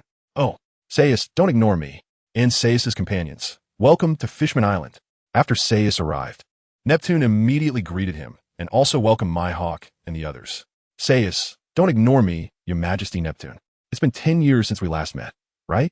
It seems you have built Fishman Island very well. Upon seeing Neptune again, he was indeed still concerned about how he and Queen Odoheim had children. Ha ha ha, that is all thanks to your suggestion, Saixi. If it weren't for you, not to mention the current construction of Fishman Island, I and Queen Odoheim would have been in 2 different worlds. Yes, Saixi, after all these years, I'm still very grateful you saved me. While everyone was talking, Queen Odoheim also walked out from behind the scenes, accompanied by the current mermaid princess, Shirahoshi. It is worth mentioning that the original target fruit user, Vanderdeckin, had long been dealt with. Now Shirahoshi no longer had to hide in a steel house like in the original story. Queen Odoheim and Princess Shirahoshi. It's been a long time. Queen Odoheim, you're still as beautiful as before. Princess Shirahoshi, you've grown so much since I last saw you. Seeing the newcomers, Saixi warmly greeted them. Shirahoshi had now grown to the size she was when Luffy met her. Compared to the Shirahoshi Saixi had seen before, who was several sizes smaller than the one in front of him, he could only sigh at the drastic change. Lord Saixi, it's so good to see you. Shirahoshi nervously greeted Saixi while following Queen Otoheim. Wow, such a beautiful mermaid. And so big. Hello, Yamato. Upon seeing Shirahoshi walk out from behind the scenes, Yamato immediately ran up to her to greet her. Hello, Madame Yamato, Shirahoshi. Hearing Yamato greeting her, Shirahoshi politely responded. Shirahoshi, you're so beautiful. Can I touch your tail? Oh, of course, Madame Yamato. But you're very beautiful too. Hearing Yamato compliment her, Shirahoshi felt extremely happy. Being able to touch Shirahoshi's tail made Yamato equally delighted. The two began to play together. Looks like Madame Yamato and Shirahoshi get along very well, Saixi. Neptune said with a smile, watching Shirahoshi and Yamato chat together. Yes, two innocent people probably have a lot in common, Saixi replied. Ha. Then let them chat for a while. Let us start the banquet. We didn't invite you here just to stand around chatting. Bring out the desserts, meat, and wine. With Neptune's command, many shrimp soldiers and crab generals began to get busy. Before long, the entire hall was filled with banquet dishes. Now, eat up, Saixi and your companions. These are all prepared for you. Now the banquet begins. On the other side, Yamato, who was still chatting with Shirahoshi, immediately pulled her over to the banquet upon hearing that they could eat. Chapter 59, The Festivities, and Unlucky Kami, as everyone was preparing to start the celebration. The gates of Dragon Palace City were pushed open. The newcomers were the three princes of Fishman Island, Shark Star, Royal Star, and Flip Star. Behind them followed several residents of Fishman Island. Lord Saixi. The many fishmen gathered at the entrance of the banquet included staff from popular spots like the Mermaid CAF and Mermaid Hot Springs. Wow, so many people? Saixi exclaimed as he looked at the large crowd at the door. Ha. Since it's a banquet, it should definitely be lively. Although I've been staying on Fishman Island, I do know a bit about what pirates like, Neptune said, noticing Saix's puzzled expression. How could we not be prepared to host such a benefactor of Fishman Island? I took some time to find out what pirates enjoy. Neptune had started preparing early to entertain Saixi. Now that everyone is here, let's begin the banquet. King Neptune stood up and announced the start of the celebration to everyone present. Roar! Upon hearing King Neptune's announcement, excited cheers erupted in the hall. The Dragon Palace was brightly lit, with huge crystal chandeliers casting dazzling light that reflected off the colorful coral walls. The entire palace felt like it was immersed in a dreamlike underwater world, even though it was already underwater. The citizens of Fishman Island were dressed in their finest attire, gathered together. In the center of the banquet hall, a massive dining table was filled with delicacies crafted by the chefs of Dragon Palace City. There were golden brown roasted sea beast meat, exquisite Fishman Island specialty sushi, and a variety of colorful desserts. King Neptune raised his glass to toast the crowd, to the freedom and peace of Fishman Island. Cheers. Everyone raised their glasses in response, and cheers echoed throughout the palace. The entire Dragon Palace was enveloped in a sea of joy, with the citizens of Fishman Island singing and dancing, their laughter and music intertwining, as if at that moment, all their hardships were left behind. Madame Charlie, the staff from the Mermaid CAF have come to the banquet. But what about the CAF itself? Is it closed today? Saixi wandered around the banquet and sat down beside Madame Charlie. Having such a grand banquet for a great benefactor like you, it's not unreasonable for the Mermaid CAF to close for a day, Madame Charlie said politely, starting a conversation with Saixi upon recognizing him. Ha, I am truly honored to have the great prophet close the CAF to attend the banquet. Just don't find out after the banquet that the CAF has been robbed by some petty thieves. S'il vous plaît. Indeed, clever conversations always bring joy to people. Is this what high emotional intelligence is? While thinking about this, Saixi couldn't help but worry about Yamato. In such a setting, he hoped she wouldn't cause any trouble. It's not as serious as you think, Lord Saixi. There are still staff members on duty at the CAF. Otherwise, I wouldn't trust my hard work to be left unattended. Madame Charlie was well prepared for such matters. As expected of Madame Charlie, you consider everything. I do feel a bit sorry for the one left behind at the CAF. Hearing that someone was unlucky enough not to attend the banquet, Saixi appeared sympathetic, but in reality, he felt more schadenfreude. People's happiness is often built on the misfortunes of others. It was indeed a bit cruel for Kami, but she had already acted as Saix's tour guide a couple of days ago. Let us just consider it a staff rotation. Madame Charlie calmly sipped her fine wine, showing no signs of sympathy for the staff member left behind. Ha, it was Kami. No wonder I didn't see her at the banquet. Upon learning that it was Kami who was left behind, Saix's sense of schadenfreude grew even stronger. After all, she had spent so much time shopping with Yamato just a few days ago. She deserved it. The banquet continued. Yamato and Princess Shirahoshi sat together, enjoying desserts and chatting quietly, their faces beaming with smiles. Jinbe was sitting with the warriors of Fishman Island, drinking and reminiscing about past adventures. Mihawk and Zoro sat in a corner of the banquet, quietly enjoying this rare moment of tranquility with drinks in hand. The banquet lasted deep into the night, but the joyful atmosphere showed no signs of waning, with everyone wearing happy smiles. After the revelry, Saixi was called to the balcony by Neptune. Saixi, thank you for your contributions to Fishman Island. 10 years ago, I didn't get the chance, so now I officially thank you.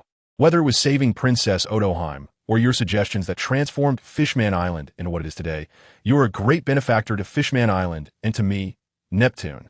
Saixi, who had been called out, was met with such heartfelt gratitude. Well, your thanks are indeed sincere. No need to be polite, King Neptune. I've said it before. This is not just helping you. It's also helping my father. As your strength grows and your development improves, our Whitebeard Pirates will also reap more benefits. In response to Neptune's gratitude, Saixi naturally had to be modest. Saixi, you truly are an extraordinary good person, Neptune blurted out upon seeing Saix's reaction. Hey, don't say that. I'm a true pirate, not the kind of trash that is a good person. Saixi never wanted to be labeled as a good person. Neptune paused for a moment after hearing Saix's words, and then he realized. Pirates always have some unconventional thoughts. Just look at the current 4 emperors. One is keen on adopting sons, another is obsessed with having children, and one is focused on being reborn as a child. Indeed, when people become stronger, they tend to have some thoughts that are hard to understand. The reason I called you out to talk is not only to formally thank you, but also to ask you for an important favor. Ignoring ces strange sauts. Neptune revealed the true purpose of calling him out. I want to ask you to protect my daughter, Shirahoshi. Neptune said earnestly, bowing deeply to Saixi as he made his request. Saixi replied, do I look like a reliable person? I joined the pirate crew for freedom. How could I stay here? Besides, I'm not like that school beauty, the crooked-mouthed dragon king. Chapter 60. Neptune's request. Saixi, I want to ask you to protect Shirahoshi. Many years ago, I discovered that Shirahoshi was extraordinary. Therefore, her fate will not allow her to live an ordinary life like us common merfolk in Fishman Island. She is destined to be involved in the struggles above the sea. At this point, Neptune's imposing presence suddenly diminished. But she is still my child.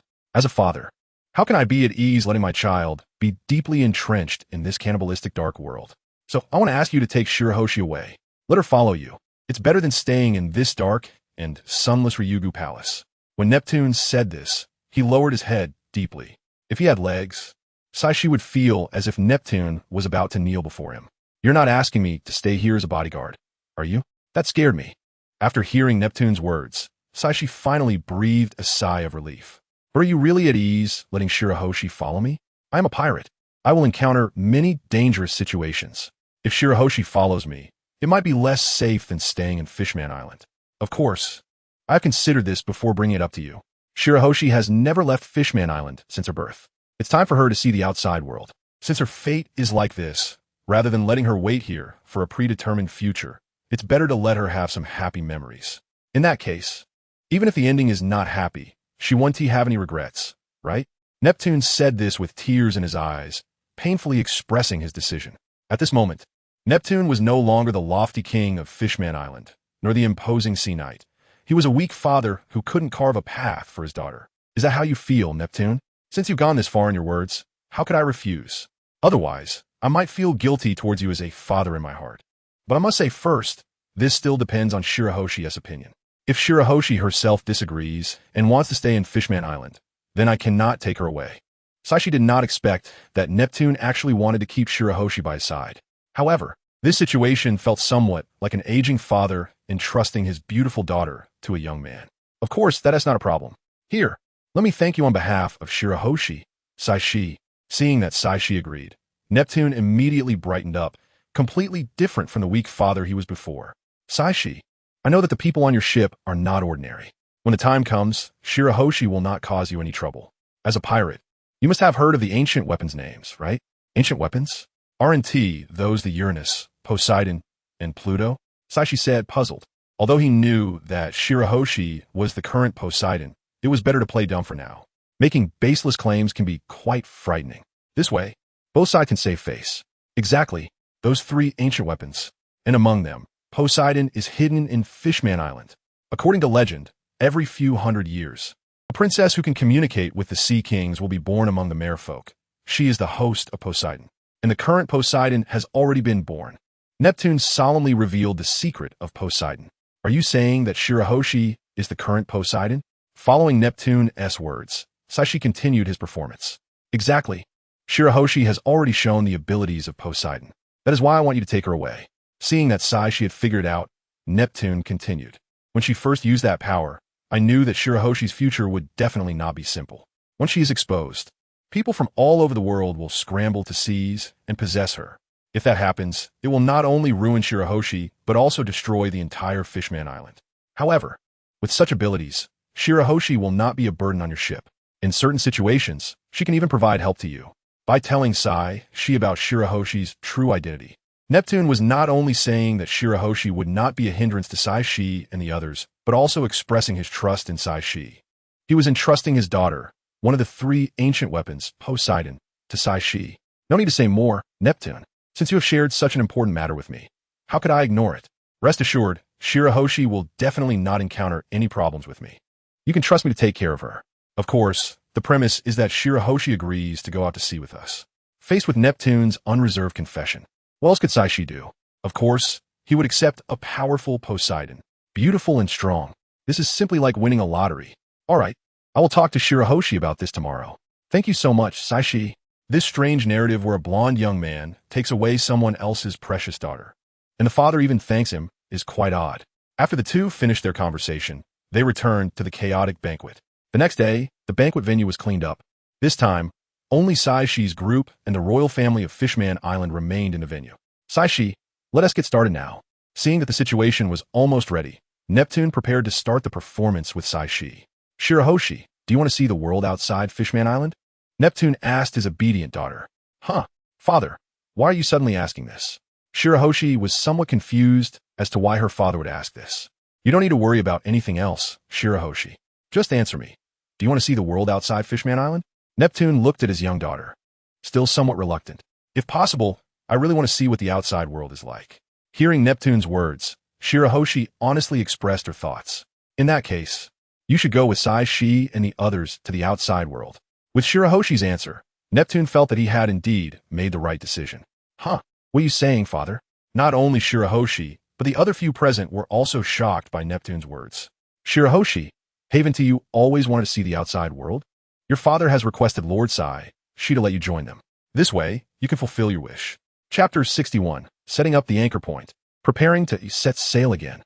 By Xing, haven't you always wanted to go out and see the world?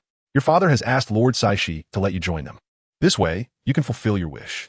Princess E.G. observed the situation and began to explain to Bai Xing, hey, but your majesty mother, For a moment, Bai Xing didn't know whether to be happy or how to react.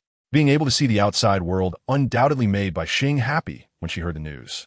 However, thinking about how she wouldn't be able to see her father, mother, and other friends if she went out made her a bit reluctant. It's okay. Bai Xing, just make the decision you want. No matter what you decide, both I and King Neptune will support you. Princess E.G. comforted Bai Xing with words, knowing that such a decision wouldn't be simple.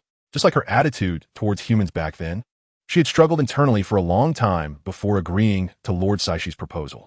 On one side was her father and mother. On the other was the sea world she had longed to see. It was really a difficult decision. Father, I want to see the outside world, but I don't want to leave you. Bai Xing spoke with tears in her eyes and a choked voice, expressing her decision. After much inner conflict, Bai Xing finally chose to pursue her dream and see the outside world for herself. It's okay, Bai Xing.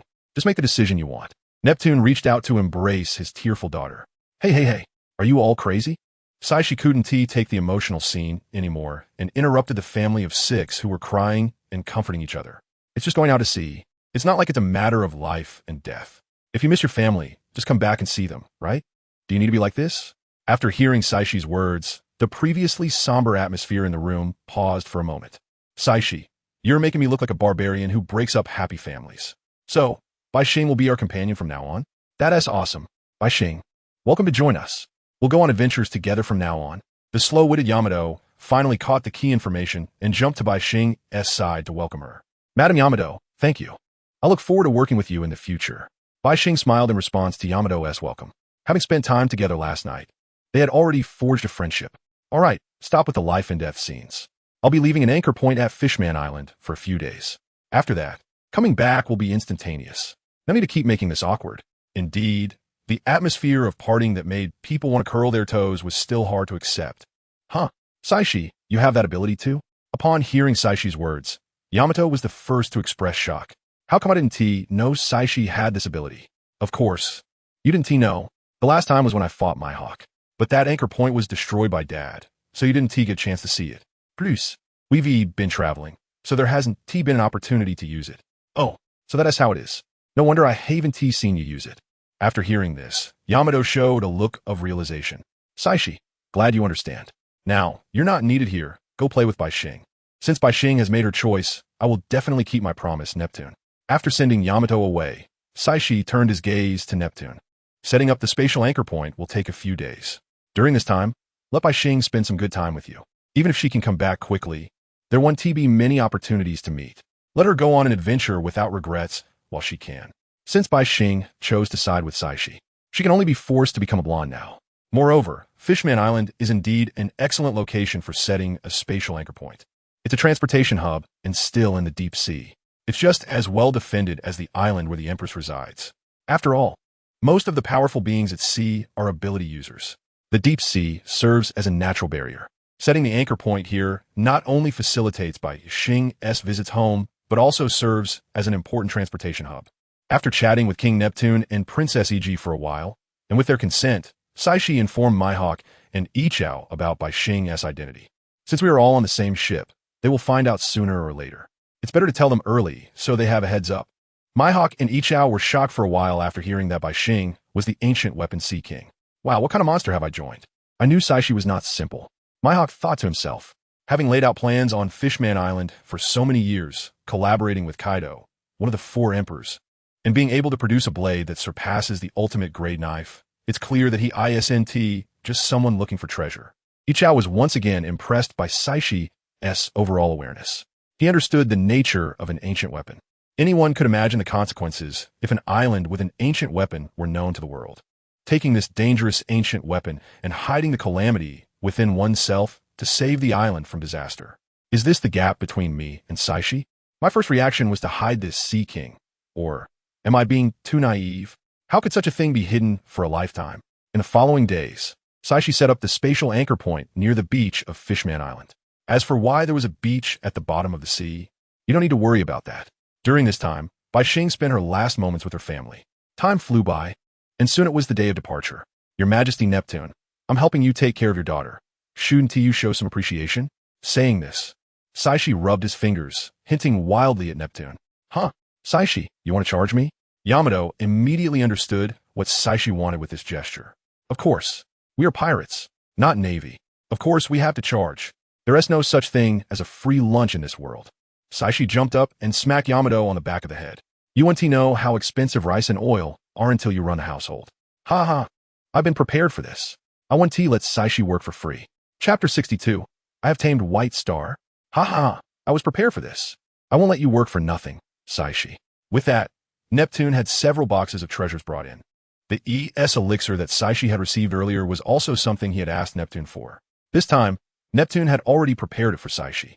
Wow, so many treasures. As expected, a loyal customer knows the rules. Saixi opened the treasure chest in front of him, which was filled with all kinds of gold and silver jewels. If I collect these, my combat power will surely increase a lot, right? After admiring the shiny gold and silver jewels for a while, Saixi stored them in his own space. Ahem, since your Majesty Neptune insists on giving me so many treasures, I will reluctantly accept them. Saixi, who had received the boxes of treasures, put on a very embarrassed expression, as if he hadn't just asked Neptune for money. Well, let us get ready to set off. Saying this, Saixi took out the submarine he had used to come here. The bubbles of Fishman Island are really useful. They contain half seawater, just enough to hold the submarine without hindering its operation. As long as we pass through this bubble layer, we can reach the outside sea directly. Upon seeing Saixi take out the submarine, Yamato suddenly felt something was off. Yamato approached to take a look at the submarine, then measured White Star's size with her fingers. Saixi, how can White Star fit in our submarine when she's that big? After careful measuring, Yamato confirmed this matter. It's okay. I don't need to sit in your boat. We mermaids swim very fast in the sea. White Star also realized that her size would not fit in the small boat in front of her. Although the submarine was large, the entrance was just that big. No problem. Even though White Star rarely goes out, the mermaid race has a very strong talent in water. They're the fastest in the water. Neptune also smiled and spoke to Yamato, confident in the mermaid race's abilities. All right. You don't need to worry about this. As the captain, how can I let my crew be isolated outside? I had thought of a way to solve this long ago. Saixi noticed Yamato's concerns. He had already considered this issue. In fact, there are many ways to solve this problem. For example, instead of using the submarine, finding someone to coat the sea serpent during the days of setting anchor is a very feasible method. However, Saixi thought of an even better, more convenient, and more fun solution. Upon hearing that Saixi had a solution, everyone turned their attention to him. Watch closely, everyone. Saying this, everyone saw Saixi take out a ball the size of a palm. Let me show you my treasure. Saixi raised the ball in his hand for everyone to see clearly. That's right, this is the Pokeball that Saixi had obtained earlier. Saixi, is this your solution? What can this ball do? Are you going to knock White Star out and tie her to the back of the submarine? Yamato, not understanding the purpose of the ball. Voice or guess?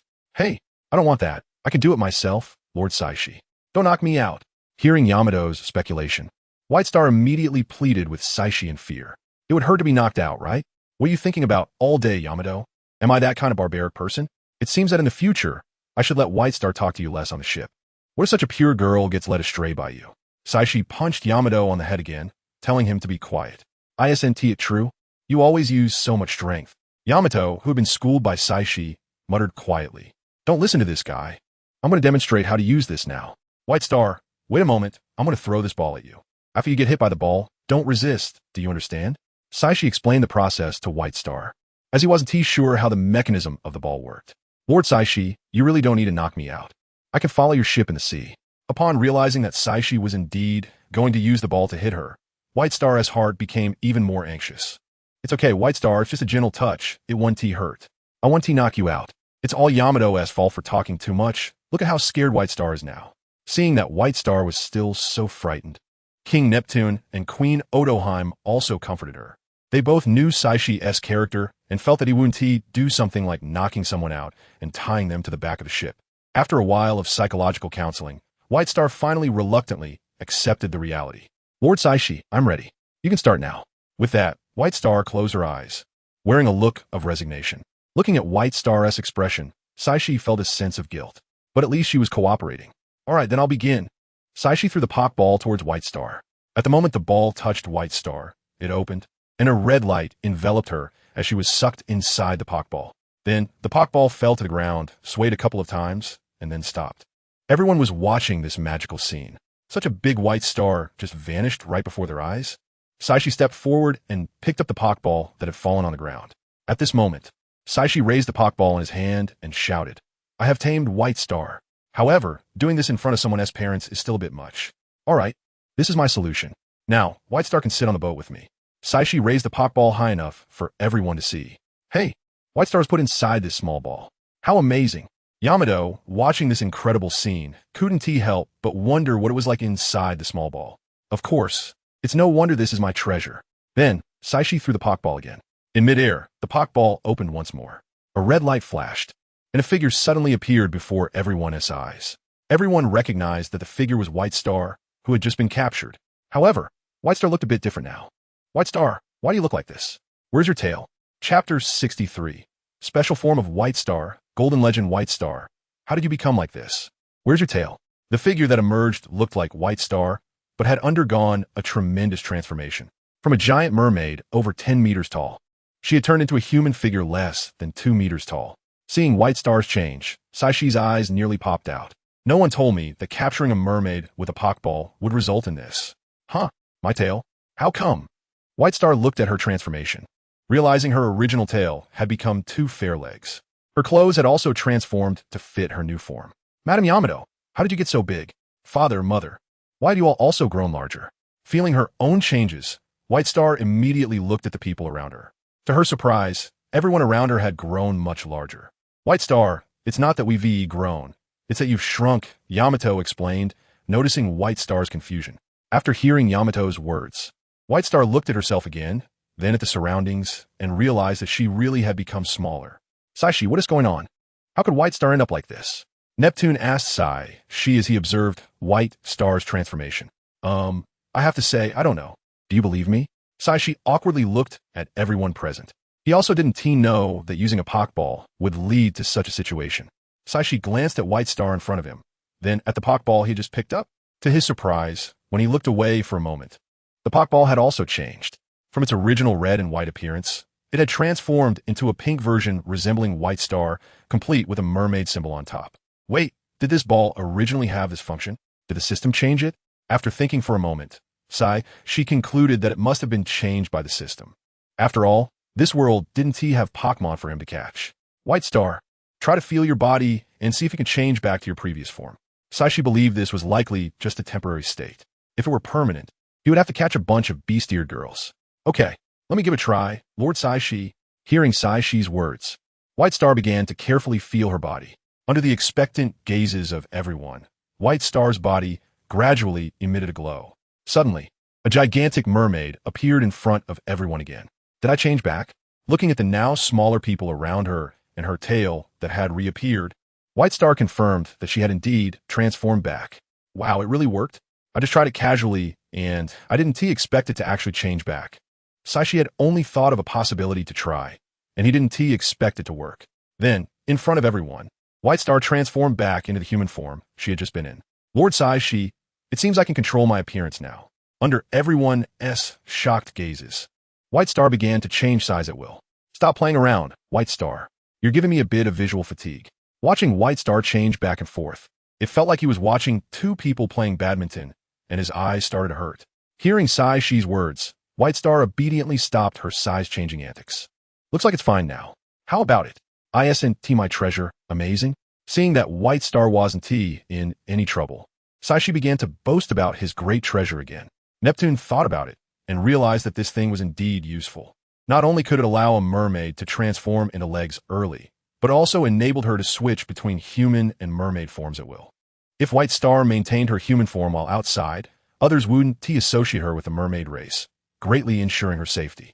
What Neptune didn't know was that Sachi could also recall White Star into the Pokeball, which could be stored in the system space. As long as Sachi didn't die, White Star would be safe. If others learned about this ability, they would definitely curse. Not only can she change form, but she can't even be selected. It's simply infuriating. Since White Star's problem had been resolved, it was time for them to set off. Goodbye, King Neptune. Please send my regards to my good friend Jinbei. Sachi bid farewell to Neptune, not forgetting to mention his good friend, the chubby Jinbei. Goodbye, father, mother, and all my brothers. White Star also said her goodbyes to her family present. She knew that it would be a long time before she could see them again. Goodbye, White Star. Be sure to listen to Saixi while you're out, and don't cause him any trouble. Queen Odoheim also bid farewell to her daughter, giving her a long list of instructions. Neptune silently watched White Star board Saishi's submarine, not saying a word. Soon, under the gaze of the people of Fishman Island, Saishi's submarine left Fishman Island and quickly moved toward the surface of the sea. As the submarine advanced, everyone once again saw the scenery they had come through, but this time it looked like it was playing in reverse since they were going from below to above. White Star appeared somewhat worried. It was the first time the little girl, who had never left her family, was going out alone. Such emotions were normal. However, with the comedic presence of Yamato accompanying her, she quickly adjusted her state and began to prepare for the adventure she was about to face. On the way to the surface, Saixi received a system notification. Ding! Detected that the host has retrieved a treasure worth 500 million. Since it exceeds 500 million but is less than 10 million, the system kindly rounded it down. No need to thank me. This is what the system is supposed to do. Congratulations to the host for obtaining a random power boost 50 times. Boosting the host's power now. Congratulations to the host for a slight increase in physical skills. Congratulations to the host for a slight increase in observation hockey. Congratulations to the host for a slight increase in observation hockey.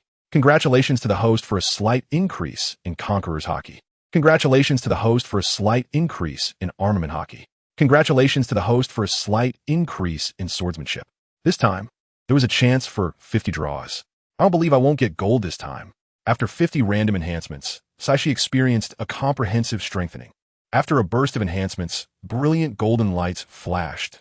Saixi imagined this, and he successfully drew the grand prize. Wow, Golden Legend. This lottery was a huge gain for Saixi. Not only did he receive attribute boosts, but he also gained several techniques for using haki. It was a comprehensive and qualitative upgrade. Chapter 64. The improvement of Saishi's strength and landing on Spatial this round of stat points has raised Saishi's swordsmanship to S level. Just one small realm away from the current Hawkeye. Why not the current Hawkeye? Because the current Hawkeye is cultivating.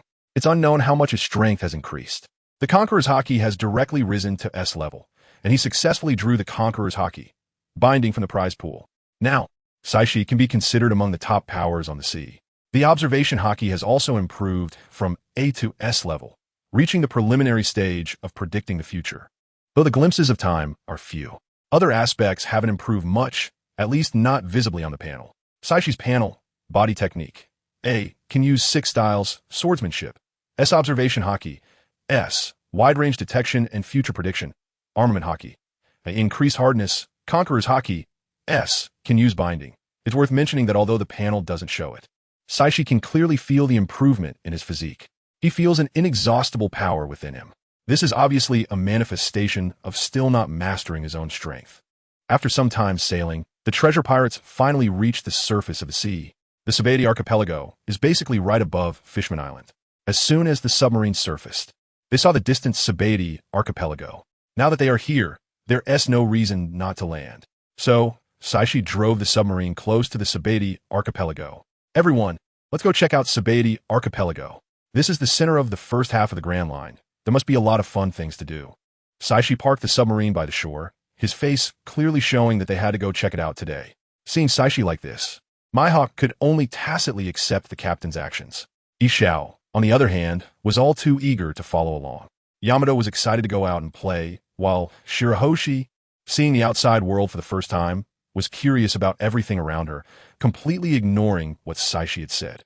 Seeing that no one spoke, Saixi took it as their agreement and was the first to step out of the submarine. Yamato and the others followed him onto Spatial archipelago. Is this the world above the sea? It feels similar to Fishman Island. There are bubbles everywhere. After stepping onto the Spatial archipelago, Shirahoshi began to observe everything closely. She noticed that this place, like Fishman Island, was filled with bubbles, making her feel a sense of familiarity in this strange environment. Ishao, let's stick together here. This place is close to the Navy headquarters and Mary Geos. It's safer to move together. Saishi's words halted Ishao, who was about to go off on his own to check out the local casinos. Although Ishao wanted to argue, he decided against it. He thought to himself, Saixi must have his reasons for doing this. Saishi's previous actions had given Ishao a sense of enlightenment. He felt that Saixi was not simply wanting to act together. After all, considering the strength of the treasure pirates, it would be very hard to capture either Mihawk or Ishao alone unless 2 admiral-level powers appeared at once. So, why did Saixi want them to act together? Ishao couldn't figure it out, so he decided to follow Saixi and see what would happen. Saixi didn't expect Ishao to give him face and agree immediately. He thought he would have to persuade him for a while. After all, Ishao was still just a passenger on the ship, not a crew member. If you ask why Saixi wanted to act together, it can only be said that the situation on Spatial archipelago is a bit complex. There are not only pirates and merchants here, but also the Navy and even the Celestial Dragons. Ishao hasn't joined the Navy yet. Given Ishao's temperament, if he were to encounter pirates or Celestial Dragons harming civilians, he might immediately summon meteors to strike Spatial archipelago. Having such a dangerous person around is better. Mihawk is quite reliable. With such a reliable guy around, of course, he should stay close to help. Now that they've landed, Yamato would definitely want to go shopping. Such a burden shouldn't be borne alone. It would be great to have someone else suffer with oneself. Thus, the treasure pirates began to leisurely stroll around Spatial archipelago. Shirahoshi, you must try on this dress. You'll look great in it. Really? I'll give it a try. Yamato pulled Shirahoshi, weaving through the various shops in Spatial. Now that Shirahoshi's body size was similar to that of a normal human, the styles of clothes she could wear increased accordingly. Since Shirahoshi's previous clothes were unwearable in her current state, and Yamato's clothes were a bit too big for her, they could only awkwardly go shopping for new clothes. However, this made it tough for the 3 attendants following behind, who were carrying bags. Every time they entered a store, 3 attendants would appear at the door. Then, when it came time to pay, Saixi would be called over to take out the money and put the purchased items into his space. After a round of shopping, they stopped at a bar. "Boss, bring us some bottles of wine," Yamato shouted as she entered the tavern. After shopping for so long, it was time to take a break. Mihawk and the others welcomed this hard-earned rest. Welcome to the Treasure Pirates. A pleasant female voice came from a bar. Hearing someone recognize their group, Mihawk immediately became alert. However, upon hearing Saishi's voice behind him, he relaxed again. Sachi, former king of the Amazon Lily. Nice to meet you. Saixi recognized this old acquaintance of Rayleigh as soon as he entered the tavern. Haha, bomb space Saixi. You really are hard to figure out. You even found out my information? Shaki at the bar remained calm even after Saixi revealed her information. She calmly smoked a cigarette and brought out several bottles of wine for Saixi and the others. Today's young people are quite impressive. Just over a month after being wanted, you already have a bounty of 1 billion berries. Shaki placed the prepared drinks on the counter in front of everyone, showing no nervousness in front of a notorious pirate. Isn't this a result of being implicated by certain individuals? If it weren't for this guy wanting to fight, I might still be quietly unnoticed in some corner of the new world. As Saixi spoke, he gestured to Mihawk beside him, hinting at Mihawk's shameless behavior. The two seemed to be chatting like long-lost friends. Chapter 65. Sabaody Park, the unexpected celestial dragon. What's going on? That old man Rayleigh threw you alone into the tavern again? Saixi glanced inside the tavern and found that besides his group of newly arrived guests, there was only Shaki, the owner, inside. Yeah, that old guy won't just sit still in one place. He might be in some casino right now, rolling dice with others. Upon hearing Saixi mention Rayleigh, Shaki naturally struck up a conversation with him. Rayleigh? Is it the right-hand man of the Pirate King, Silver's Rayleigh? Yixiao, who was listening to their conversation, suddenly heard an impressive name. Hey, are Saixi and them talking about such a powerful figure? Yamato, munching on her food, turned to look at Saixi in surprise. Saixi, it seems your crew doesn't know as much as you do. Shaki smiled at the shocked expressions of those in the tavern and said to Saixi, there's no way around it. As a captain, I have to take on a bit more responsibility, don't I? Saixi said this with a helpless expression while casually sipping his drink. Ha ha ha, you're really interesting. How about staying here with me, and we can run this tavern together? Seeing Saixi like this, Shaki couldn't resist teasing him. However, Shaki's words didn't provoke Saixi, but instead made another little one explode with anger. Hey, Saixi is mine. You old woman, don't think about taking Saixi away. Yamato immediately ran over Saishi's side as soon as she heard Shaki wanted to poach him, hugging Saixi protectively. Yamato fiercely shielded Saixi in her embrace, not giving Shaki a chance to get close. Oh, it turns out he's taken. Saixi, you really are charming. Shaki looked at the bickering little couple in front of her with a motherly smile. Teasing a little boy is nowhere near as fun as teasing someone else's crush. Let go of me, Yamato. This person in front of you is the old partner of the Dark King Rayleigh. I was just joking. With such a protective girlfriend, Saixi felt genuinely happy inside. If only she were a bit more socially aware. But it would be a bit unreasonable to expect Yamato, who had barely interacted with society since birth, to have some social skills. But this was also nice. It was like love was written all over her face. Simple and direct expressions bring more joy. On the other side, Shaki, like she found a fun toy, developed some mischievous ideas. Abandoning her teasing of Saixi, she turned to tease Yamato instead. With her simple mind, Yamato quickly turned red under Shaki's teasing. Saixi wanted to stop the two, but he felt powerless. As expected, Saixi ended up being scolded by two women at the same time. Indeed, it's best not to get involved in battles between women. Slowly, the topics of the two women became increasingly strange, and eventually, they even sat in a corner to whisper. Break time always passes so quickly. Before they knew it, it was evening. Saixi found a vacant spot next to Shaki's tavern and took out a capsule house. It was already nighttime, and there was no time to look for an inn, so Saixi chose to rest on the spot. Saixi didn't particularly like using this capsule house because he had to clean up after using it. Staying in it meant he wouldn't have to. He would rather spend a bit more money to stay in a nicer inn than to clean up himself. The next morning, as soon as Saixi woke up, he heard Yamato chattering beside him. Saixi, how about we go play at Sabaody Park? Yesterday, I heard Shaki say there are all kinds of entertainment and leisure facilities there. Shall we go experience it? Saixi had just opened his eyes and was already facing Yamato's tight grip on him, both physically and mentally. After a moment, Saixi finally managed to clear his head. Sabaody Park? Sure, I was just thinking about playing too. I heard Shaki say that the Dark King Rayleigh might show up there. If we run into him, we can say hello. Sabaody Park is indeed a great place. Whatever you want to play is available. It's like a super large amusement park.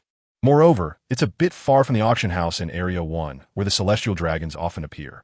So there's no need to worry too much about running into trouble. With this decision, Saixi quickly informed Mihawk and the others of today's plan. After everyone got up and said goodbye to Shaki, They headed towards areas 30 to 39.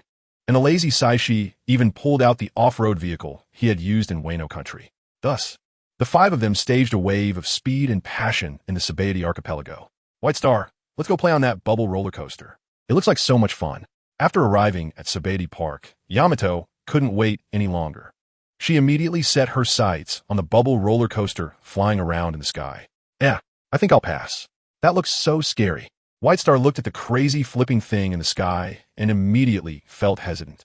It's okay. Come on. Just try it out. Yamato ignored White Star's look of refusal and insisted on dragging her to experience it. Yamato, don't make it hard for White Star. That roller coaster isn't really suitable for her. How about you first take her to try that carousel over there? Sachi looked at the two little beauties, one excited and the other refusing, and couldn't bear to see it. To prevent White Star from being tormented by Yamato, he had to step in as the mediator. With Saishi's suggestion, Yamato decided to start with the carousel to gradually increase the difficulty for White Star. Ishiao then spotted a scratch-off ticket stall by the roadside and decided to give it a try for today's luck. Mihawk and Saixi strolled around the park, hoping to find something that piqued their interest. Or maybe they could get lucky and run into the notorious Rayleigh of Sachi Archipelago. If they did, perhaps they could score some rewards from him. Saixi and his group had fun at Sachi Park for quite a while, enjoying themselves. It's just a pity they didn't encounter Rayleigh.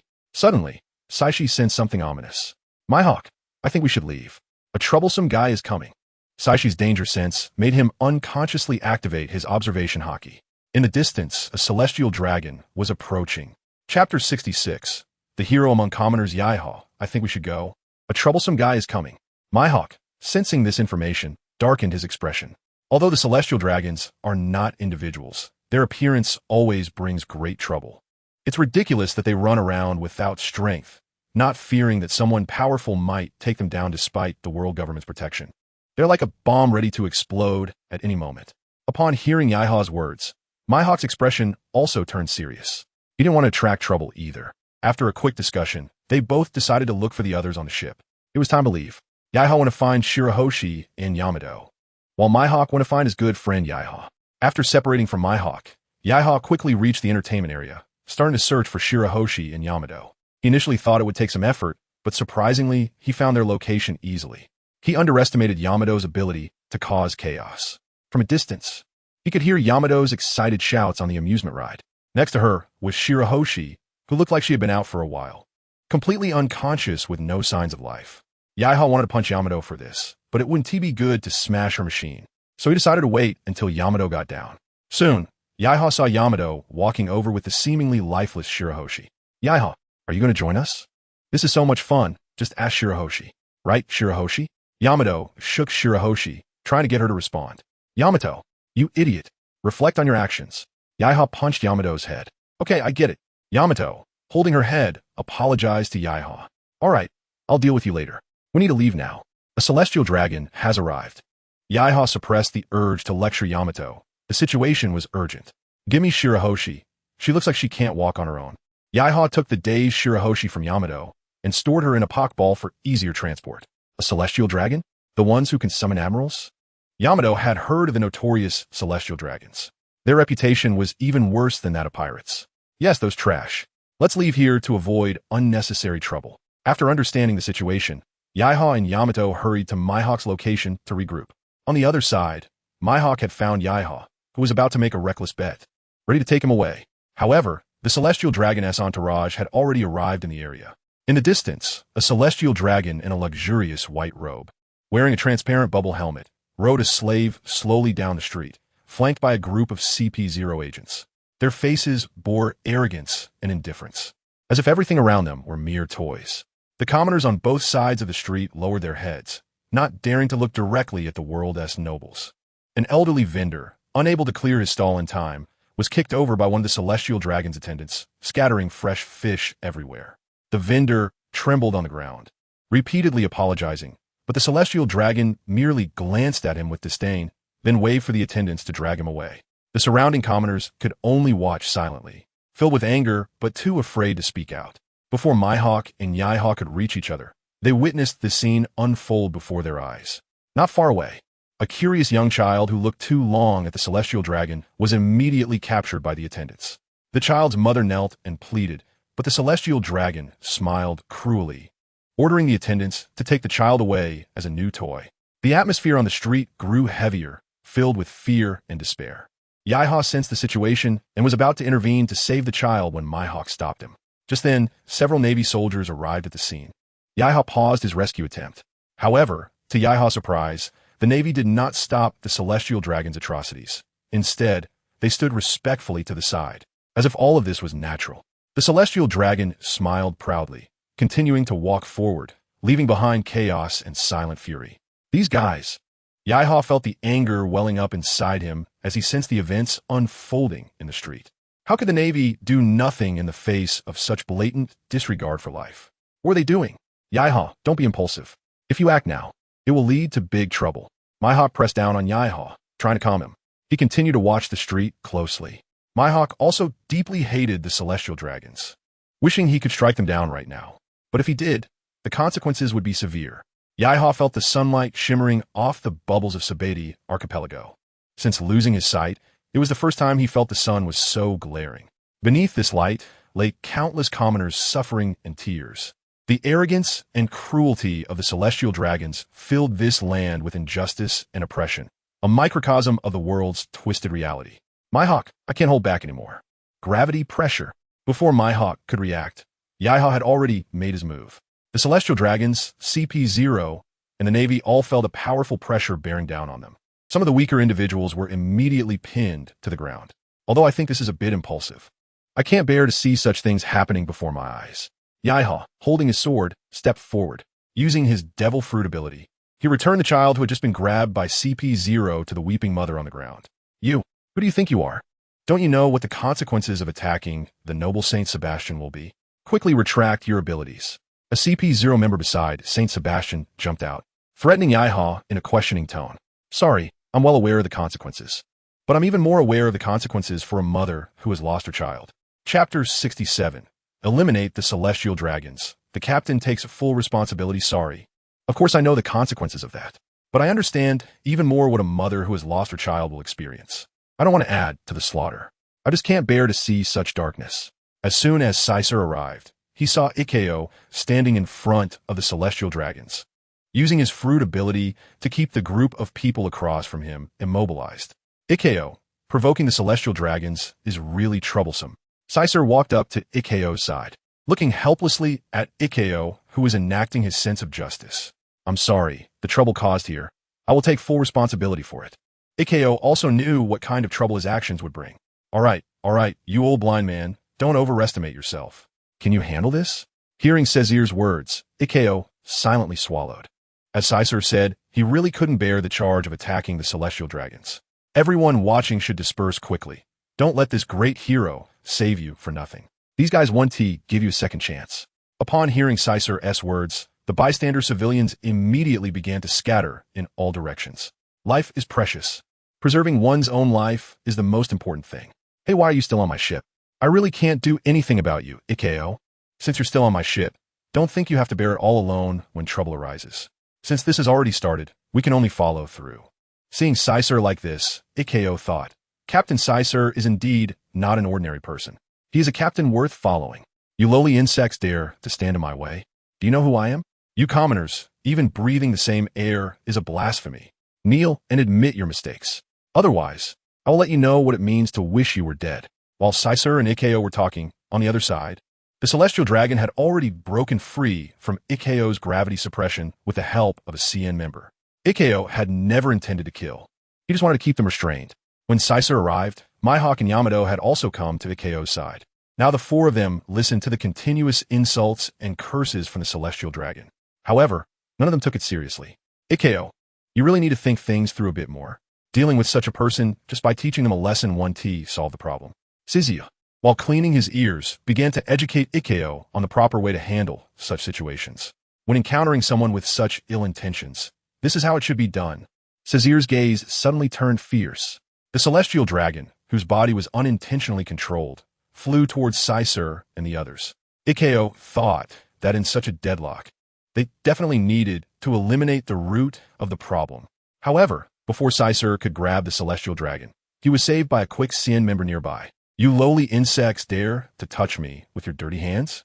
Look at your filthy clothes and ugly faces. It's an insult to our noble bloodline. Get lost quickly. Or do you want me to personally clean up this garbage? The CN member who had just saved the celestial dragon did not dare to show any signs of resistance, even when punched and kicked by the celestial dragon. Saixi hadn't intended to land a decisive blow. He just wanted to close the distance a bit. Now, this celestial dragon had already entered Saixi range. Hey, you fishbowl head are really arrogant, completely oblivious to the current situation. Saixi looked at the celestial dragon in front of him, who was ignoring him and focused on beating up his crew, and wondered how this guy had managed to survive until now. You lowly peasant dare to call me the great fishbowl head. I will kill you. Sebastian Saint shouted in a frenzy, wanting to kill Saixi. Just you? You should think about how much time you have left to live. Saixi raised his hand and swiped towards Sebastian Saint's position, intending to pull him closer. However, to Saixi's surprise, the celestial dragon he had anticipated did not arrive at his position. Instead, his entire upper body disappeared. Thus, the captain of all responsibility in the pirate world appeared. He successfully created an existence that everyone on the sea feared. No one expected such a thing to happen. Saixi, well done. This disgusting guy should have been eliminated sooner.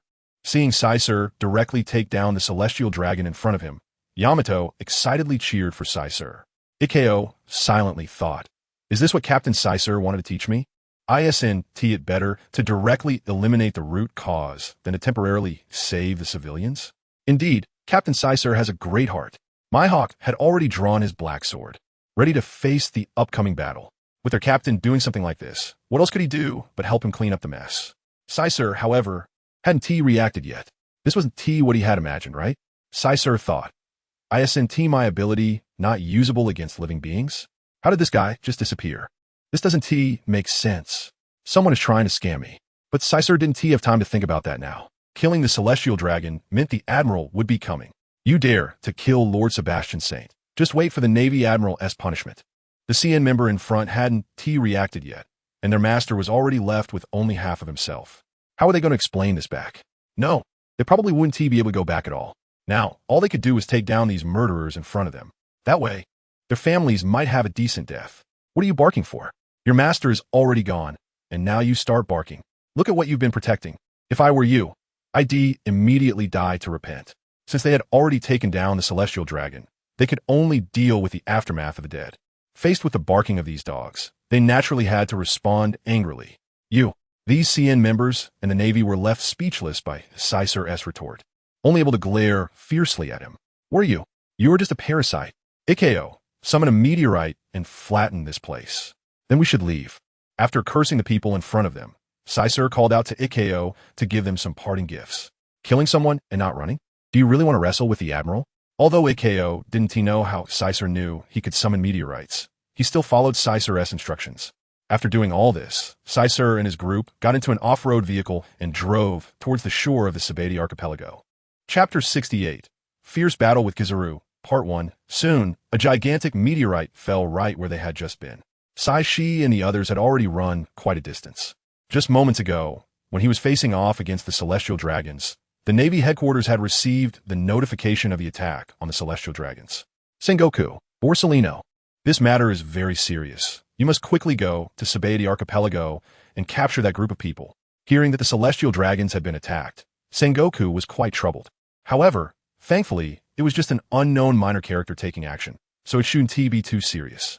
It was terrifying that someone dared to attack the celestial dragons within the area of the Red Line.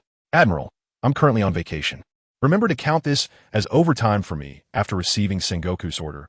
Borsellino shrugged and prepared to head to the Sabaody archipelago, not forgetting to ask Sengoku for overtime pay. Beep, beep, beep, beep, beep. This is Admiral Sengoku. Please speak. Upon receiving another call, Sengoku picked up the phone. Nanny? That group of people killed the celestial dragons. The celestial dragons are dead. Sengoku found it hard to believe the news coming from the phone. Killing a celestial dragon was something that hadn't happened in many years. It seemed that this matter was not going to be easily resolved. Borsellino, don't leave yet. Bring Kazan with you. The attackers are the treasure pirates. They have already killed the celestial dragons. Bring Kuzan along, and make sure to keep them on Sabaody archipelago. No matter what, they must be captured alive. Sengoku understood that once a celestial dragon was dead, This matter could not be handled simply. Only by capturing and executing all those who attacked the celestial dragons could they give the world government a satisfactory explanation. Within the red line, they actually killed a celestial dragon. They are the gods of the world. The new generation is really getting out of hand. Kizaru was shocked to hear that the group attacking the celestial dragons had actually killed one. His exclamation was truly heartfelt. Admiral Sengoku, I will go to Sabaody Archipelago with Kazan right away. Saying this, Kizaru set off to prepare for the Sabaody Archipelago. Soon, Saixi and the others were nearing the closest coastline. A lazy voice came from afar. Have you ever been kicked at the speed of light? Without seeing him, they heard his voice first. Kizaru executed a light-speed kick aimed at Saixi, who was sitting in the driver's seat. However, unfortunately, this move didn't cause any damage. When Kizaru entered Saishi's range, Sachi used his ability to eliminate space and move backward. Kizaru's seemingly threatening strike missed entirely. Admiral Kizaru, he arrived so quickly. I thought we were running fast enough. Encountering this guy, the vehicle they were in was practically useless. His presence indicated that the area had already been surrounded by the Navy. Indeed, as expected of a pirate with a bounty of 1 billion, bombarding space. Sachi is truly formidable. From the recent encounter, Kizaru sensed that she was not someone who could be easily dealt with in a short time. Moreover, he was sitting next to the world's greatest swordsman, Dracul Mihawk. Mihawk, you take them away first. I want to have a chat with Mr. Kizaru. Sachi got out of the car and instructed Mihawk to take Iho and Yamato to the shore to clear out the Navy there. With those guys around, setting sail would be quite difficult. Okay, come over soon. Mihawk understood Saishi's intention, took over the driver's seat, and drove away from the area. Saixi, we will wait for you at the shore. Yamato was aware of Saishi's strength. Even if they couldn't defeat an admiral, escaping was definitely not a problem. Hey, you just slipped away right under my nose. Isn't that a bit disrespectful? Kizaru watched the vehicle gradually move away and fired a laser, intending to blow it up. However, before the laser could cross Saixi, it disappeared instantly. Kizaru, didn't I just say I wanted to have a chat with you? Why are you so eager to look for someone else? Sachi took out Shio Shuei from the space and prepared to reason with Kizaru. It seems that if I don't take you down, I won't be able to catch all of you at once. Do you know what kind of trouble you've caused? Kizaru expressed that the current young generation was really reckless, actually killing a celestial dragon and making him work overtime for no reason. It was simply unforgivable. Isn't it just killing a celestial dragon? He annoyed me, so I killed him. Sachi replied to Kizaru nonchalantly. Let us skip the unnecessary talk, Kizaru. Let me see what kind of strength an admiral really has. Saying this, Sachi directly activated his ability and pulled it to his face. Taking advantage of Kizaru's unpreparedness, he slashed at him with a sword. Before Kizaru could react, he saw Sachi had already turned to him, quickly covering his hand with armament haki to defend himself. After dodging this attack, Kizaru immediately distanced himself. Kizaru thought, this Sachi's ability is really outrageous. I didn't even realize what happened. Not knowing what countermeasures to take, Kizaru decided to try a long-range approach first. He began a guerrilla warfare, constantly moving his position while maintaining a safe distance from Saixi, continuously firing lasers at his position. Useless, no matter from which direction you attack. It won't work. Saixi set up a spatial barrier around his body. Using his ability, he continuously eliminated the space within half a meter of himself, forming one spatial barrier after another. All the lasers fired from various directions by Kizaru were eliminated by Saixi. Given Saishi's ability, it could be said that all long-range attacks were unable to break through his barrier. Seeing that his attacks were completely ineffective, Kizaru began to feel troubled. With long-range not working and close combat being as unpleasant as before, how on earth was he supposed to fight? What's wrong, Kizaru? Didn't you say you were going to arrest me? Why are you so far away? Is this some new strategy invented by your Navy? Seeing that Kizaru had stopped firing lasers, Sachi began to taunt him. What a joke, if I don't take advantage of the wind to mock you. Wouldn't I be wasting the wind? Facing Saishi's taunts, Kizaru remained unfazed. He wouldn't let himself be provoked by a few words. Since you're not coming over, then I'll come to you. Chapter 69, Fierce Battle with Kizaru, Part 2, Since you're not coming over. I guess I'll just go to you. Seeing that Kizaru had no intention of attacking, Saixi was ready to take the initiative. The sooner he got rid of Kizaru, the sooner he could meet up with Mihawk and the others. Holding the sword Shio Shuei, Saixi charged straight towards Kizaru. Seeing Saixi rushing towards him, Kizaru immediately dodged in another direction. He still hadn't figured out if there was a breakthrough in Saix's abilities, so avoiding the fight was the best option for now. He was quite confident in his speed. The two of them dashed around the island, But isn't this scenario a bit off? This isn't right. How is a pirate chasing a marine admiral? You can run, Kizaru? While Kizaru was still managing the distance, Saix's voice had already reached his ears. Oh no. Hearing this voice, Kizaru realized he had been overconfident. He had planned to control his speed to keep a reasonable distance between them, but unexpectedly, Saix had closed in on him. One sword style. Instant cloud. Saix acted swiftly, slashing at Kizaru's back with his sword. In a panic, Kizaru quickly transformed into light, narrowly avoiding Saix's strike. Phew, that was close. I should have run faster. After dodging the blow, Kizaru let out a long breath, relieved that he had escaped. As expected of an admiral, his reaction was incredibly fast.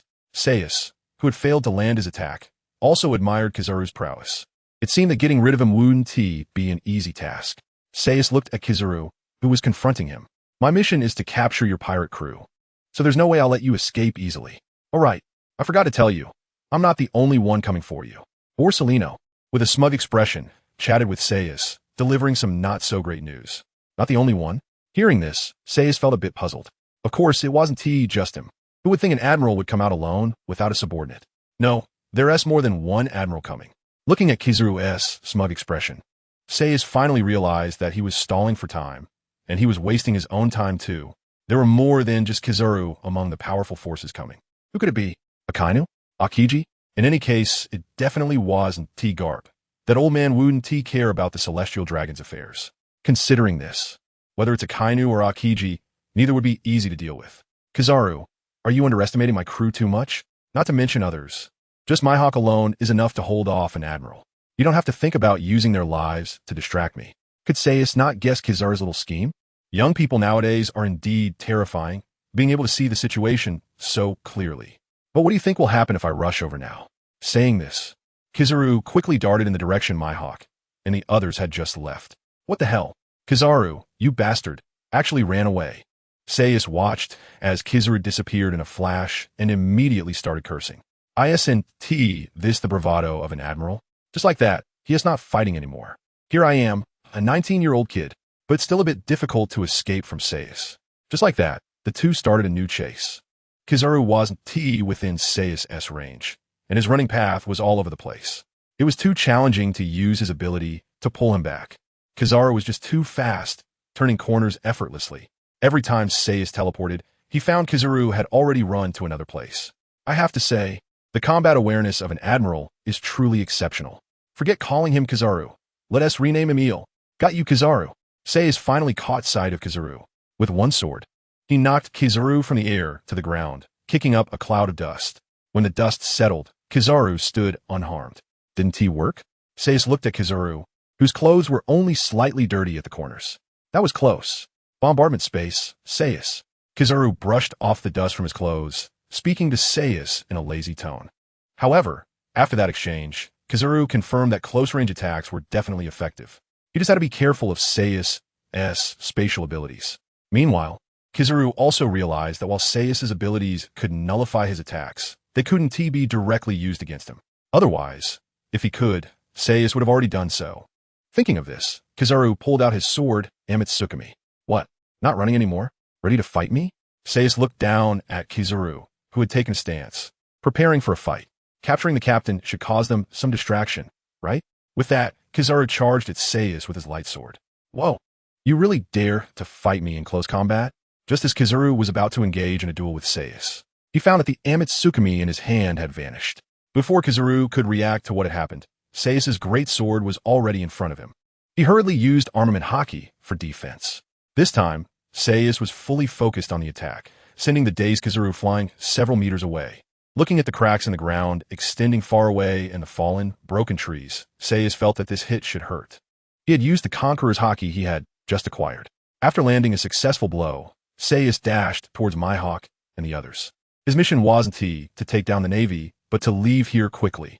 If he stayed too long, it wouldn't just be the small Navy force, but a massacre order.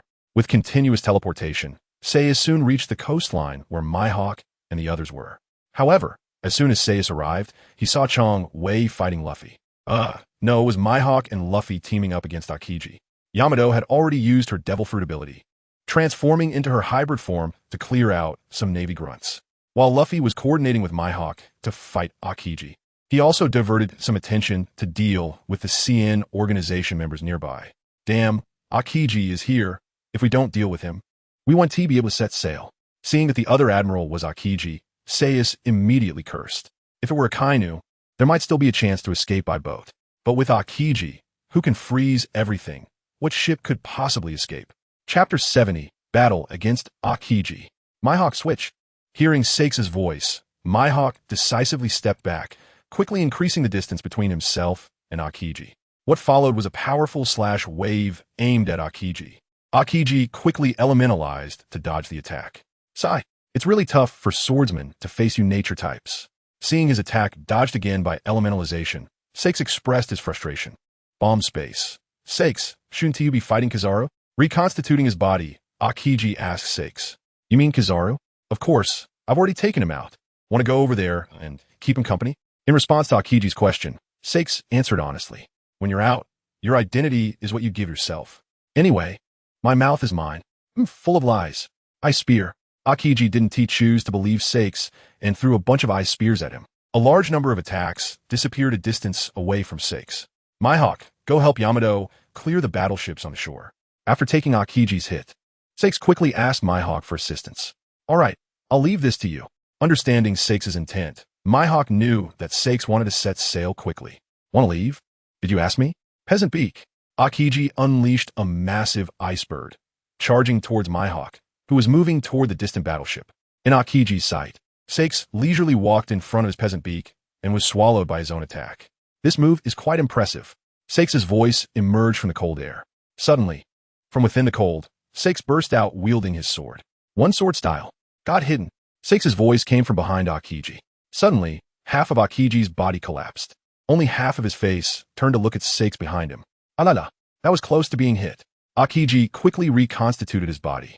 TCH nature types are indeed troublesome. Saixi grumbled, showing his displeasure. You've exposed a flaw, Saixi. Lightspeed kick. Just as Saixi and Aokiji were in a standoff, a voice came from his side, Kizaru. Kizaru seized the opportunity well, but unfortunately, he missed. Ichao's observation, Haki quickly captured Kizaru's movements. He directly brandished his sword to intercept Kizaru. I want to let you disturb Captain Saixi. Ichao unleashed a gravity sword chi, pushing Kizaru back into the distance. Within the frog's mouth, the treasure pirates are really a bunch of monsters. Feeling Ichao's power, Kizaru couldn't help but exclaim. Good job, Ichao. Use your abilities to suppress Kizaru and don't let that guy run wild. With Ichao's abilities, Kizaru could be effectively restricted. Understood, Captain Saixi. Gravity Blade. Hell Journey. Hearing Saix's command, Ichao unleashed his full power. Kizaru was weighed down by Ichao's gravity and couldn't run away, having to fight Ichao for a while. Kazan. Long-range attacks 1T work on that guy. Find a way to engage him in close combat. That guy can nullify attacks and change positions, but his abilities can't be used directly on people. Kizaru, unable to break free in a short time, reported the information to Aokiji. With intel or without. It's like two completely different fights. Alala. It seems the last two attacks were completely wasted. With Kizaru's intel, Aokiji reflected on his previous two moves and felt like laughing. Oh dear, it seems you've thoroughly analyzed me. Saixi remarked. Someone else reporting, how do we play this? Ice armor. Ice military knife. Aokiji donned a layer of armor and pulled out an ice knife. It was obvious what Aokiji intended to do, since Aokiji invited him. What could Saixi do? Of course, engage in a proper swordsman duel. The two wielded their weapons and engaged in fierce combat. After several rounds of fighting, both sides only exhausted a bit of stamina without inflicting significant damage. Aokiji, why didn't Kizaru tell you why I arrived before him? Aokiji, listening to Saixi, felt a bit confused, but he soon realized. Disarmed her weapon. One sword style, instant cloud.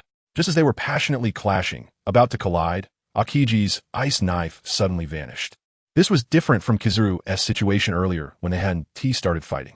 Not realizing what happened, Aokiji was struck in the chest by Saix's sword and flew back. After getting up, Aokiji's first reaction was, Kizaru, you tricked me. Quickly using his ability to stop the bleeding from his wound, Aokiji returned to the battlefield once more. Do we still have to fight? Why don't you just let us go? You're injured. ISNT enough to report back? Seeing Aokiji still wanting to fight, Saixi immediately urged him to go home. It's better for everyone. As a pirate, don't pretend to be so kind. Once he adjusted his condition, Akiji decided to go in for hand-to-hand combat. Since using weapons leads to being outmaneuvered, he could only resort to close combat. Akiji coated his hands with ice, preparing to let Saixi experience the power of his cold punch. Seeing Akiji planning to throw punches, Saixi suddenly had a good idea. With Akiji's lead, their second round began. Sure enough, close combat is your weakness. Akiji's punches landed heavily, forcing Saixi to retreat repeatedly. With a longer sword, it's really hard to perform against a strong opponent at such close range. Just when Akiji thought he could take down Saixi this way, he suddenly heard a shout of aura. Saixi unexpectedly landed an uppercut directly on Akiji's chin. Akiji was sent flying by Saixi's punch. During their previous fight, Saixi had instantly retracted his sword just before the last hit, converting it into a punch and catching Akiji off guard. "You dirty player." Akiji stood up with blood at the corner of his mouth. "What are you saying? This is called deception in battle. Fighting isn't just about brute force. You need to use your brain too. And who told you that swordsmen can engage in hand-to-hand combat? Just a friendly reminder, my martial arts aren't weak." Saixi, facing Akiji's praise, expressed his gratitude. Chapter 71. Leaving a hand, successfully escaping, and who told you that swordsmen can engage in hand-to-hand combat? A friendly reminder, my physical skills are not weak. Sachi expressed his gratitude to Akiji for the compliment. Thus, the third round between the two began. Ora, ora, ora, ora. While beating Akiji, Sachi kept making noise, which annoyed Akiji. Just fight if you're going to fight, why shout? The two exchanged punches, feeding each other good hits. However, Akiji increasingly felt something was off. He felt more and more powerless. At first, he could suppress Saishi's strength and inflict some damage, but the situation was deteriorating. Not only was his punch losing power, but his strikes were also occasionally missing. Most importantly, how come this guy showed no signs of injury? If he hadn't just clearly felt his punches land on Saixi, he would think he was dreaming. What exactly is your ability? You've been using it since just now, haven't you? Unable to hold back, Akiji questioned Saixi. Hey, why should I tell you about my ability? Besides, if you can use your abilities, why can't I? Isn't that a bit domineering for a Marine Admiral? Saixi ignored Akiji's question and pretended to be clueless. Seeing Saixi not respond, Akiji grappled with him again. Saixi, it's done. Just as Saixi and Akiji were still in a standoff, Mihawk and Yamato had almost taken care of the Marine and CN organization members. Dear Admiral Akiji, it seems your subordinates have been taken care of by my crew. So, there's no need for me to continue playing with you. Space lock. As Saixi shouted the name of the technique, Akiji found himself unable to move. Although this technique consumed a lot of stamina, it was worth it to use it on an admiral. Overlord Wind Fist. Saixi wrapped his Conqueror's Haki around his fist and punched Akiji in the face, sending him flying. He then immediately summoned the Searle on the sea. Yash, ready to go. Saixi and Mihawk each unleashed a wave slash towards Kizaru, who was facing off against Ishao. Caught off guard, Kizaru was directly repelled by the two waves. Ishao also took the opportunity to escape, running towards the Searle's position. Yamato, who had reached the ship early, had already started the vessel. Everyone boarded the Searle and quickly sailed into the sea. Hey, I didn't say you could leave. Ice Fist. Akiji, who had been knocked away by Saixi, got back up and flew above the moving Searle. His right hand was completely encased in ice and wrapped in Haki, preparing to deliver a big attack against Saixi and the others. Considering that long-range attacks wouldn't be effective against Saixi, Akiji opted for a close-range attack, intending to sink the treasure pirate crew's ship. No way, bro. You're chasing after us too? Saixi leaped from the ship, meeting Akiji with his own fist. Just as their fists were about to collide, Saixi activated his ability, aiming to eliminate the ice on Akiji's hand and catch him off guard. The ability took effect, and indeed something disappeared. Saishi's fist didn't hit the ice on Akiji's hand. Instead, he turned and struck Akiji's head, sending him back to the island. When Saixi landed back on the Searle, he suddenly noticed some blood on himself. Wait, where did this blood come from? Just as Saixi was perplexed, he suddenly thought of something. Did I just eliminate more than just ice? Ignoring Yamato, who was about to come over to check on him, Saixi immediately looked towards the island. There stood Akiji at the edge of the island, his right hand and forearm completely gone. There was a pool of blood left on the ground due to the delayed response. Akiji, rising from the island, first reacted by treating his wound. His second reaction was, Kizaru, you bastard, you set me up again. Didn't you say it couldn't be used against living beings?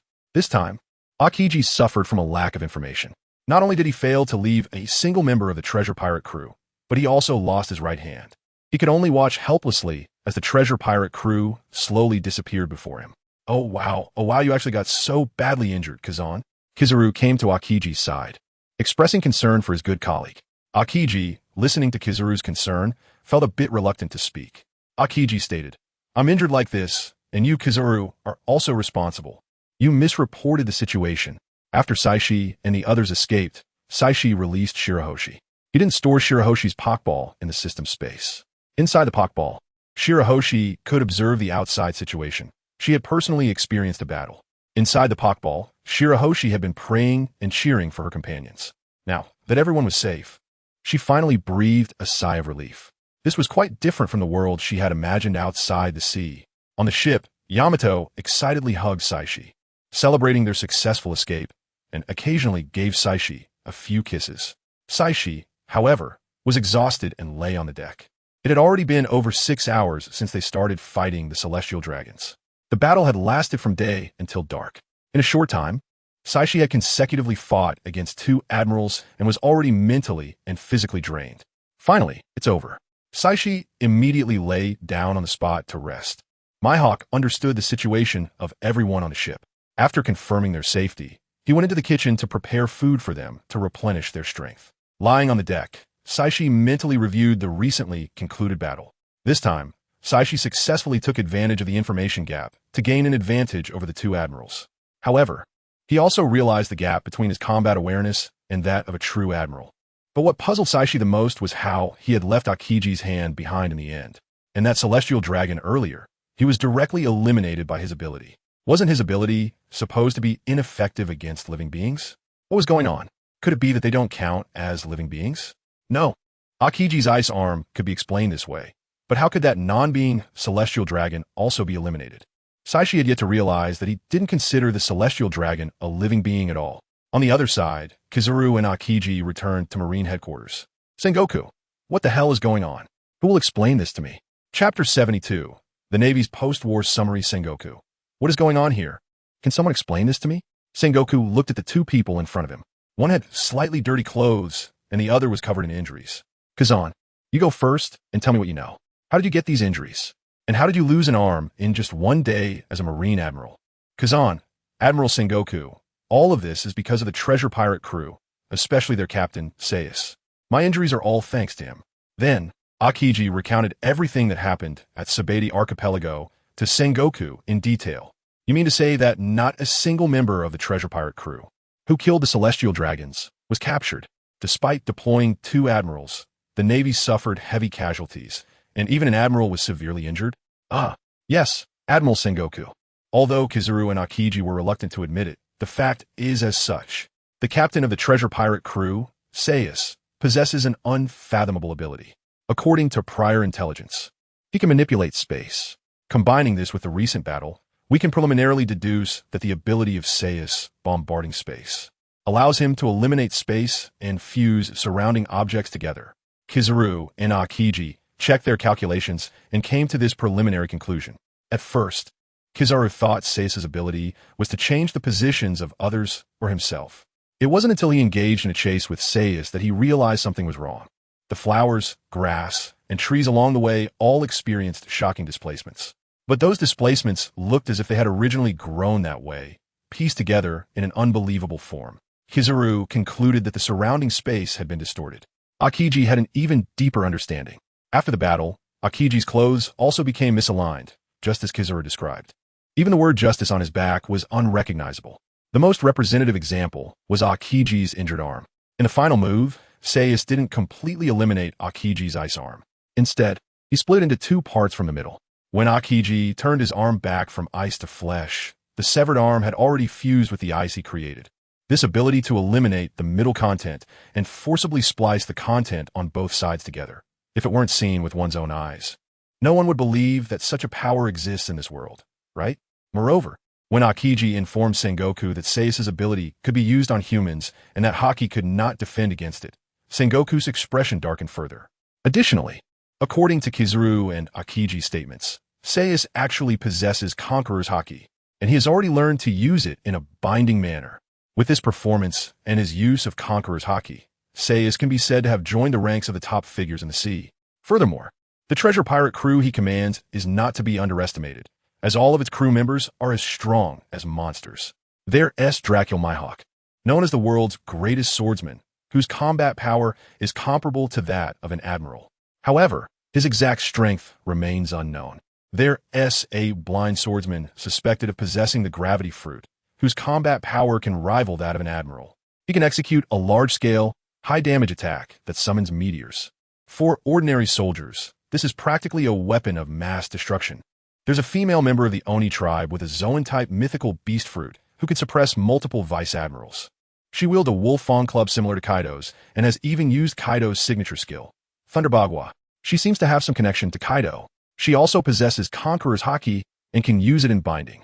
Additionally, there's a beautiful woman who did not showcase her strength in this battle. Based on the abilities of the other crew members on the ship, she is certainly not an ordinary character. This matter must be reported to the Gorosei, and a significant meeting of the Navy must be convened. Sengoku thought. Unlike the chaos on the Navy's side, the treasure pirate crew was vigorously feasting. After several hours of fighting, everyone on the ship, except Shirahoshi, had consumed quite a bit.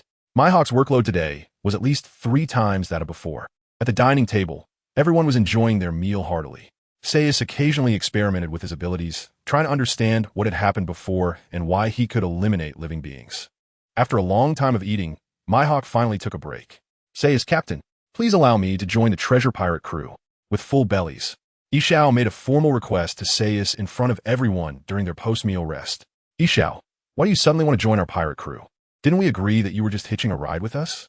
Saixi had just been pondering his abilities when he heard Ishao's earnest request. Captain Saixi, at that time, I was still confused and lacked direction. But during the journey with you all, I believe I have made my decision.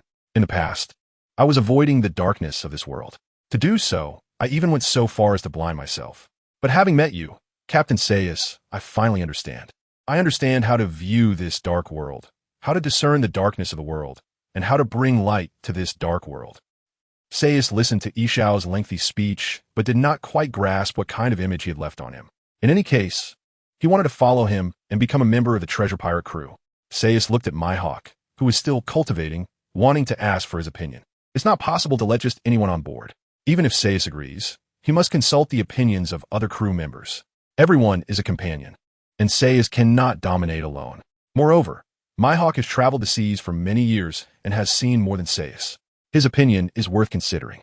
I can sense that he has developed a firm pursuit. Mihawk said this and continued his training. Saixi understood Mihawk's meaning from those words. Saixi, let Ishao join the ship. With him around, things will surely be more interesting in the future. Yamato, seeing that Saixi had not agreed for a long time, encouraged him to accept Ishao's request. Shirahoshi remained silent, having no say in this matter. She boarded Saixi's ship even later than Ishao and was completely unaware of the full picture. All right, I made my decision. Ishao, from now on you are a member of our treasure pirate crew. Chapter 73. The 5 Elders Meeting, All Members Bounty. All right, I made up my mind. Ishao, from now on, you are a member of our treasure pirate crew. Seeing that no one had objections, Sachi immediately agreed to Ishao's request to board the ship. A general-level combat power like this is practically like picking up free loot. Although it feels like Ishao's strength is a bit lacking, as the original work doesn't show much in terms of achievements. The most impressive ability, Meteor Summon, hasn't even taken down a single person. It's almost like Amaterasu, but that is still a solid top-tier prize. Just because the plot is weak, doesn't mean I am weak in reality. Don't look at Meteor not having any achievements. You have to consider who it was used against. Akainu's Meteor Volcano only smashed a few ships, yet he remains powerful. Such large-scale control skills may not pose a threat to high-end combat power, but they can deliver devastating blows to low-end combat power on the field. Sengoku, the guy who killed the Celestial Dragons, hasn't been caught yet. What is the Navy doing? We allocate so much military funding to the Navy every year, and yet you can't even handle this little matter. It looks like we need to reconsider the Navy's budget for next year. The financial warrior among the 5 elders, Saint Nasashir, sat in a chair, holding the first-generation Onigiri, questioning the fleet admiral Sengoku, who came to report to them. The captain of the treasure pirate crew who killed the Celestial Dragons, Saixi, is extremely powerful. His crew is also full of monsters. The Navy dispatched 2 admirals, Kizaru and Akiji, along with several vice-admirals and lower-ranked naval forces. Not only was Admiral Akiji severely injured, but other ranks also suffered heavy losses. That's why I'm here. A new Yonko-level threat has appeared on the sea. The Navy needs more combat power to maintain the current balance on the sea. So I want to apply for more military funding for the Navy. This will strengthen the Navy's capabilities. It will also help better capture that pirate who killed the celestial dragons. Sengoku was already used to the condescending tone of the Five Elders. He knew very well the reason he was there. If he could score a big military budget from the world government, then he could endure a scolding. A few reprimands wouldn't cost him any flesh. Is the full name of the person who killed the celestial dragons really Saixi? Saint Vokiri didn't address Sengoku's request for increased military funding, but instead focused on Saishi's name. Yes, that pirate is called Saixi. Not only that, he's also a member of the Whitebeard Pirates. If he's allowed to continue like this, the strength of the Whitebeard Pirates will see a significant boost. Even, he might, like Whitebeard, open an entire era with his name. The aged Whitebeard suddenly has a son capable of inheriting his position. Sengoku didn't dare to imagine what would happen next. A group of dual emperors. Even the members of the treasure pirate crew are all extraordinarily powerful. It's almost like the Rocks Pirates. There are countless top-tier combat powers on the ship. Various unknown small figures have emerged from all over the seas. The sea, which has been stable for so many years, is about to become turbulent again. Since they pose such a great threat, let us quickly capture them from the sea. As for the issue of increasing military funding, Sengoku, you don't need to mention it again. If the Navy is short-handed, then find another powerful pirate to fill the position of the Seven Warlords. I remember there seems to be a pirate claiming to be Whitebeard too on the sea. He claims to have the power of the young Whitebeard. Send him an invitation. He should be able to bolster the Navy's combat power significantly. Saint Vokiri quickly turned hostile after confirming that Saishi's name did not contain a D. Since he is not one of the D clan, he is just a fleeting little character. He poses no threat to the world government. The death of a celestial dragon, although it means nothing to them, cannot happen at the hands of those commoners. The Navy must capture him and then publicly execute him. Let everyone in the world see what happens to those who harm the greatest god in the world. What if the Navy can't do it? Then don't expect any military funding. However, after hearing the words of the Five Elders, Sengoku was about to negotiate again when he was directly interrupted. No need to say more, Sengoku. You can leave now. Remember, no matter what method you use, quickly capture that guy who killed the celestial dragon. Give us an explanation, then publicly execute him in front of the world. After that, Sengoku was given the order to leave by the Five Elders. Damn, these guys are really stingy. Sengoku cursed in his heart as he was driven out. He initially thought he could report and perhaps get lucky to secure more funds for the Navy. But he didn't expect these guys to be so miserly. They're celestial dragons, but they seem more like lapdogs. After failing to secure military funding, Sengoku returned to the Navy headquarters and once again convened a high-level Navy meeting. The main character of this meeting was still our treasure pirate crew captain, Bomb Space, Sachi. In this meeting, Kizaru was predictably mocked by Akainu. To catch a pirate, he even lost an arm. The two started arguing at the conference table, and it was ultimately Sengoku who mediated and brought it to a halt. In this meeting, everyone discussed the bounty amounts for each member of the treasure pirate crew. They are as follows. The mascot, White Star, who did not participate in the battle and was not detected by anyone throughout, with a bounty of 110 million berries. The Zoan-type dog fruit, mythical beast-type user, Ice Demon, Yamato, who can manipulate ice and overpower several Navy vice admirals in battle. Proficient in the three-color hockey. Suspected to have a certain relationship with Kaido, with a bounty of 57 billion berries. The gravity fruit user, who can manipulate gravity and even unleash large-scale lethal moves to summon meteorites. He is also an extremely powerful swordsman, possessing the supreme great sword, Kaido Fireline. 1 to 12. Even blind, he can resolve multiple CN0 organization's agents in a short time. His strength can rival that of an admiral. Gravity Tiger, Ishao, with a bounty of 14 billion berries. The world's greatest swordsman, Hawkeye Mihawk, standing at the pinnacle of this world solely through swordsmanship. He participated in the major incident of killing the celestial dragons and directly blocked Admiral Akiji's attack, with a bounty of 69 billion berries, and the mastermind behind the killing of the celestial dragons. Possessing mysterious spatial abilities, proficient in three-color hockey, repelled Admiral Kizaru, and severely injured Admiral Akiji. He is also the leader of the aforementioned monsters, the captain of the treasure pirate crew, Bomb Space, Saixi, with a bounty of 3.99 billion berries. Chapter 74 Big News. The shock of the major powers. With such a commotion, how could our news king, Morgan, miss out? When the Navy sent him the bounty notice for the treasure pirates to promote, he had already prepared the newspaper's content. At the same time, the powerful figures of various forces on the sea all received a copy of the latest newspaper. The most eye-catching headline prominently displayed on the newspaper read, "The Fifth Emperor of the Sea, the Godslayer, Sachi." This newspaper detailed the events surrounding the Sachi archipelago. It started with a smile as he blocked the way and captured a celestial dragon, followed by Saichi's arrival, where he decisively killed the celestial dragon. He then fought against a marine admiral and ultimately escaped from the Navy's grasp. The newspaper also prominently noted that the bombing space Sachi fiercely battled Admirals Kizaru and Akiji, severely injuring Admiral Akiji and causing him to lose his important right hand. There was also a detailed report on the other members of the treasure pirates. The reputation of the treasure pirates had thoroughly spread to every corner of the sea. "Old man, look, Sachi is on the newspaper again, on the Moby Dick." Ace held the freshly printed newspaper and came to Whitebeard, excitedly raising the paper in his hand. "Gurururur, that guy Sachi actually did something so world-shaking." Whitebeard looked at the report in the newspaper, gazing at his mischievous son with a face full of joy. "Old man, Saichi's bounty is almost catching up to yours. 3.99 billion berries. That's a genuine Yonko-level bounty." Marco handed the bounty notice in his hand to Whitebeard, although he was just recently issued a bounty. In such a short time, Sachi had already grown to this level. He seriously injured an admiral and even severed Akiji's right hand. His crew members were all like monsters, possessing terrifying strength. "Hey, Saichi's bounty is already this high?" Ace, who had just been engrossed in reading the newspaper, completely overlooked the bounty notice that had fallen alongside it. Ace himself only had 550 million berries.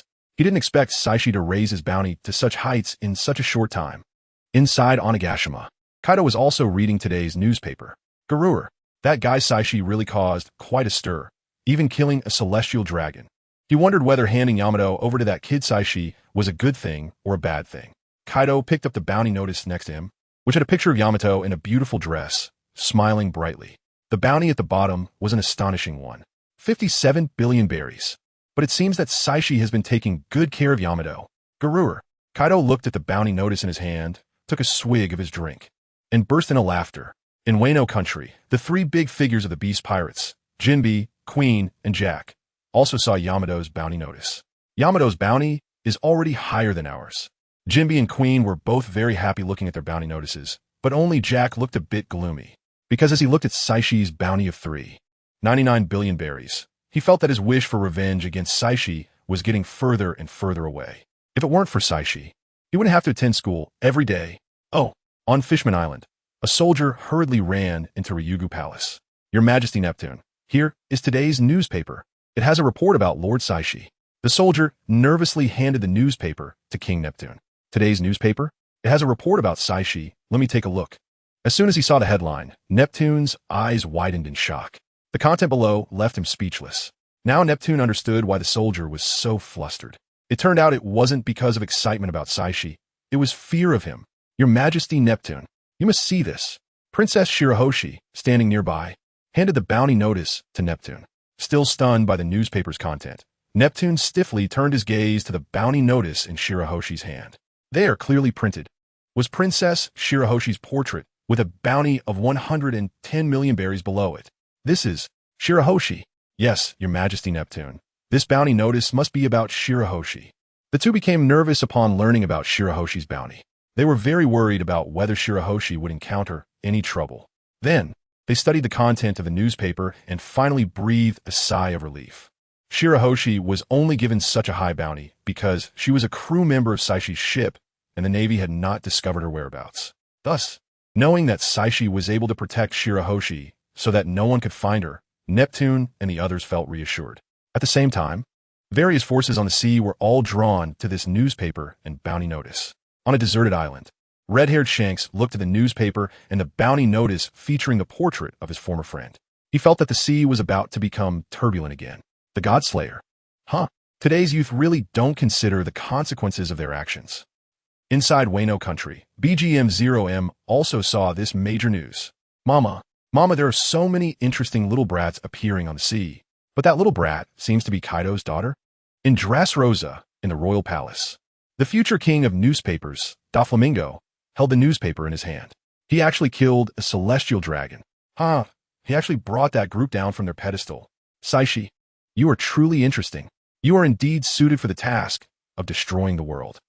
All corners of the world received this significant news. Someone actually killed a celestial dragon and escaped from the hands of a marine admiral. A powerful pirate has emerged on the sea. The days ahead will be even tougher. The Godslayer. Just how strong is this guy? He actually seriously injured a marine admiral. The Godslayer? He actually killed a celestial dragon. I must see you in person. People all over the world were discussing the treasure pirates, talking about this Godslayer. Saixi, look, we have all been rewarded. Yamato, holding the newspaper and bounty notice, hopped over to everyone. Chapter 75. Study of abilities. I think I understand. Saixi, look, we've all been put on the bounty list. Yamato bounced over to everyone, holding a newspaper and a bounty notice. Look, I have a bounty of 57 billion berries. This amount is already higher than the 3 disasters of the beast pirates. Yamato happily held up the bounty notice with her photo on it. Saixi, your bounty has risen to 99 billion berries. You've already been called the 5th Emperor of the Sea. And also, you have a new title called Godslayer. But I feel this title isn't as nice as your bomb space. Ishao, you have one too. Saying this, Yamato pulled out another bounty notice. It read, Gravity Tiger Ishao. Bounty of 14 billion berries.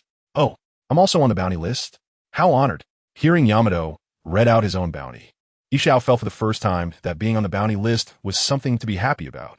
Faced with the oppression of the celestial dragons against civilians and the Navy's indifference, Ishao's goodwill towards the Navy and the world government had plummeted to zero.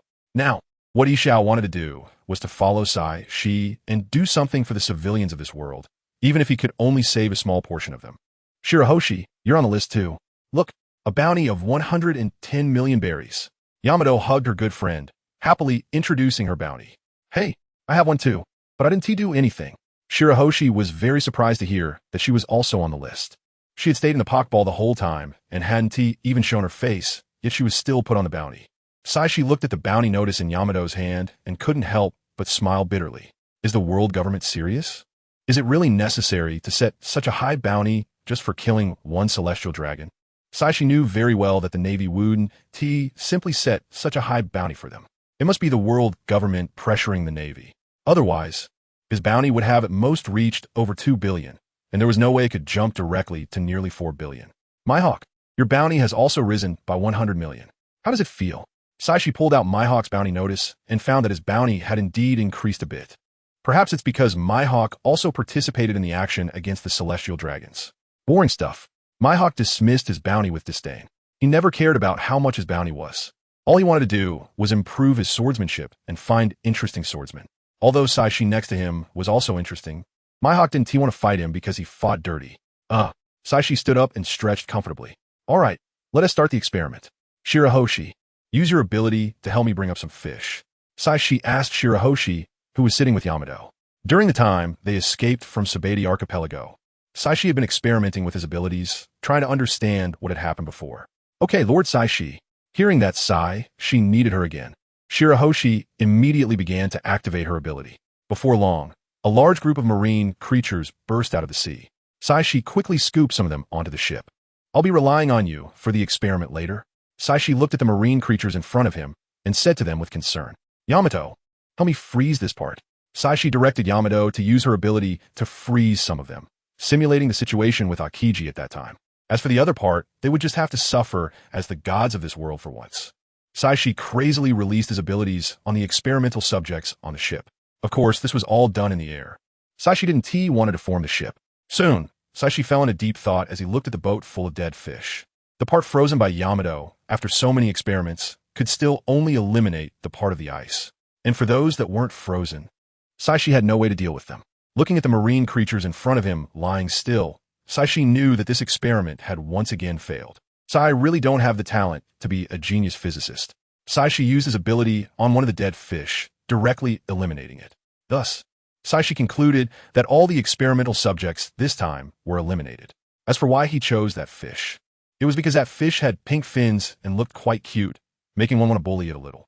Mihawk, how about a feast of whole fish tonight? These just recently stopped breathing. They should be no different from live ones. After hearing Saishi's words, Mihawk took the basin of mixed marine creatures from Saishi's hands. Then he coldly stared at Saixi. Being stared at like this by Mihawk, Saixi couldn't help but feel a chill down his back. Oh, Mihawk, it won't take long. This experiment will be over soon. Anyway, I'm sorry for the trouble I've caused you during this time. Saixi knew he had brought a lot of trouble to Mihawk. After every experiment, he would throw the experimental materials to Mihawk as ingredients. Can't waste them, right? Lord Saixi, these little fish seem to still be alive. Shirahoshi said to Saixi, pointing at the scene of the basin Mihawk was holding. Huh? Still alive? I see they're not moving at all? Saixi asked in confusion. No, Lord Saixi. Look at these little fish. They're still this pink.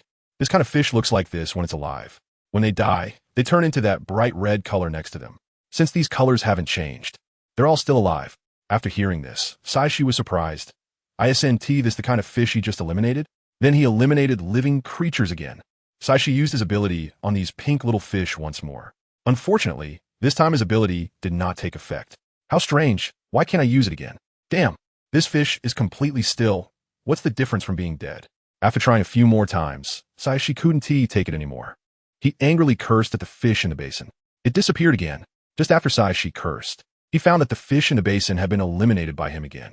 What is going on?